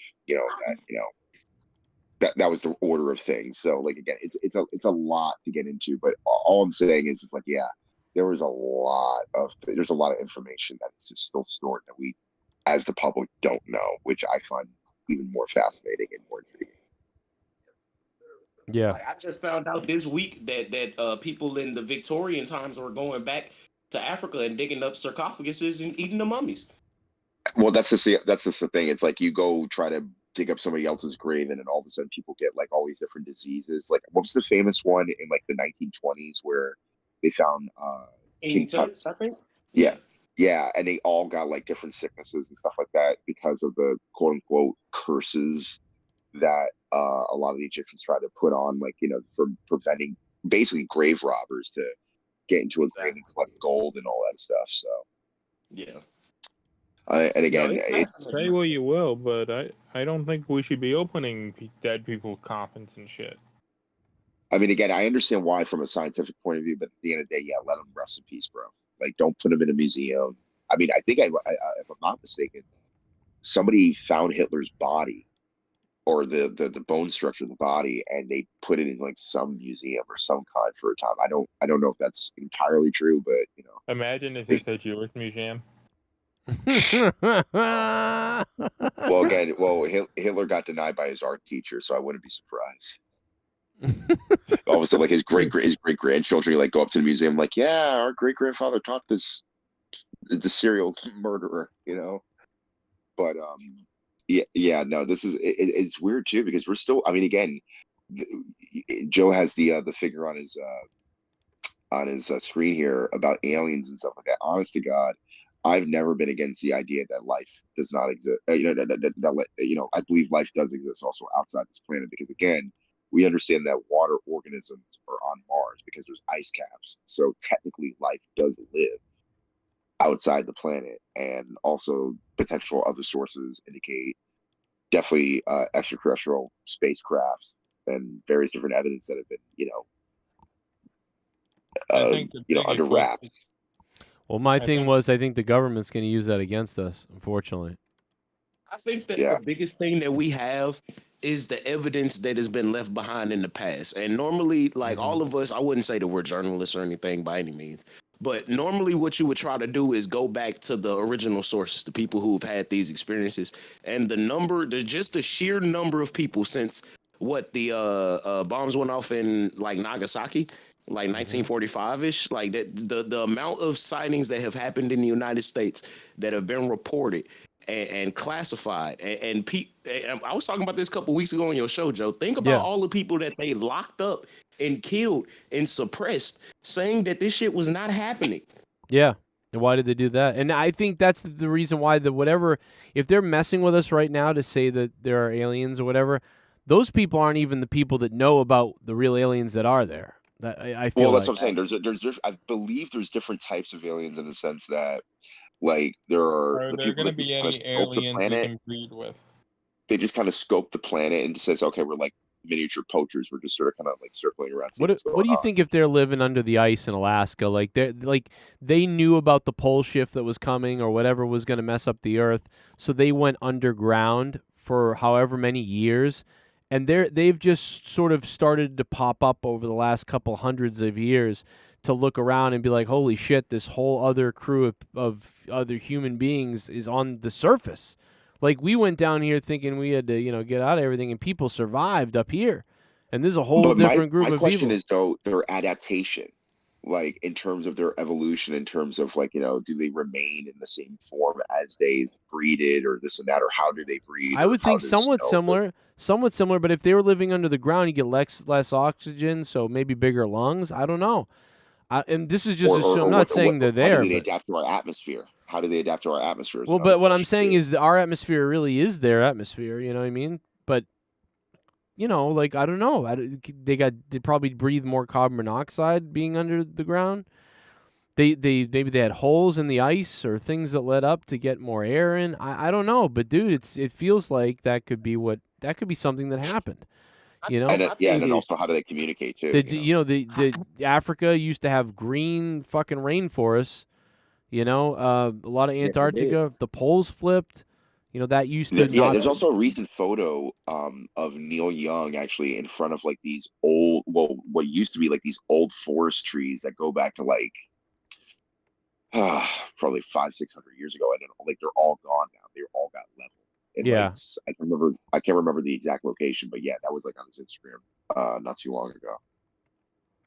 Did you see the photos in Ukraine of the buildings that showed where they were destroyed, scary. but now they're not destroyed? Have you seen this? It's scary.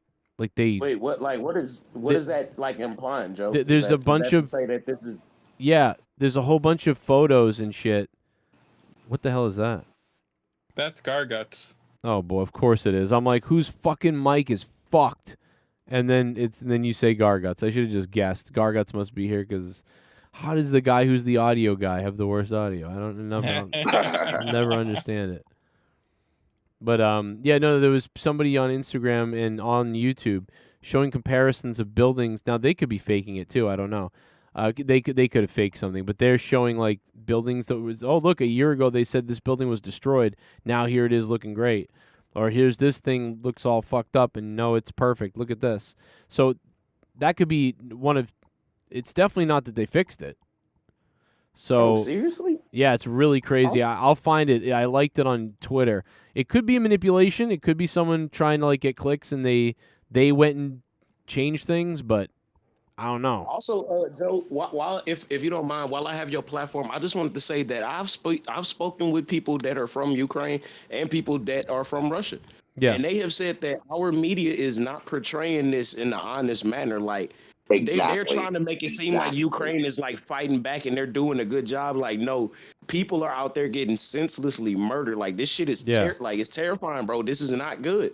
No, it's not good. Actually, when I'm up in here participating and like giving money to it, this shit just looks bad, bro. But we're getting people killed in order to move money somewhere. That's what it looks like. I was just talking with somebody who I met on my cruise when I was working there, and she's from Russia. She's from St. Petersburg, and she was telling me when as far as like getting in and out of like Russia, which is very, very difficult, especially if you want to go to like America or any neighboring country. It is very, very difficult.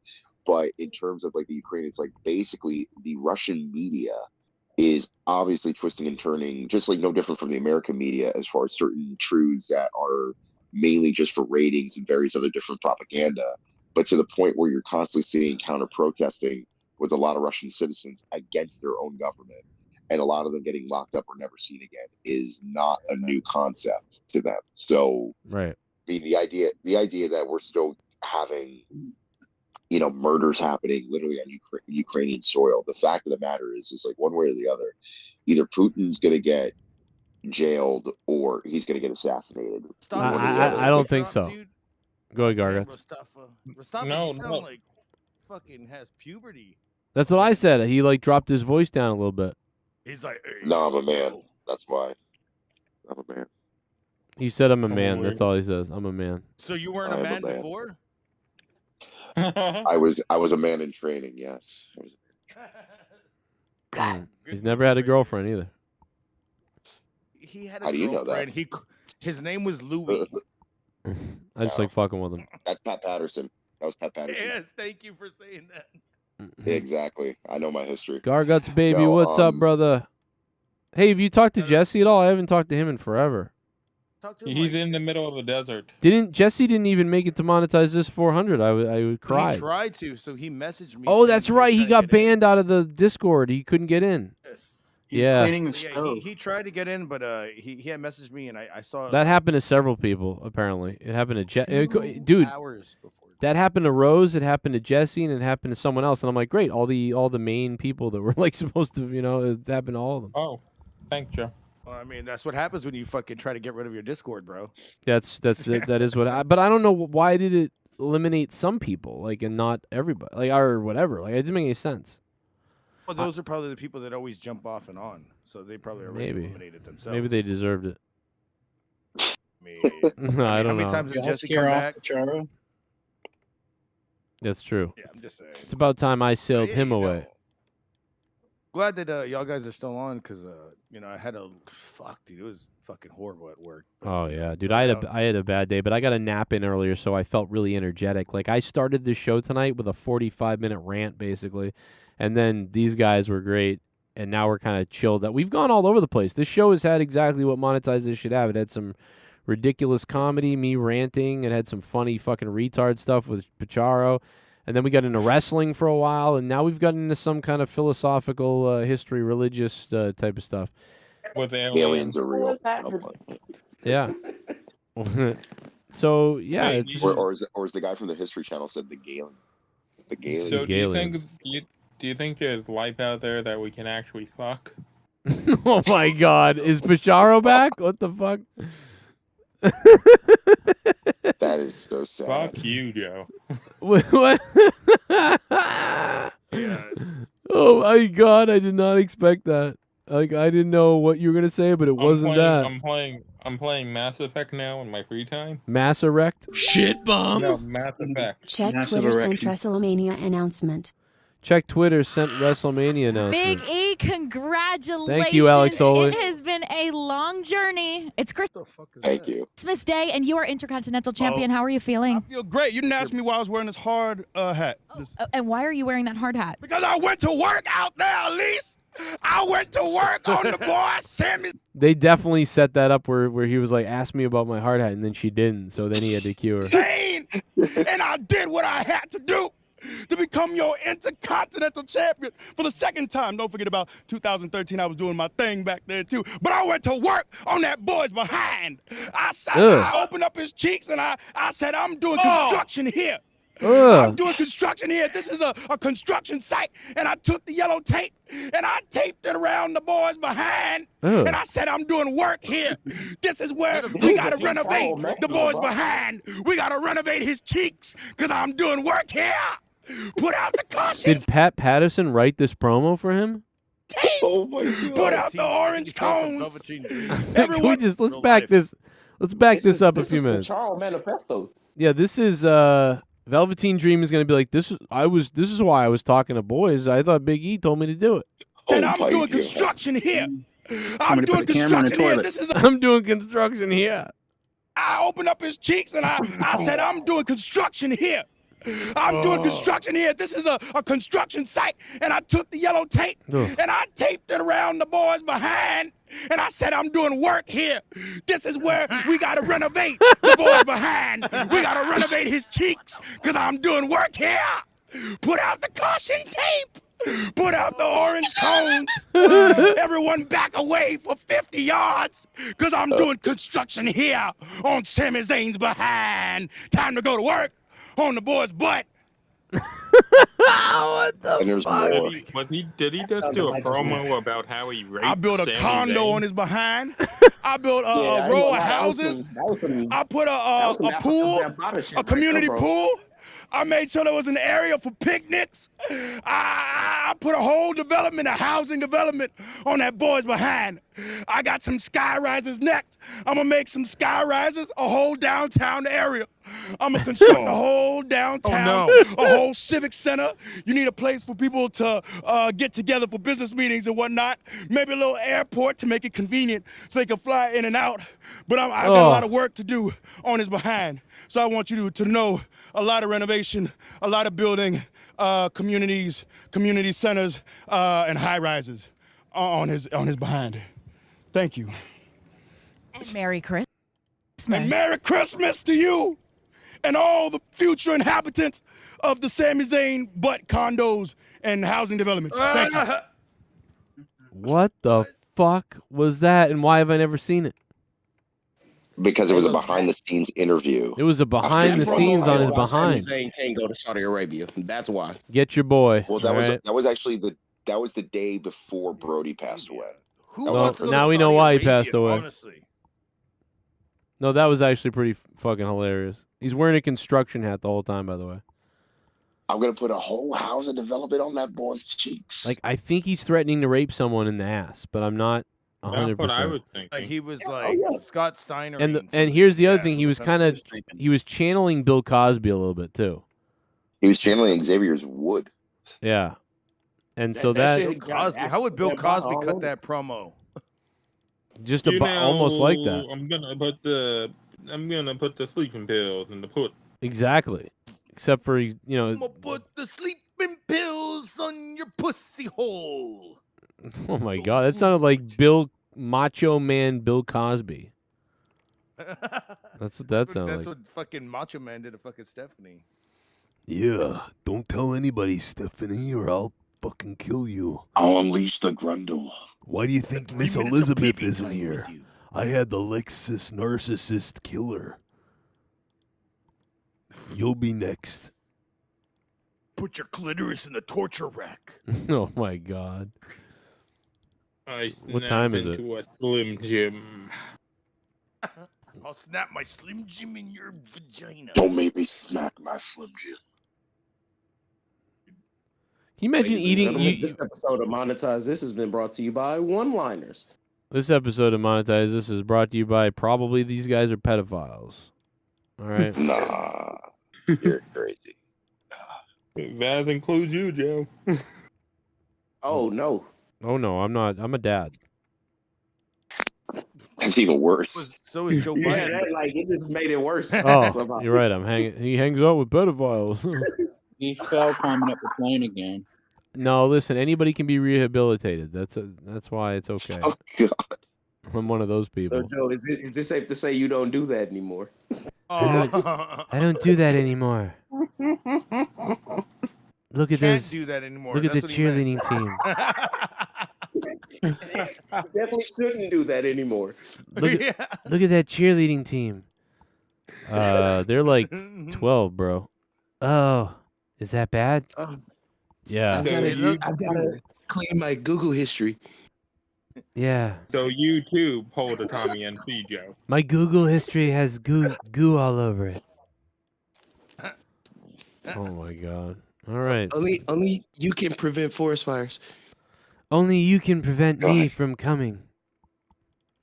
Oh no. Does he carry the rainbow flag? The bear? Would you call me? He What? sounds like, No, doesn't he not sound the- like, not the rainbows. I need a rainbow What, you flag? don't like rainbow? Now, he just. Oh, they get in your again, ass and it's all itchy. You got a problem with But the rainbow? dude, you realize that ground there's incident waiting 7 to happen. colors in the rainbow, right? There's 7 colors, not 6. There's 7 genders. There's 666 in the rainbow. They're the That's purple hilarious. M&M. Yeah, don't forget The the indigo. M&Ms are back. Did you realize that the M&Ms are fucking back?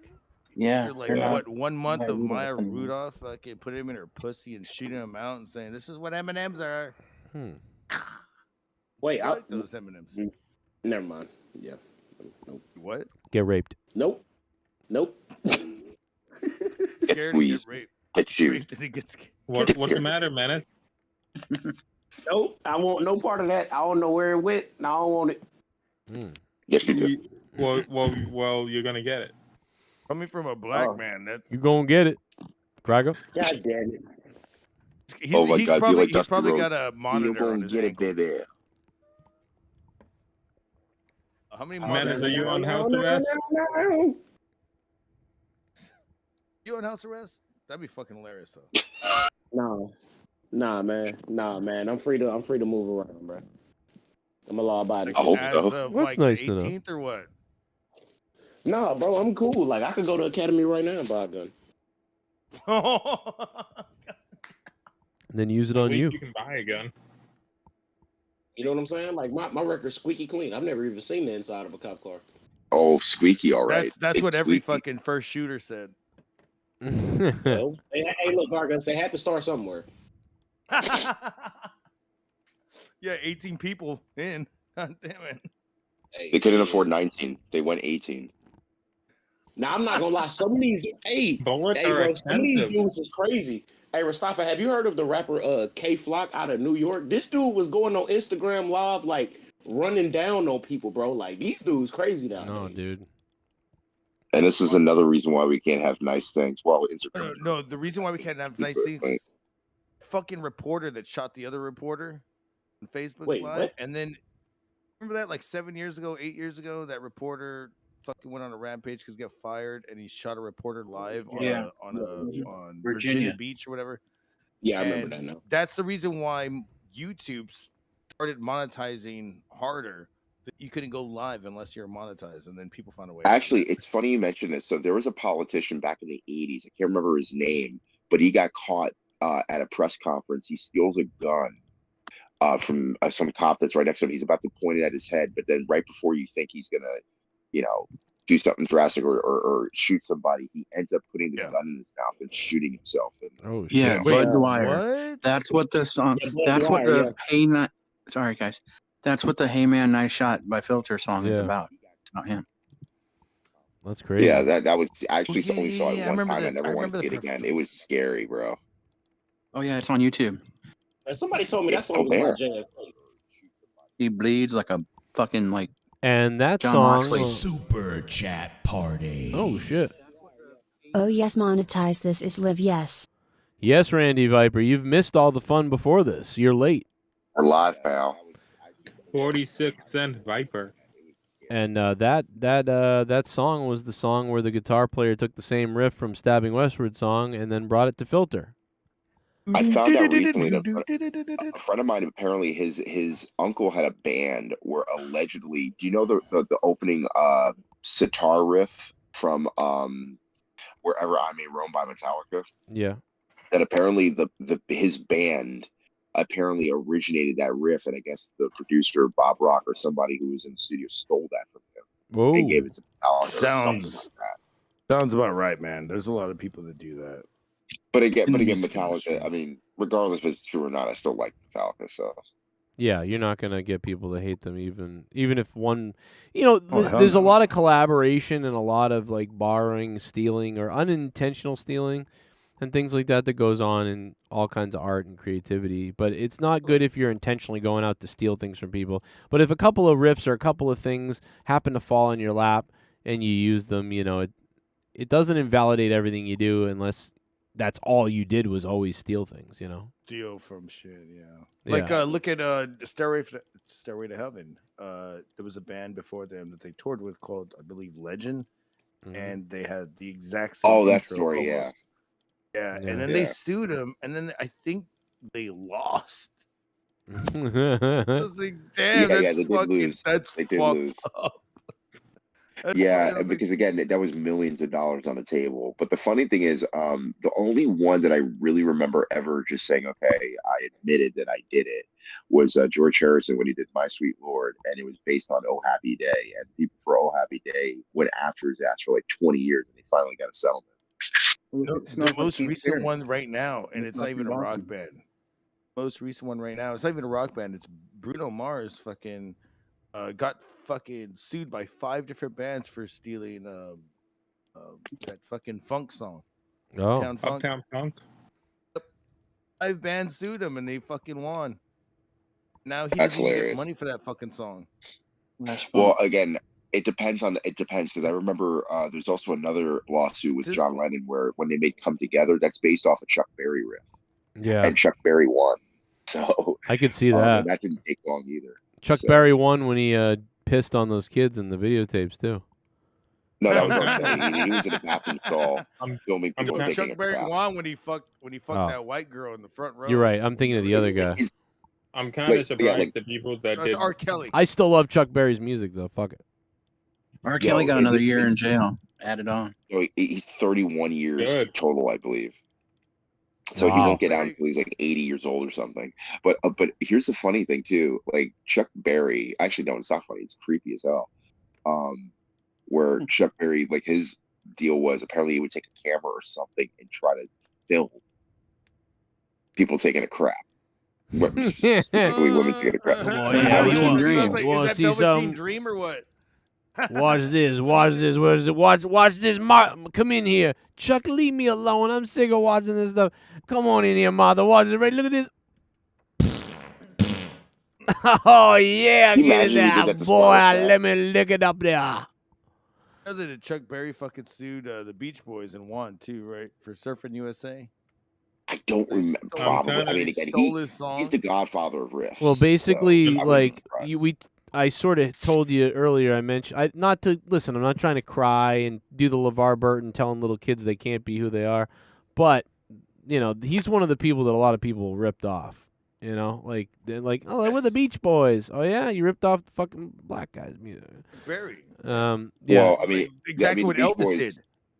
Yeah, It's the exact same thing. Yeah. There's an interview from the 80s. I can't remember the guy's name, but it's basically called The Black Elvis, where basically Elvis stole allegedly his dance moves, the stylings of the music in terms of the Chuck Berry. Let me suggest another thing to you real quickly, and I want to bring this up because we always talk about race and stealing from white, steal from black, and stuff like that. But here's the thing: think about this. When you talked about Metallica having their riff stolen, and other people, all kinds of successful people having their riff stolen. Yeah. a lot of times you hear like the white man stole all our stuff, that sort of thing. But when you think about it, it does become a racial thing in that form. But honestly, it's a tale as old as time that people steal from successful people. So to me, I don't always see it necessarily as white people stole everything from black people and that's what they did. Right. When you think about it, we're making it a racial thing, but a lot of the times it's just successful people being stolen from. That goes back till the forever. And that's what it mostly really is just that when something is good, catchy, and hits. So you should. So I would just say to that community that you should be even more proud because you did something that was so good, trendy, and pretty much number one, and so everybody wanted to hear it that it was ripped off. And you know what I mean? I mean, it happens in corporate businesses. It happens at McDonald's, Burger King, and Wendy's. You go before that though. They copy each other all the time. Yeah, white people copy white people all the time. Because you can go to I'd say this before party music was like introduced over here in the States. All we had was that classical piano. Ding ding ding ding ding ding. Now I know for damn sure. Did you just make fun of Asian people? No, it's called fucking. That sounded like it's you were like making fun of Mozart and Asian shit. people, But I'd say you'd have like Mozart and shit. You'd have some. You had Bach. Then somebody goes across seas, fucking finds the drums in Africa, and they fucking try to bring it back to the U.S. And that's how ragtime was started. If you knew that. Ragtime was that old timey fucking bar music in the 1800s. Right. Hearing like all the spaghetti western shit, and then it goes from there and there. Ragtime. That's my wife's right now. Yeah. Oh shit! Poor guy. Oh my god! No wonder you're not up there. You can still get sucky though. Yeah, I'll dress like Drew. And after that, like it turns into jazz and blues and all that crap, and then eventually metal and rock and grunge. Keeps going on and on. But it all started from like just two genres being put together and making more and more like that. Eminem is basically no, fuck you. Elvis was fucking. Yeah, when you think, and think about this, dude. At that time, people were like, "Oh, these white guys coming in to do our rap," Eminem. And well, think about it. At that time, all the white people were trying to rip off the other white people. Like, what I mean? Like Eminem was probably the only one successful at being able to do popular, rap. So Vanilla Ice is the one who do a little basketball dance off the concrete. I mean, I'm just so sick of you little meth head devil worshippers. General Santos is here. I'll be honest, I'd like to take a big bite out of your face. Hello, General Santos. We can't have a talk about race without mentioning the greatest race in mankind, the Filipinos. And the worst race of all times, the blacks. My boy Mustafa is an exception. He's a good man. He keeps it private. That's a sign of superiority and class. That is true. He doesn't need to tell his little details out there. He has strong will, too. He's more white I'm the bosses of bosses. He's more white than Well, black. in reality, I make fun of him on the show, but in real life, behind the scenes, I got a lot of respect for him, I mean, I'll put it this way. Like, I remember somebody once told me, like, dude, why do you speak the way you speak? I'm like, because I'm well-read and I read. And yes, I could still be my authentic self and be like, yo, what's going on? My brother, what's going down? How you doing? You know what I mean? It's just like... Oh, I wanna see you fucking get in a fight. Whoa. Yeah, I'd like to. That's weird, but okay. Yeah, let's see. I'd like to see you get in a fight. Yeah. Okay. I'm down with that. What is it with Whatever, you? you're like, it's time to. If fucking Mustafa's gonna say it's time to fuck your ass up, or he's gonna be like, it's time to play some fisticuffs. Okay, that popped me actually. That was good. That was good. Oh my god, bro! I My did not. grandfather would actually say that. Yeah, that does. I can see that. That's hilarious. But my dad would be like, I'm gonna break some kneecaps, bro. I'm like, because my dad was a Marine, so like it's just one of those things. So you shoot some yes, sir. John Cena. Oh man, you would have hated what Pacharo was saying earlier. Yeah. What? Oh yeah, Pacharo. You tell him what he thinks the Navy is. Yeah, you need to go back and listen to that, bro. Oh Got him my confused God. with the Nazis. He thinks the Navy are terrorist Nazis. You idiot. Now Russia might say that. But My God. I said, where did you go to school? A Russian school? He was like, he didn't know what I was talking about. Apparently. Holy fuck, bro. That killed me earlier. I don't know what kind of crazy track he was on. I missed that. Oh my God. I was just listening to, okay, so I've said this before on the program, but I'm a huge fan of Grand Theft Auto, and I was listening to the radio of San Andreas on WCTR. Oh, dude. And fuck yeah. There was one bit where I can't remember the guy. He was an actor or whatever like that. He was trying to be like the Rambo of like C-list movies of actors. He's in a radio interview, and he comes out with this horrible movie, but he brings a real gun in the studio and he ends up shooting the DJ. Oh, your fucking audio is worse. Yeah, you just lagged out, all fucked up. You're in and out. But I did sorry, hear. Can you hear me? Yeah. The aliens got him. The aliens got him. It was just basically the guy comes in. He's like a C-list actor. He's getting criticism for the movie that he just put out or whatever, and he ends up bringing these guns with him in the studio where they're doing the radio interview. He ends up shooting the DJ, and he goes, "No time to cry, only time to die. Long live freedom, yo!" Ah, you know. I love that stuff. That GTA.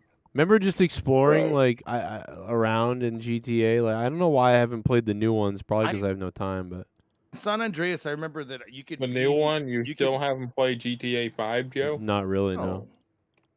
But on the old ones, I remember you could do a side quest, and you could have, if you had a girlfriend at the time, like in the game, you could be second player, so y'all two could be like doing side missions. Oh yeah, I would spawn tanks and fly badass. them and just blow everything up. But the only unfortunate thing was I remember one time I flew the Hydra, and I'm going head on with a plane. I'm thinking I'm not gonna blow up. There's no way. And then I do blow up.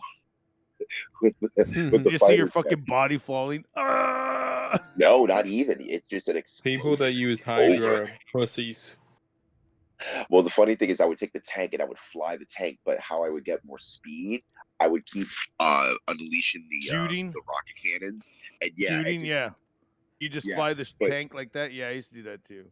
But then I would try to say like, okay, how much longer before I get shot down by a Hydra? But then before I would know it, I would dip and dodge, and then I would just shoot down the Hydras. With just one time, my okay, so I had my CD scratched one time, and I fucking could not progress through a fucking mission, so I just fucking put on the code and swam through the fucking. Oh, get that lung capacity up, bro. Yeah, I would just swim. Fuck that. I would just put the code on. I remember when San Andreas came out, how like I didn't know if I was like, man, maybe I won't like this one. You know, the last one was so legendary and whatever. And then, like after a little while, you were like, fuck, like dude, now like even a little while after, it was like, damn, this game is like a classic now. And I'm not gonna lie to you, I prefer that soundtrack over Vice City soundtrack any freaking day of the week. I mean, you got everything. You got Tom Petty, you got Leonard Skinner, you got Willie Nelson, you got obviously Ice Cube, Ice-T. Which one? You talking about San Andreas? Yeah. Yes, San Andreas soundtrack. I mean, that soundtrack. I like. If you would just tell me, I like the '80s one because if you go to '80s metal, that shit was fucking sick. Oh, yeah. like come on, feel the noise, and you know, I mean, a loudness. Anthrax, Exodus, Testament, loudness. Yeah, yeah. The metal was actually good. Yeah, actually, when they redid the games and it came out a few years ago, there's a lot of tracks that weren't allowed. Tracks that were off, like Michael Jackson. Michael Jackson was taken off. So what? Yeah, because they couldn't afford the rights for Michael Jackson's songs. Oh, but they didn't take it out. I thought you were saying he was in the game and then they took it out, like as it was already released. Yeah, like Billie Jean. It was. So when they had a remastered version. Yeah. Took out the songs. Oh wow! Because like they couldn't afford it. That's crazy because I was gonna say like I thought it was in the game, but now I'm like, what the fuck? I thought, I swear to God. Yeah, it was. Okay, so I never played the remastered though. Yeah. Okay, that sucks. That sucks. Yeah. Who's everyone's favorite character from GTA? Oh, wow. Probably for me, I have two. Yeah, I was gonna say Woozy is one, and then also that dude from fucking, was it C4? What is his name? CJ? Big Smoke. Big Smoke. Big Smoke.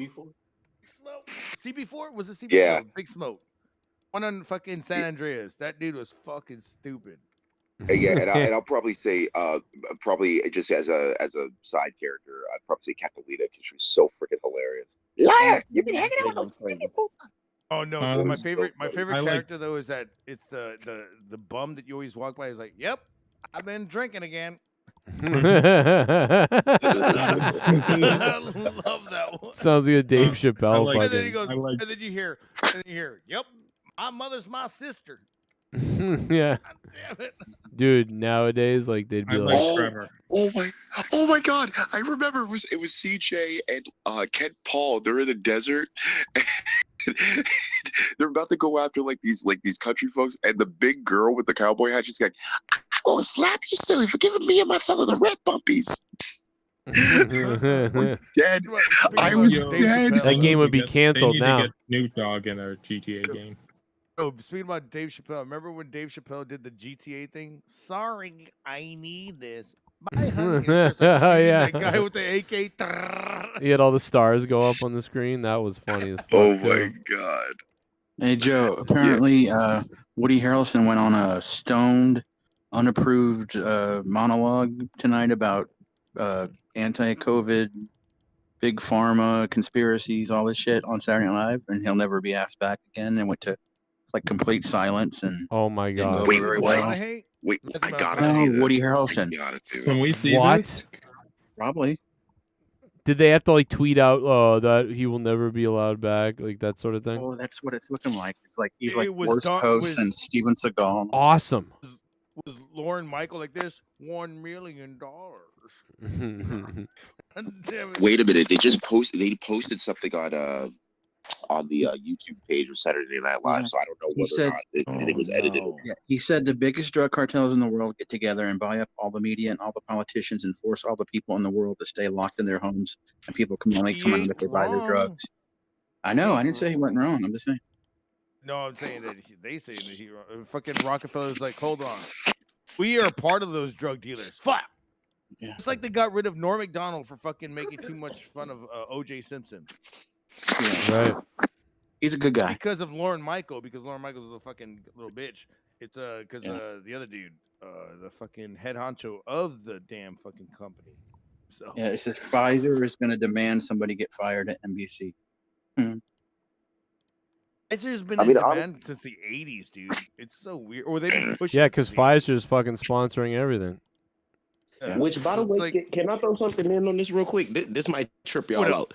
Would anybody like to take a guess on who owns the copyright of the NIV Bible? Michael Jackson. No. Can you imagine? Can I you don't imagine? O.J. You Simpson. can touch people on the seventh day.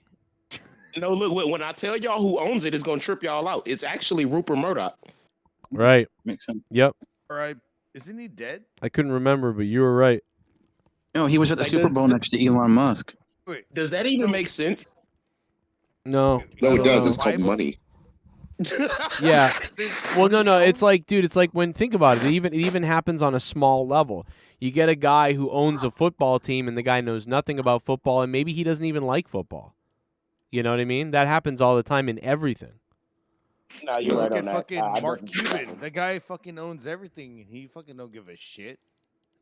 Yeah. By the way, Joe, I just sent you the I think it's the That's full money. monologue that he did. So I don't know. Yeah. Oh, yes. Let's get that shit going. I need to hear this. Yeah. What- This is gonna I be mean, crazy. Is it better than fucking Norm Macdonald saying, I was fired from here, and I didn't watch it yet. I was just reading it. Hillary killed a guy. Well, she just killed someone again, allegedly. Clinton killed a guy. You can't say that, Norm. Why? He killed a guy. It's It's not like there. Norm said, OJ's a good guy. He's a good guy. That's what I He's a loved good guy, about it. yeah. Like if it's out there, he'll fucking go for it. I love Dargach, that. Joe, have you seen the whole Norm Macdonald thing with David Spade and talking about cock for 10 minutes? Yeah, on his show, the one that Hilarious, he had on the online show where he's at the desk. No, it was on his HBO show he had. Oh. Dennis Miller had. Oh, it's hilarious. You'll laugh your balls off, dude. About just talking about cock for. I think I have I seen saw that, the- but it's I been saw a the while. one where Norm Norm Macdonald and Tom Green discover Skype and they're fucking discovering call-ins. Like, what is this? Oh my god. Then Norm Macdonald discovers David Spade's cold sore. No, I'm just kidding. Is it? Why is it in my mouth? I love Norm Macdonald, dude. All right, Yeah, dude. Honestly, there's not gonna be another deadpan comedian out there. I have not come across one. Not like that. I don't. There'll never be anybody like Norm. Like that's probably the thing. I mean, deadpan comedians, yes, but not Norm. Yeah. Him, Gilbert Gottfried, Bob Saget, and Louis Anderson all within a year. Yeah. That's crazy. That's half the roast of Bob Saget right there gone. And Bob Saget. I said that. Saget rhyme. He used to suck dick for coke. Hey man, you ever suck dick for coke? Seen him.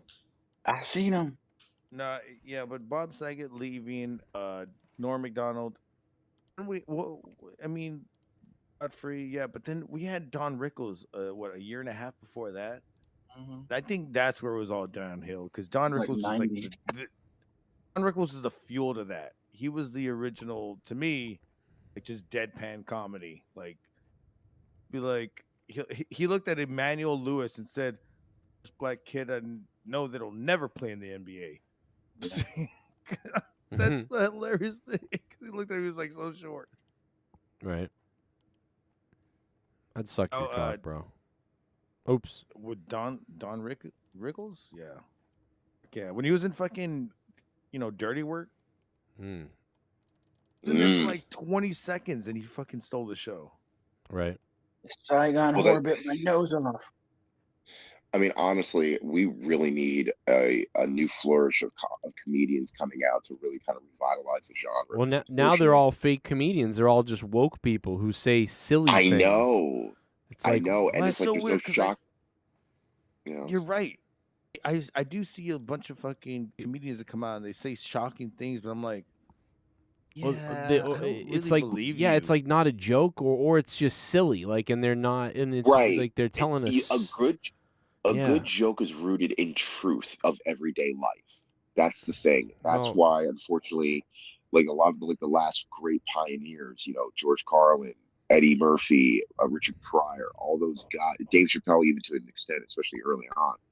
I mean, we need a resurgence of stuff that is rooted in reality, and regardless of what the backlash is, it's like, again, it's a bit, as long as it doesn't go after somebody personally in the sense of it affects an entire genre of people in terms of like, again, like if you're gonna be I don't mind somebody who. who's I don't another care ilk- what it does. To be honest, I gotta be like, I'm fucking crazy. Yeah, I was to say. I'm just I saying, think don't be Andrew Dice if Clay. you were all these people that you're talking about, they exist. They're out there, but they're also getting backlash for existing.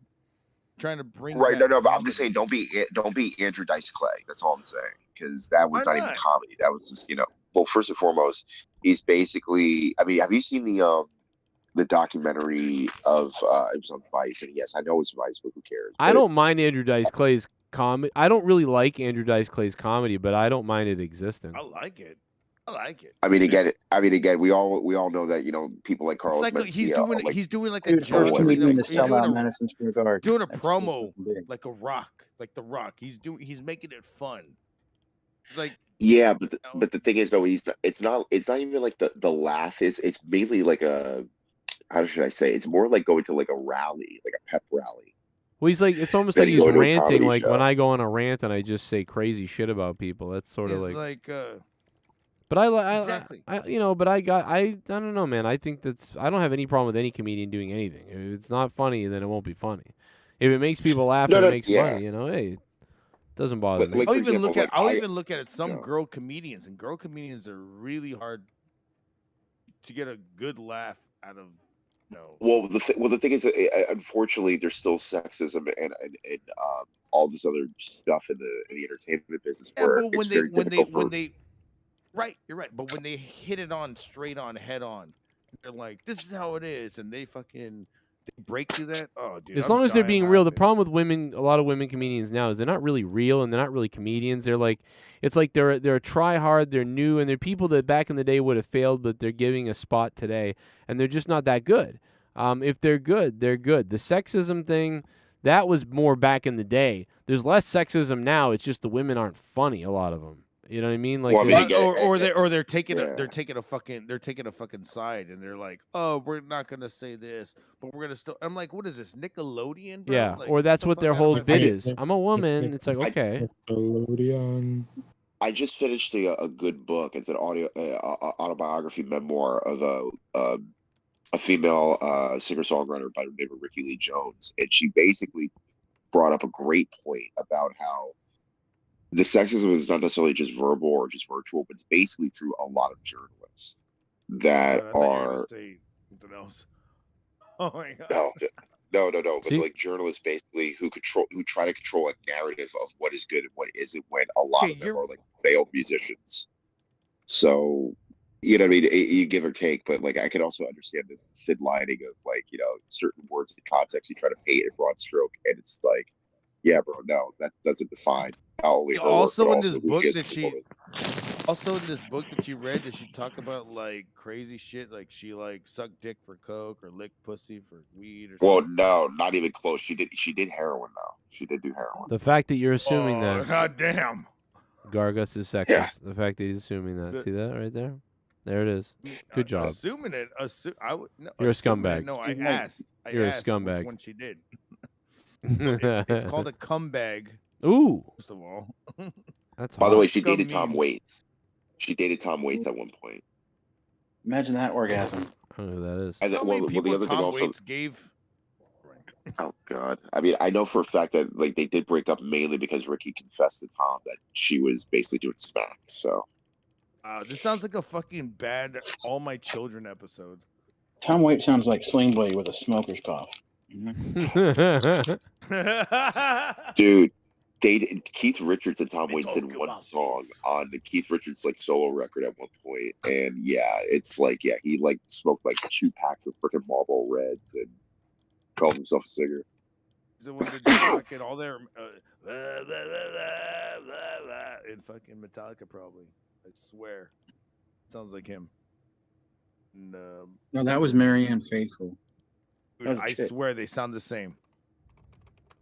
Marianne Faithfull, she was Yeah, she not was married to faithful. Mick Jagger. If you're married to Mick Jagger, you're not faithful. Can't believe Mick Jagger's still alive. He's gonna die now. I can't believe he's gonna. Dude, all the Rolling Stones are alive. Like, what the fuck? Except the drummer. Except the drummer. Oh, really? I didn't know he was dead. Yeah. Yeah. His name Keith David. No, Charlie Watts. Wow, I did not know he was dead. I don't know what's that's Yeah, he crazy. passed away. He passed away last year. So when it was their first back since the pandemic happened, and I wish I would have saw the Stones in like 2019 when And they he came caught to Jersey, COVID? but I didn't. Saw him in 1964. Bro, I heard the great things. You about how saw good them they in were alive. 1964. No, I wish I did. Well, they opened for you.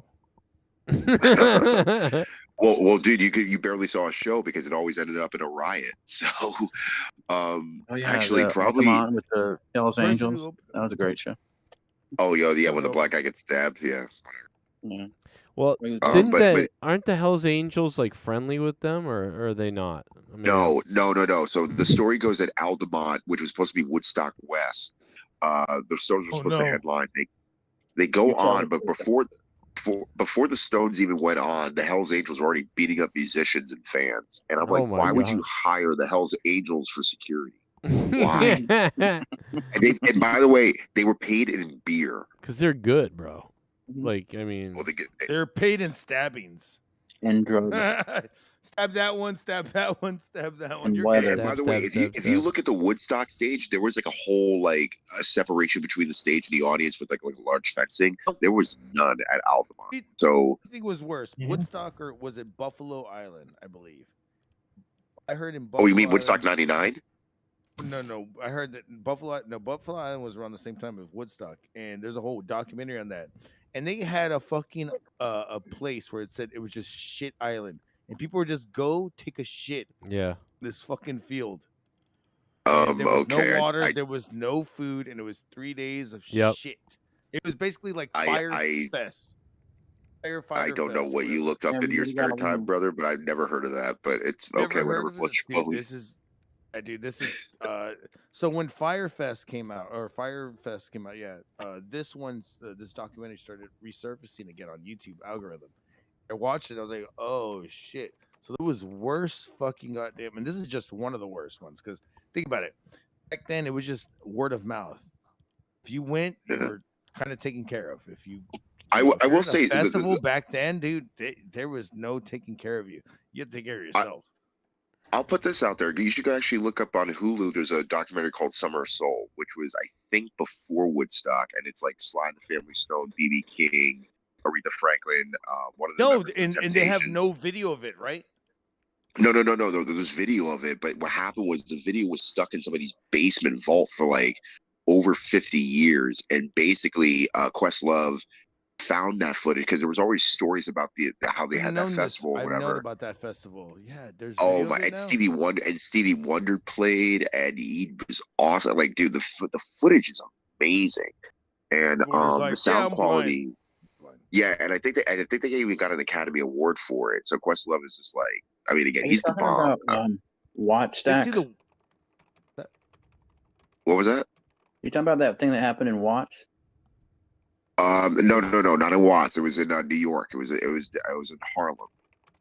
And this is, at the time where, like, they would basically do like a concert a week on a Saturday, and you got all the, and it's actually funny because there's a section in the documentary where Close to Harlem?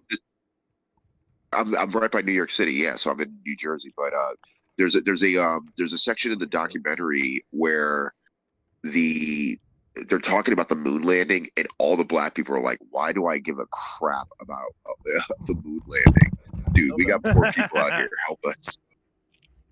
That was big, which I never understood that perspective until they said it. I was like, "That's actually very interesting." Well, the thing is, for one reason, it was a far achievement for us to fucking get there, and then they look Which is back exactly. and then they look back and they're like, "Oh fuck, we fucking." We fucked Because up. I always had this fantasy that everybody was They glued never to went their back, TV but they only set. went back like 5 times, and that's it. Yeah, well, that's the other thing too. It's like, and actually, by the way, another astronaut who actually went up in space. He actually was from my hometown. He moved to Arizona. He became a senator. But it's weird how, like, at that time period, there were just people that just did not give a crap about certain events that were human. First of all, human achievement 101. But it's just like, bro, if that's not helping us in the community and this and that and achieve greater feats like that, then it's like, yeah, we're not part of the system. We're just in the system. So I thought that was an interesting take on it. Plus, also, the interviews are fabulous, by the way, too. So they're really, really good. I used to go to this party house, and there was this one room that was just nothing but shit from the owner. And it was like broken trombones and NASA shit. And I was like, what the fuck? Oh, you mean space trash? Fuck is your owner? And then they were like, I don't know, but they think that they might be related to this guy, and they have a fucking signed ass fucking astronaut fucking picture. We think the owner is related to this guy, and I was like, I went to the fucking. We looked it up. This guy went to the fucking moon and all that shit. What the fuck? I mean, it's pretty cool. I mean, you got to understand, moon rocks are actually illegal to sell. For The whatever moon rock. reason. It was NASA, like just NASA, like little memorabilia that he probably had. Man, I was Mountain like, Rock. dude, you could sell this shit right now. He was like, yeah, we're gonna get evicted. We do. This is their Well, actually, it's funny when Neil Armstrong went to the moon. He brought himself a golf club and played golf on the moon. Oh, dude, that would have. Oh, dude, if that shit. That was dope, actually, when I found that out. So, but and then you see Stanley Kubrick fucking taking a piss right next to a rock. Hold on, guys. Oh man, yeah. Actually, it's funny. I saw Apollo 13, the movie, and it's sad because they call it the successful failure. But like, dude, back then there was no calculators, so everything was done by pen and pencil, or pad and pencil. And It was Apollo 13. Isn't it the haunted movie? The one with Tom Hanks. No, it's the one with Tom Apollo Hanks and Bill 11 Paxton or and 12? Kevin Bacon. Which one was No, 11 then? Wasn't a movie then. My bad. My bad. I'm thinking about the real life fucking thing. Damn. No. So basically, it was a story where they were supposed to go to the moon, but because of all there was an issue with the rocket. Fuselage. Yeah, exactly. And it was basically, all right, it's either we're gonna leave our guys up in space or we're gonna get them the hell home. And they finally got them the hell home like days later. Remember that footage? I think it's Ron Howard, and he's like, "We got to fit this into this, and this is all we have." And he threw out like a bunch of shit, like they duct tape, like basically a fucking, basically like an adapter for the fuselage, so they can get back home. Yeah, and dude, they were freezing like days before, like they were trying to come back home because they lost all their power because they had to conserve it. They were freezing in space, and you got to imagine, like again, you got to be Freezing so clean. in space is ridiculous. It's like fucking minus everything. So what happens if someone's born on the moon? What type of citizen are they? Somebody what? What if someone has a baby on the moon? Baby on the moon. What citizen are they? You'll be a frozen baby. Oh God. Baby. Like what citizenship did the baby have if he's born off Earth? He's an illegal alien. No, I'm playing. I'm playing. You can have that baby on the moon and kick it into the orbit and come back and not have a baby in Earth. Because, legally you didn't have it on Earth and it never existed. Like, is there rules for what happens then?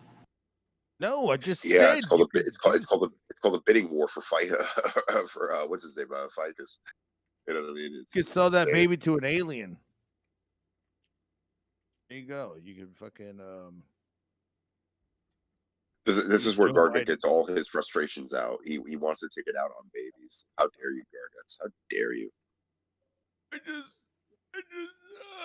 They're just weird and they're devils. Weren't you? Honestly, if you ever hear a ghost baby in your house, it's a devil. Bro, like, dude, apparitions and like various paranormal activity is, again, it's interesting, but it's like, bro, don't screw with that. Like, especially if you don't know what the heck you're doing. A ghost baby. You want to know the funny thing is? You can get a Ouija board at 13.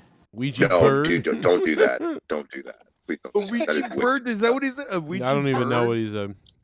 He's gonna get a Ouija bird. Let's not get into that. That's what. It's like a Tweety bird. You could get it. You could get it tattooed as a tramp stamp when you're old enough. You're always gonna be haunted. That ass is gonna be always haunted. like Joe. Obviously, you live up in Boston, so there's a lot of legends of like again, not just Salem, but even outside of Salem, like various different paranormal activity. Correct. Oh yeah, and I mean my mother's freaked out about the Ouija board stuff. Yeah, no, that's not. That's Aren't you though? It's demonic. Well, because first and foremost, you're not supposed to disturb the dead when they're resting. Number one, and number two, especially when you're dealing with like Native American sort of kind of remains, like bro, that's another form of like, bro, you got to be wary because like again, you disrupt basic burial sites. You're gonna be wondering why like things are happening like abnormally. Same thing goes. You're not supposed to disturb the dead that you don't know, but I think the dead that you do know, they will be always looking after you. So you're not even disturbing them. The problem is the Native Americans. So like, I don't know if this stuff is true, but what I'll say is the problem is what they think. A lot of people think for sure is that the Native Americans had this connection with afterlife, spirituality, and stuff like that. So they know how to linger. They know how to leave stuff behind almost, and it's almost like almost in a way a booby trap, kind of. Yeah. So basically, I had family telling me, and it's not it's usually the bad ones. It's the ones that are spiteful or that want to get back at things that happened to them. Yeah, so revenge or something like that. Yeah. Right. Not all the Native Americans usually were probably. Guys. I had family telling me that they had this one old lady literally get in the car and like ride with them, and they were like, "Oh, drop me off right here," and then the lady was just like, "Wait a minute, at the funeral, didn't you die last week?" And then bam, she was gone. I was like, that's an old story that I was told when I was a kid. And I was like, God. And I even asked my family. I was like, did that really happen? She goes, yeah. Here's the app. And then they said that the same lady showed up to their gate and tried to come and hang out. And they were like, you don't belong here anymore. This isn't your world. This is back in like, 19 dippity doo and shit. It's like there's no fucking cell phones and shit like that back then. So it's like I feel like when technology got smarter, better and shit, they just stopped fucking Well, around. the one of the things that made me me the one thing that made me more of a believer in the sense of like the spirits and all that stuff. It's like first of all we had no, not personally, but like basically like you know how we have like the heating, what do you call it, the infrared, or the where basically you detect body heat or something UV, like that, right? UV. Yeah, exactly. Yeah. And You're talking when about something goes- thermal stuff? Yes, Yes, thermal, yeah. UV, infrared. That's all. We literally just said all the names of this. Well, basically where you detect body heat and something going up or going down, or Ultraviolet, thermal, infrared. Got you. and and that stuff is even crazy because the thing is people try to use other devices which are like whatever. But when I see that, like again, because I'm all about science also, like that is There's a thing called the SLS camera now, Rastafa, and the SLS camera you can basically see the stick figure and you can see the fucking temperature and everything. Oh no. There all have that shit. been full blown. Thing is like $1,000. I have a friend that fucking owns that shit, and she's fucking showed me for recorded video, and I'm just like, you can record shit on that shit, dude. But it's even weirder because I remember as the technology was getting better, they were even creating like how like you can record in the dark, right? And you put like the green, what do you call it, like that when you can see in the dark. Yeah, right. But with a proper camera where it could take snapshots even when it's still on video. And I've seen like you're talking about trail cameras. Yeah, exactly. Static cameras, static cameras. Like that. Yeah, and it's so fascinating because purple fucking it would be purple, right? The light. Like it's a green. It's like the one that she had was green, and it's like you could see like full blown apparition, or at least almost full blown, ghost like figures, and it's frightening. I know Joe's never seen any apparitions, and you have never seen anything.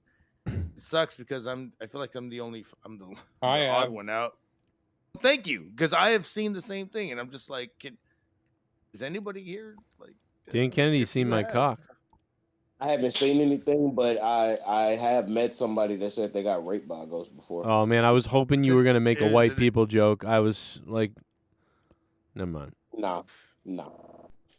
And then the ghost ghosted them after they raped them. Raped by a ghost. See, that's where you could get that's where you could get a UFO person and a ghost person into a fight. They'd be like, nah, bro, see, that's aliens. And the other guy would be like, no, it's the ghost. It's like a reboot of that show. This Raped by a Ghost sound like a 90s show. Yeah, it's like a reboot of Touched by an Angel. Like, Yeah. called Raped by a Ghost. Yeah. Yeah, nowadays it's just violent and has a rough, crass name. It's got what's his name from Highway to Heaven, Michael Landon. I mean, I've never heard of any stories where apparitions have gotten violent. Like we heard of stories where things get knocked down or things get pushed over, but not to the point where it's like Patrick Swayze like type violent where things just like crash and this and that. Like the priest will tell you a different story. Yeah, exactly. Ridiculous apparitions. Stigmata. This is before I started like drinking and smoking. It was like, you can't fucking say you were just drunk. No. Never saw anything after I started drinking and smoking. But before I did, yeah, seen some weird shit, seen apparitions. Definitely was part of my life for a long time. Then you just ignore it and then it just goes away. But I guarantee you it's still around. I don't want to fucking see Yeah, that's why I think I don't see will anything. See it again. I think I'm too narrow-minded and two-dimensional. Like I don't see, nothing. You could exactly. You can get rid of it. You can just care about it and just like, whatever. It's weird though because I know I'd want to see it. I'd want to see it, but I can't. I just don't see it. I'll tell you this much. I mean, pops. Go to the Bridgewater. I guarantee Triangle, you around the anniversary of your pops, either it's his life beginning or his life ending, always stronger than. And I guarantee you can fucking, if you want to see it, it'll happen. Should give it a try. It's just weird. It's fucking weird. You know what I should do is I should break into my old place and like go into the bedroom and just wait. Is there people even living there? Yeah, but I should just break in, sit next to the bed, and they're like, "What are you doing in the house?" I'm waiting for my dad. Fuck out of here. The thing is, I would say that materials and fucking places, it doesn't matter to the dead. Wherever the fuck you are at is where they're gonna be. They're gonna be stuck there. He's gonna be stuck where you're at. He's around. Yourself is gonna be weird. I almost think it's I mean it could be energy left behind and whatever, but also stone tape theory. It makes me thinking. Yeah, I think a lot about the alternate universes or multiverse or other dimension. Like that's what I always feel like it's a part of, but I don't know. You know? No, you're totally right. You're not wrong. It's always gonna be this other. I don't like going into my kitchen around 3 o'clock with the lights off. Because you might eat something. Because I was about to say because you're too fat. No. No, I'm dead serious. There's like some sort of energy or presence in that fucking kitchen, and you can definitely feel it when the lights are off. That's crazy. That's called a home intruder. Yeah, it's climbing in your window, he's snatching your people up, trying to rape them. Look out behind you. Okay, so Dan, I used to feel that way, and then you got high. After a while. Shit, if I were to feel that, I'll fucking whip my dick out. I'd be like, ha ha, here's my dick. Who feels more embarrassed now? I don't know if you should say that to me because I'm the one that brought up the rapey ghost. So maybe I don't want you to get your. I do live a very haunted area. So it's like same here. Same here. Not saying that my shit is haunted, just saying like surroundings are. See, y'all, that's because y'all live in places where a bunch of people died that didn't want to die. This is exactly what causes these types of things. I literally took a shit today, and next to me, it's haunted. Next to me, Clinton Gorman's in the chat saying he's a slut. I'm the only one in the fucking restroom. By itself, the fucking restroom started flushing and turning on the sink, and I was like, all right, I'm still taking a shit, and I don't give a fuck. Right there, yeah. Fuck that. Are you sure Jeff wasn't automatic shit? No, there's no automatic for the sink, bro. It's a fucking damn chimichangas. Holy fuck, bro. I just realized I gotta wrap this show up, man. Gargots, you going live? Yes, I will. Okay. Because I'll come back and hang up maybe. But I gotta restart my computer because it's fucked right now because I got all this shit going. Happened? Well, I just got so much shit running and it's telling me like it's shitting itself. And I gotta. Joe, you're ending the show, Joe? I gotta end the show, yeah. Oh. I wanted to tell you I'm only 10 away from 100. 100 subs? Rapes? Yeah. 100 dicks in his ass. 100 dicks in your ass on your channel. So you must have more than me, Gargots. Damn it! The Dan Kennedy. Go give Dan Kennedy a sub. We can get Dan Kennedy to 100 tonight. Yeah, come on, guys. Let's get Dan to 100, man. Yeah, let's get him to 100 tonight. Mm-hmm. The Dan Let's Kennedy fucking show. go. Closer to Michael. And then we're going to go over to Garguts's, and we're going to probably see Jesse. No. Oh, man. All right, bro. Listen, hey, congratulations, Todd Fair. Nightly cleaning tutorial. Yes, he'll be killing dogs and jerking hogs. Todd Fair with the top donation, $52, is the king. Monetize this 401. Solid time, and I had a really good time. I could have kept talking for hours. I might come back actually, but I got to restart my computer. But I'll be over. If you want to, dude, you're mine. I'll be jerking off on Garguts' place. Thanks, man. Good to see you tonight, babe. Let's go jerk off on Garguts. I'll jerk off on Garguts. Oh shit! Thank you, man, Joe Bishop and Clinton Gorman. Man, he's saying he's a slut in the fucking chat. He's gonna do cocaine. I mean, what the fuck? All right. So guys, let's go bust these guard nuts. Let's go bust Scar Guts' dick down. All right. See you in a few, guys. Holy shit. Congrats, Todd Fair. I'm Joe Cronin. This monetizes 401 over 5 hours. I had a blast night. Listen to the whole episode if you missed it.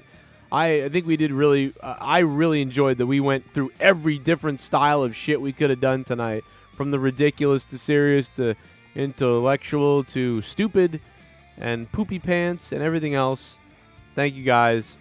And thank you to Todd Fair. Everybody else who donated too, man. Shell and Pasharo, Danny MT, Todd Fair, Victim Basher, everybody. Joe Blonin, Kermac was here. Sammy Samurai King, the Pitbull, Colonel Stutters, Man Moore, Jennifer Muppet Baby, Drew Bar 100, The Ghost from the Coast, and Jiggly Puff Daddy, The Villain, Diablo Season 28, Get Hard, and Picard is hard. I'll see you guys tomorrow. Thank you, Eddie Chaos. Hit that like button on the way out. Join the Patreon on patreon.com/Joe Cronin Show.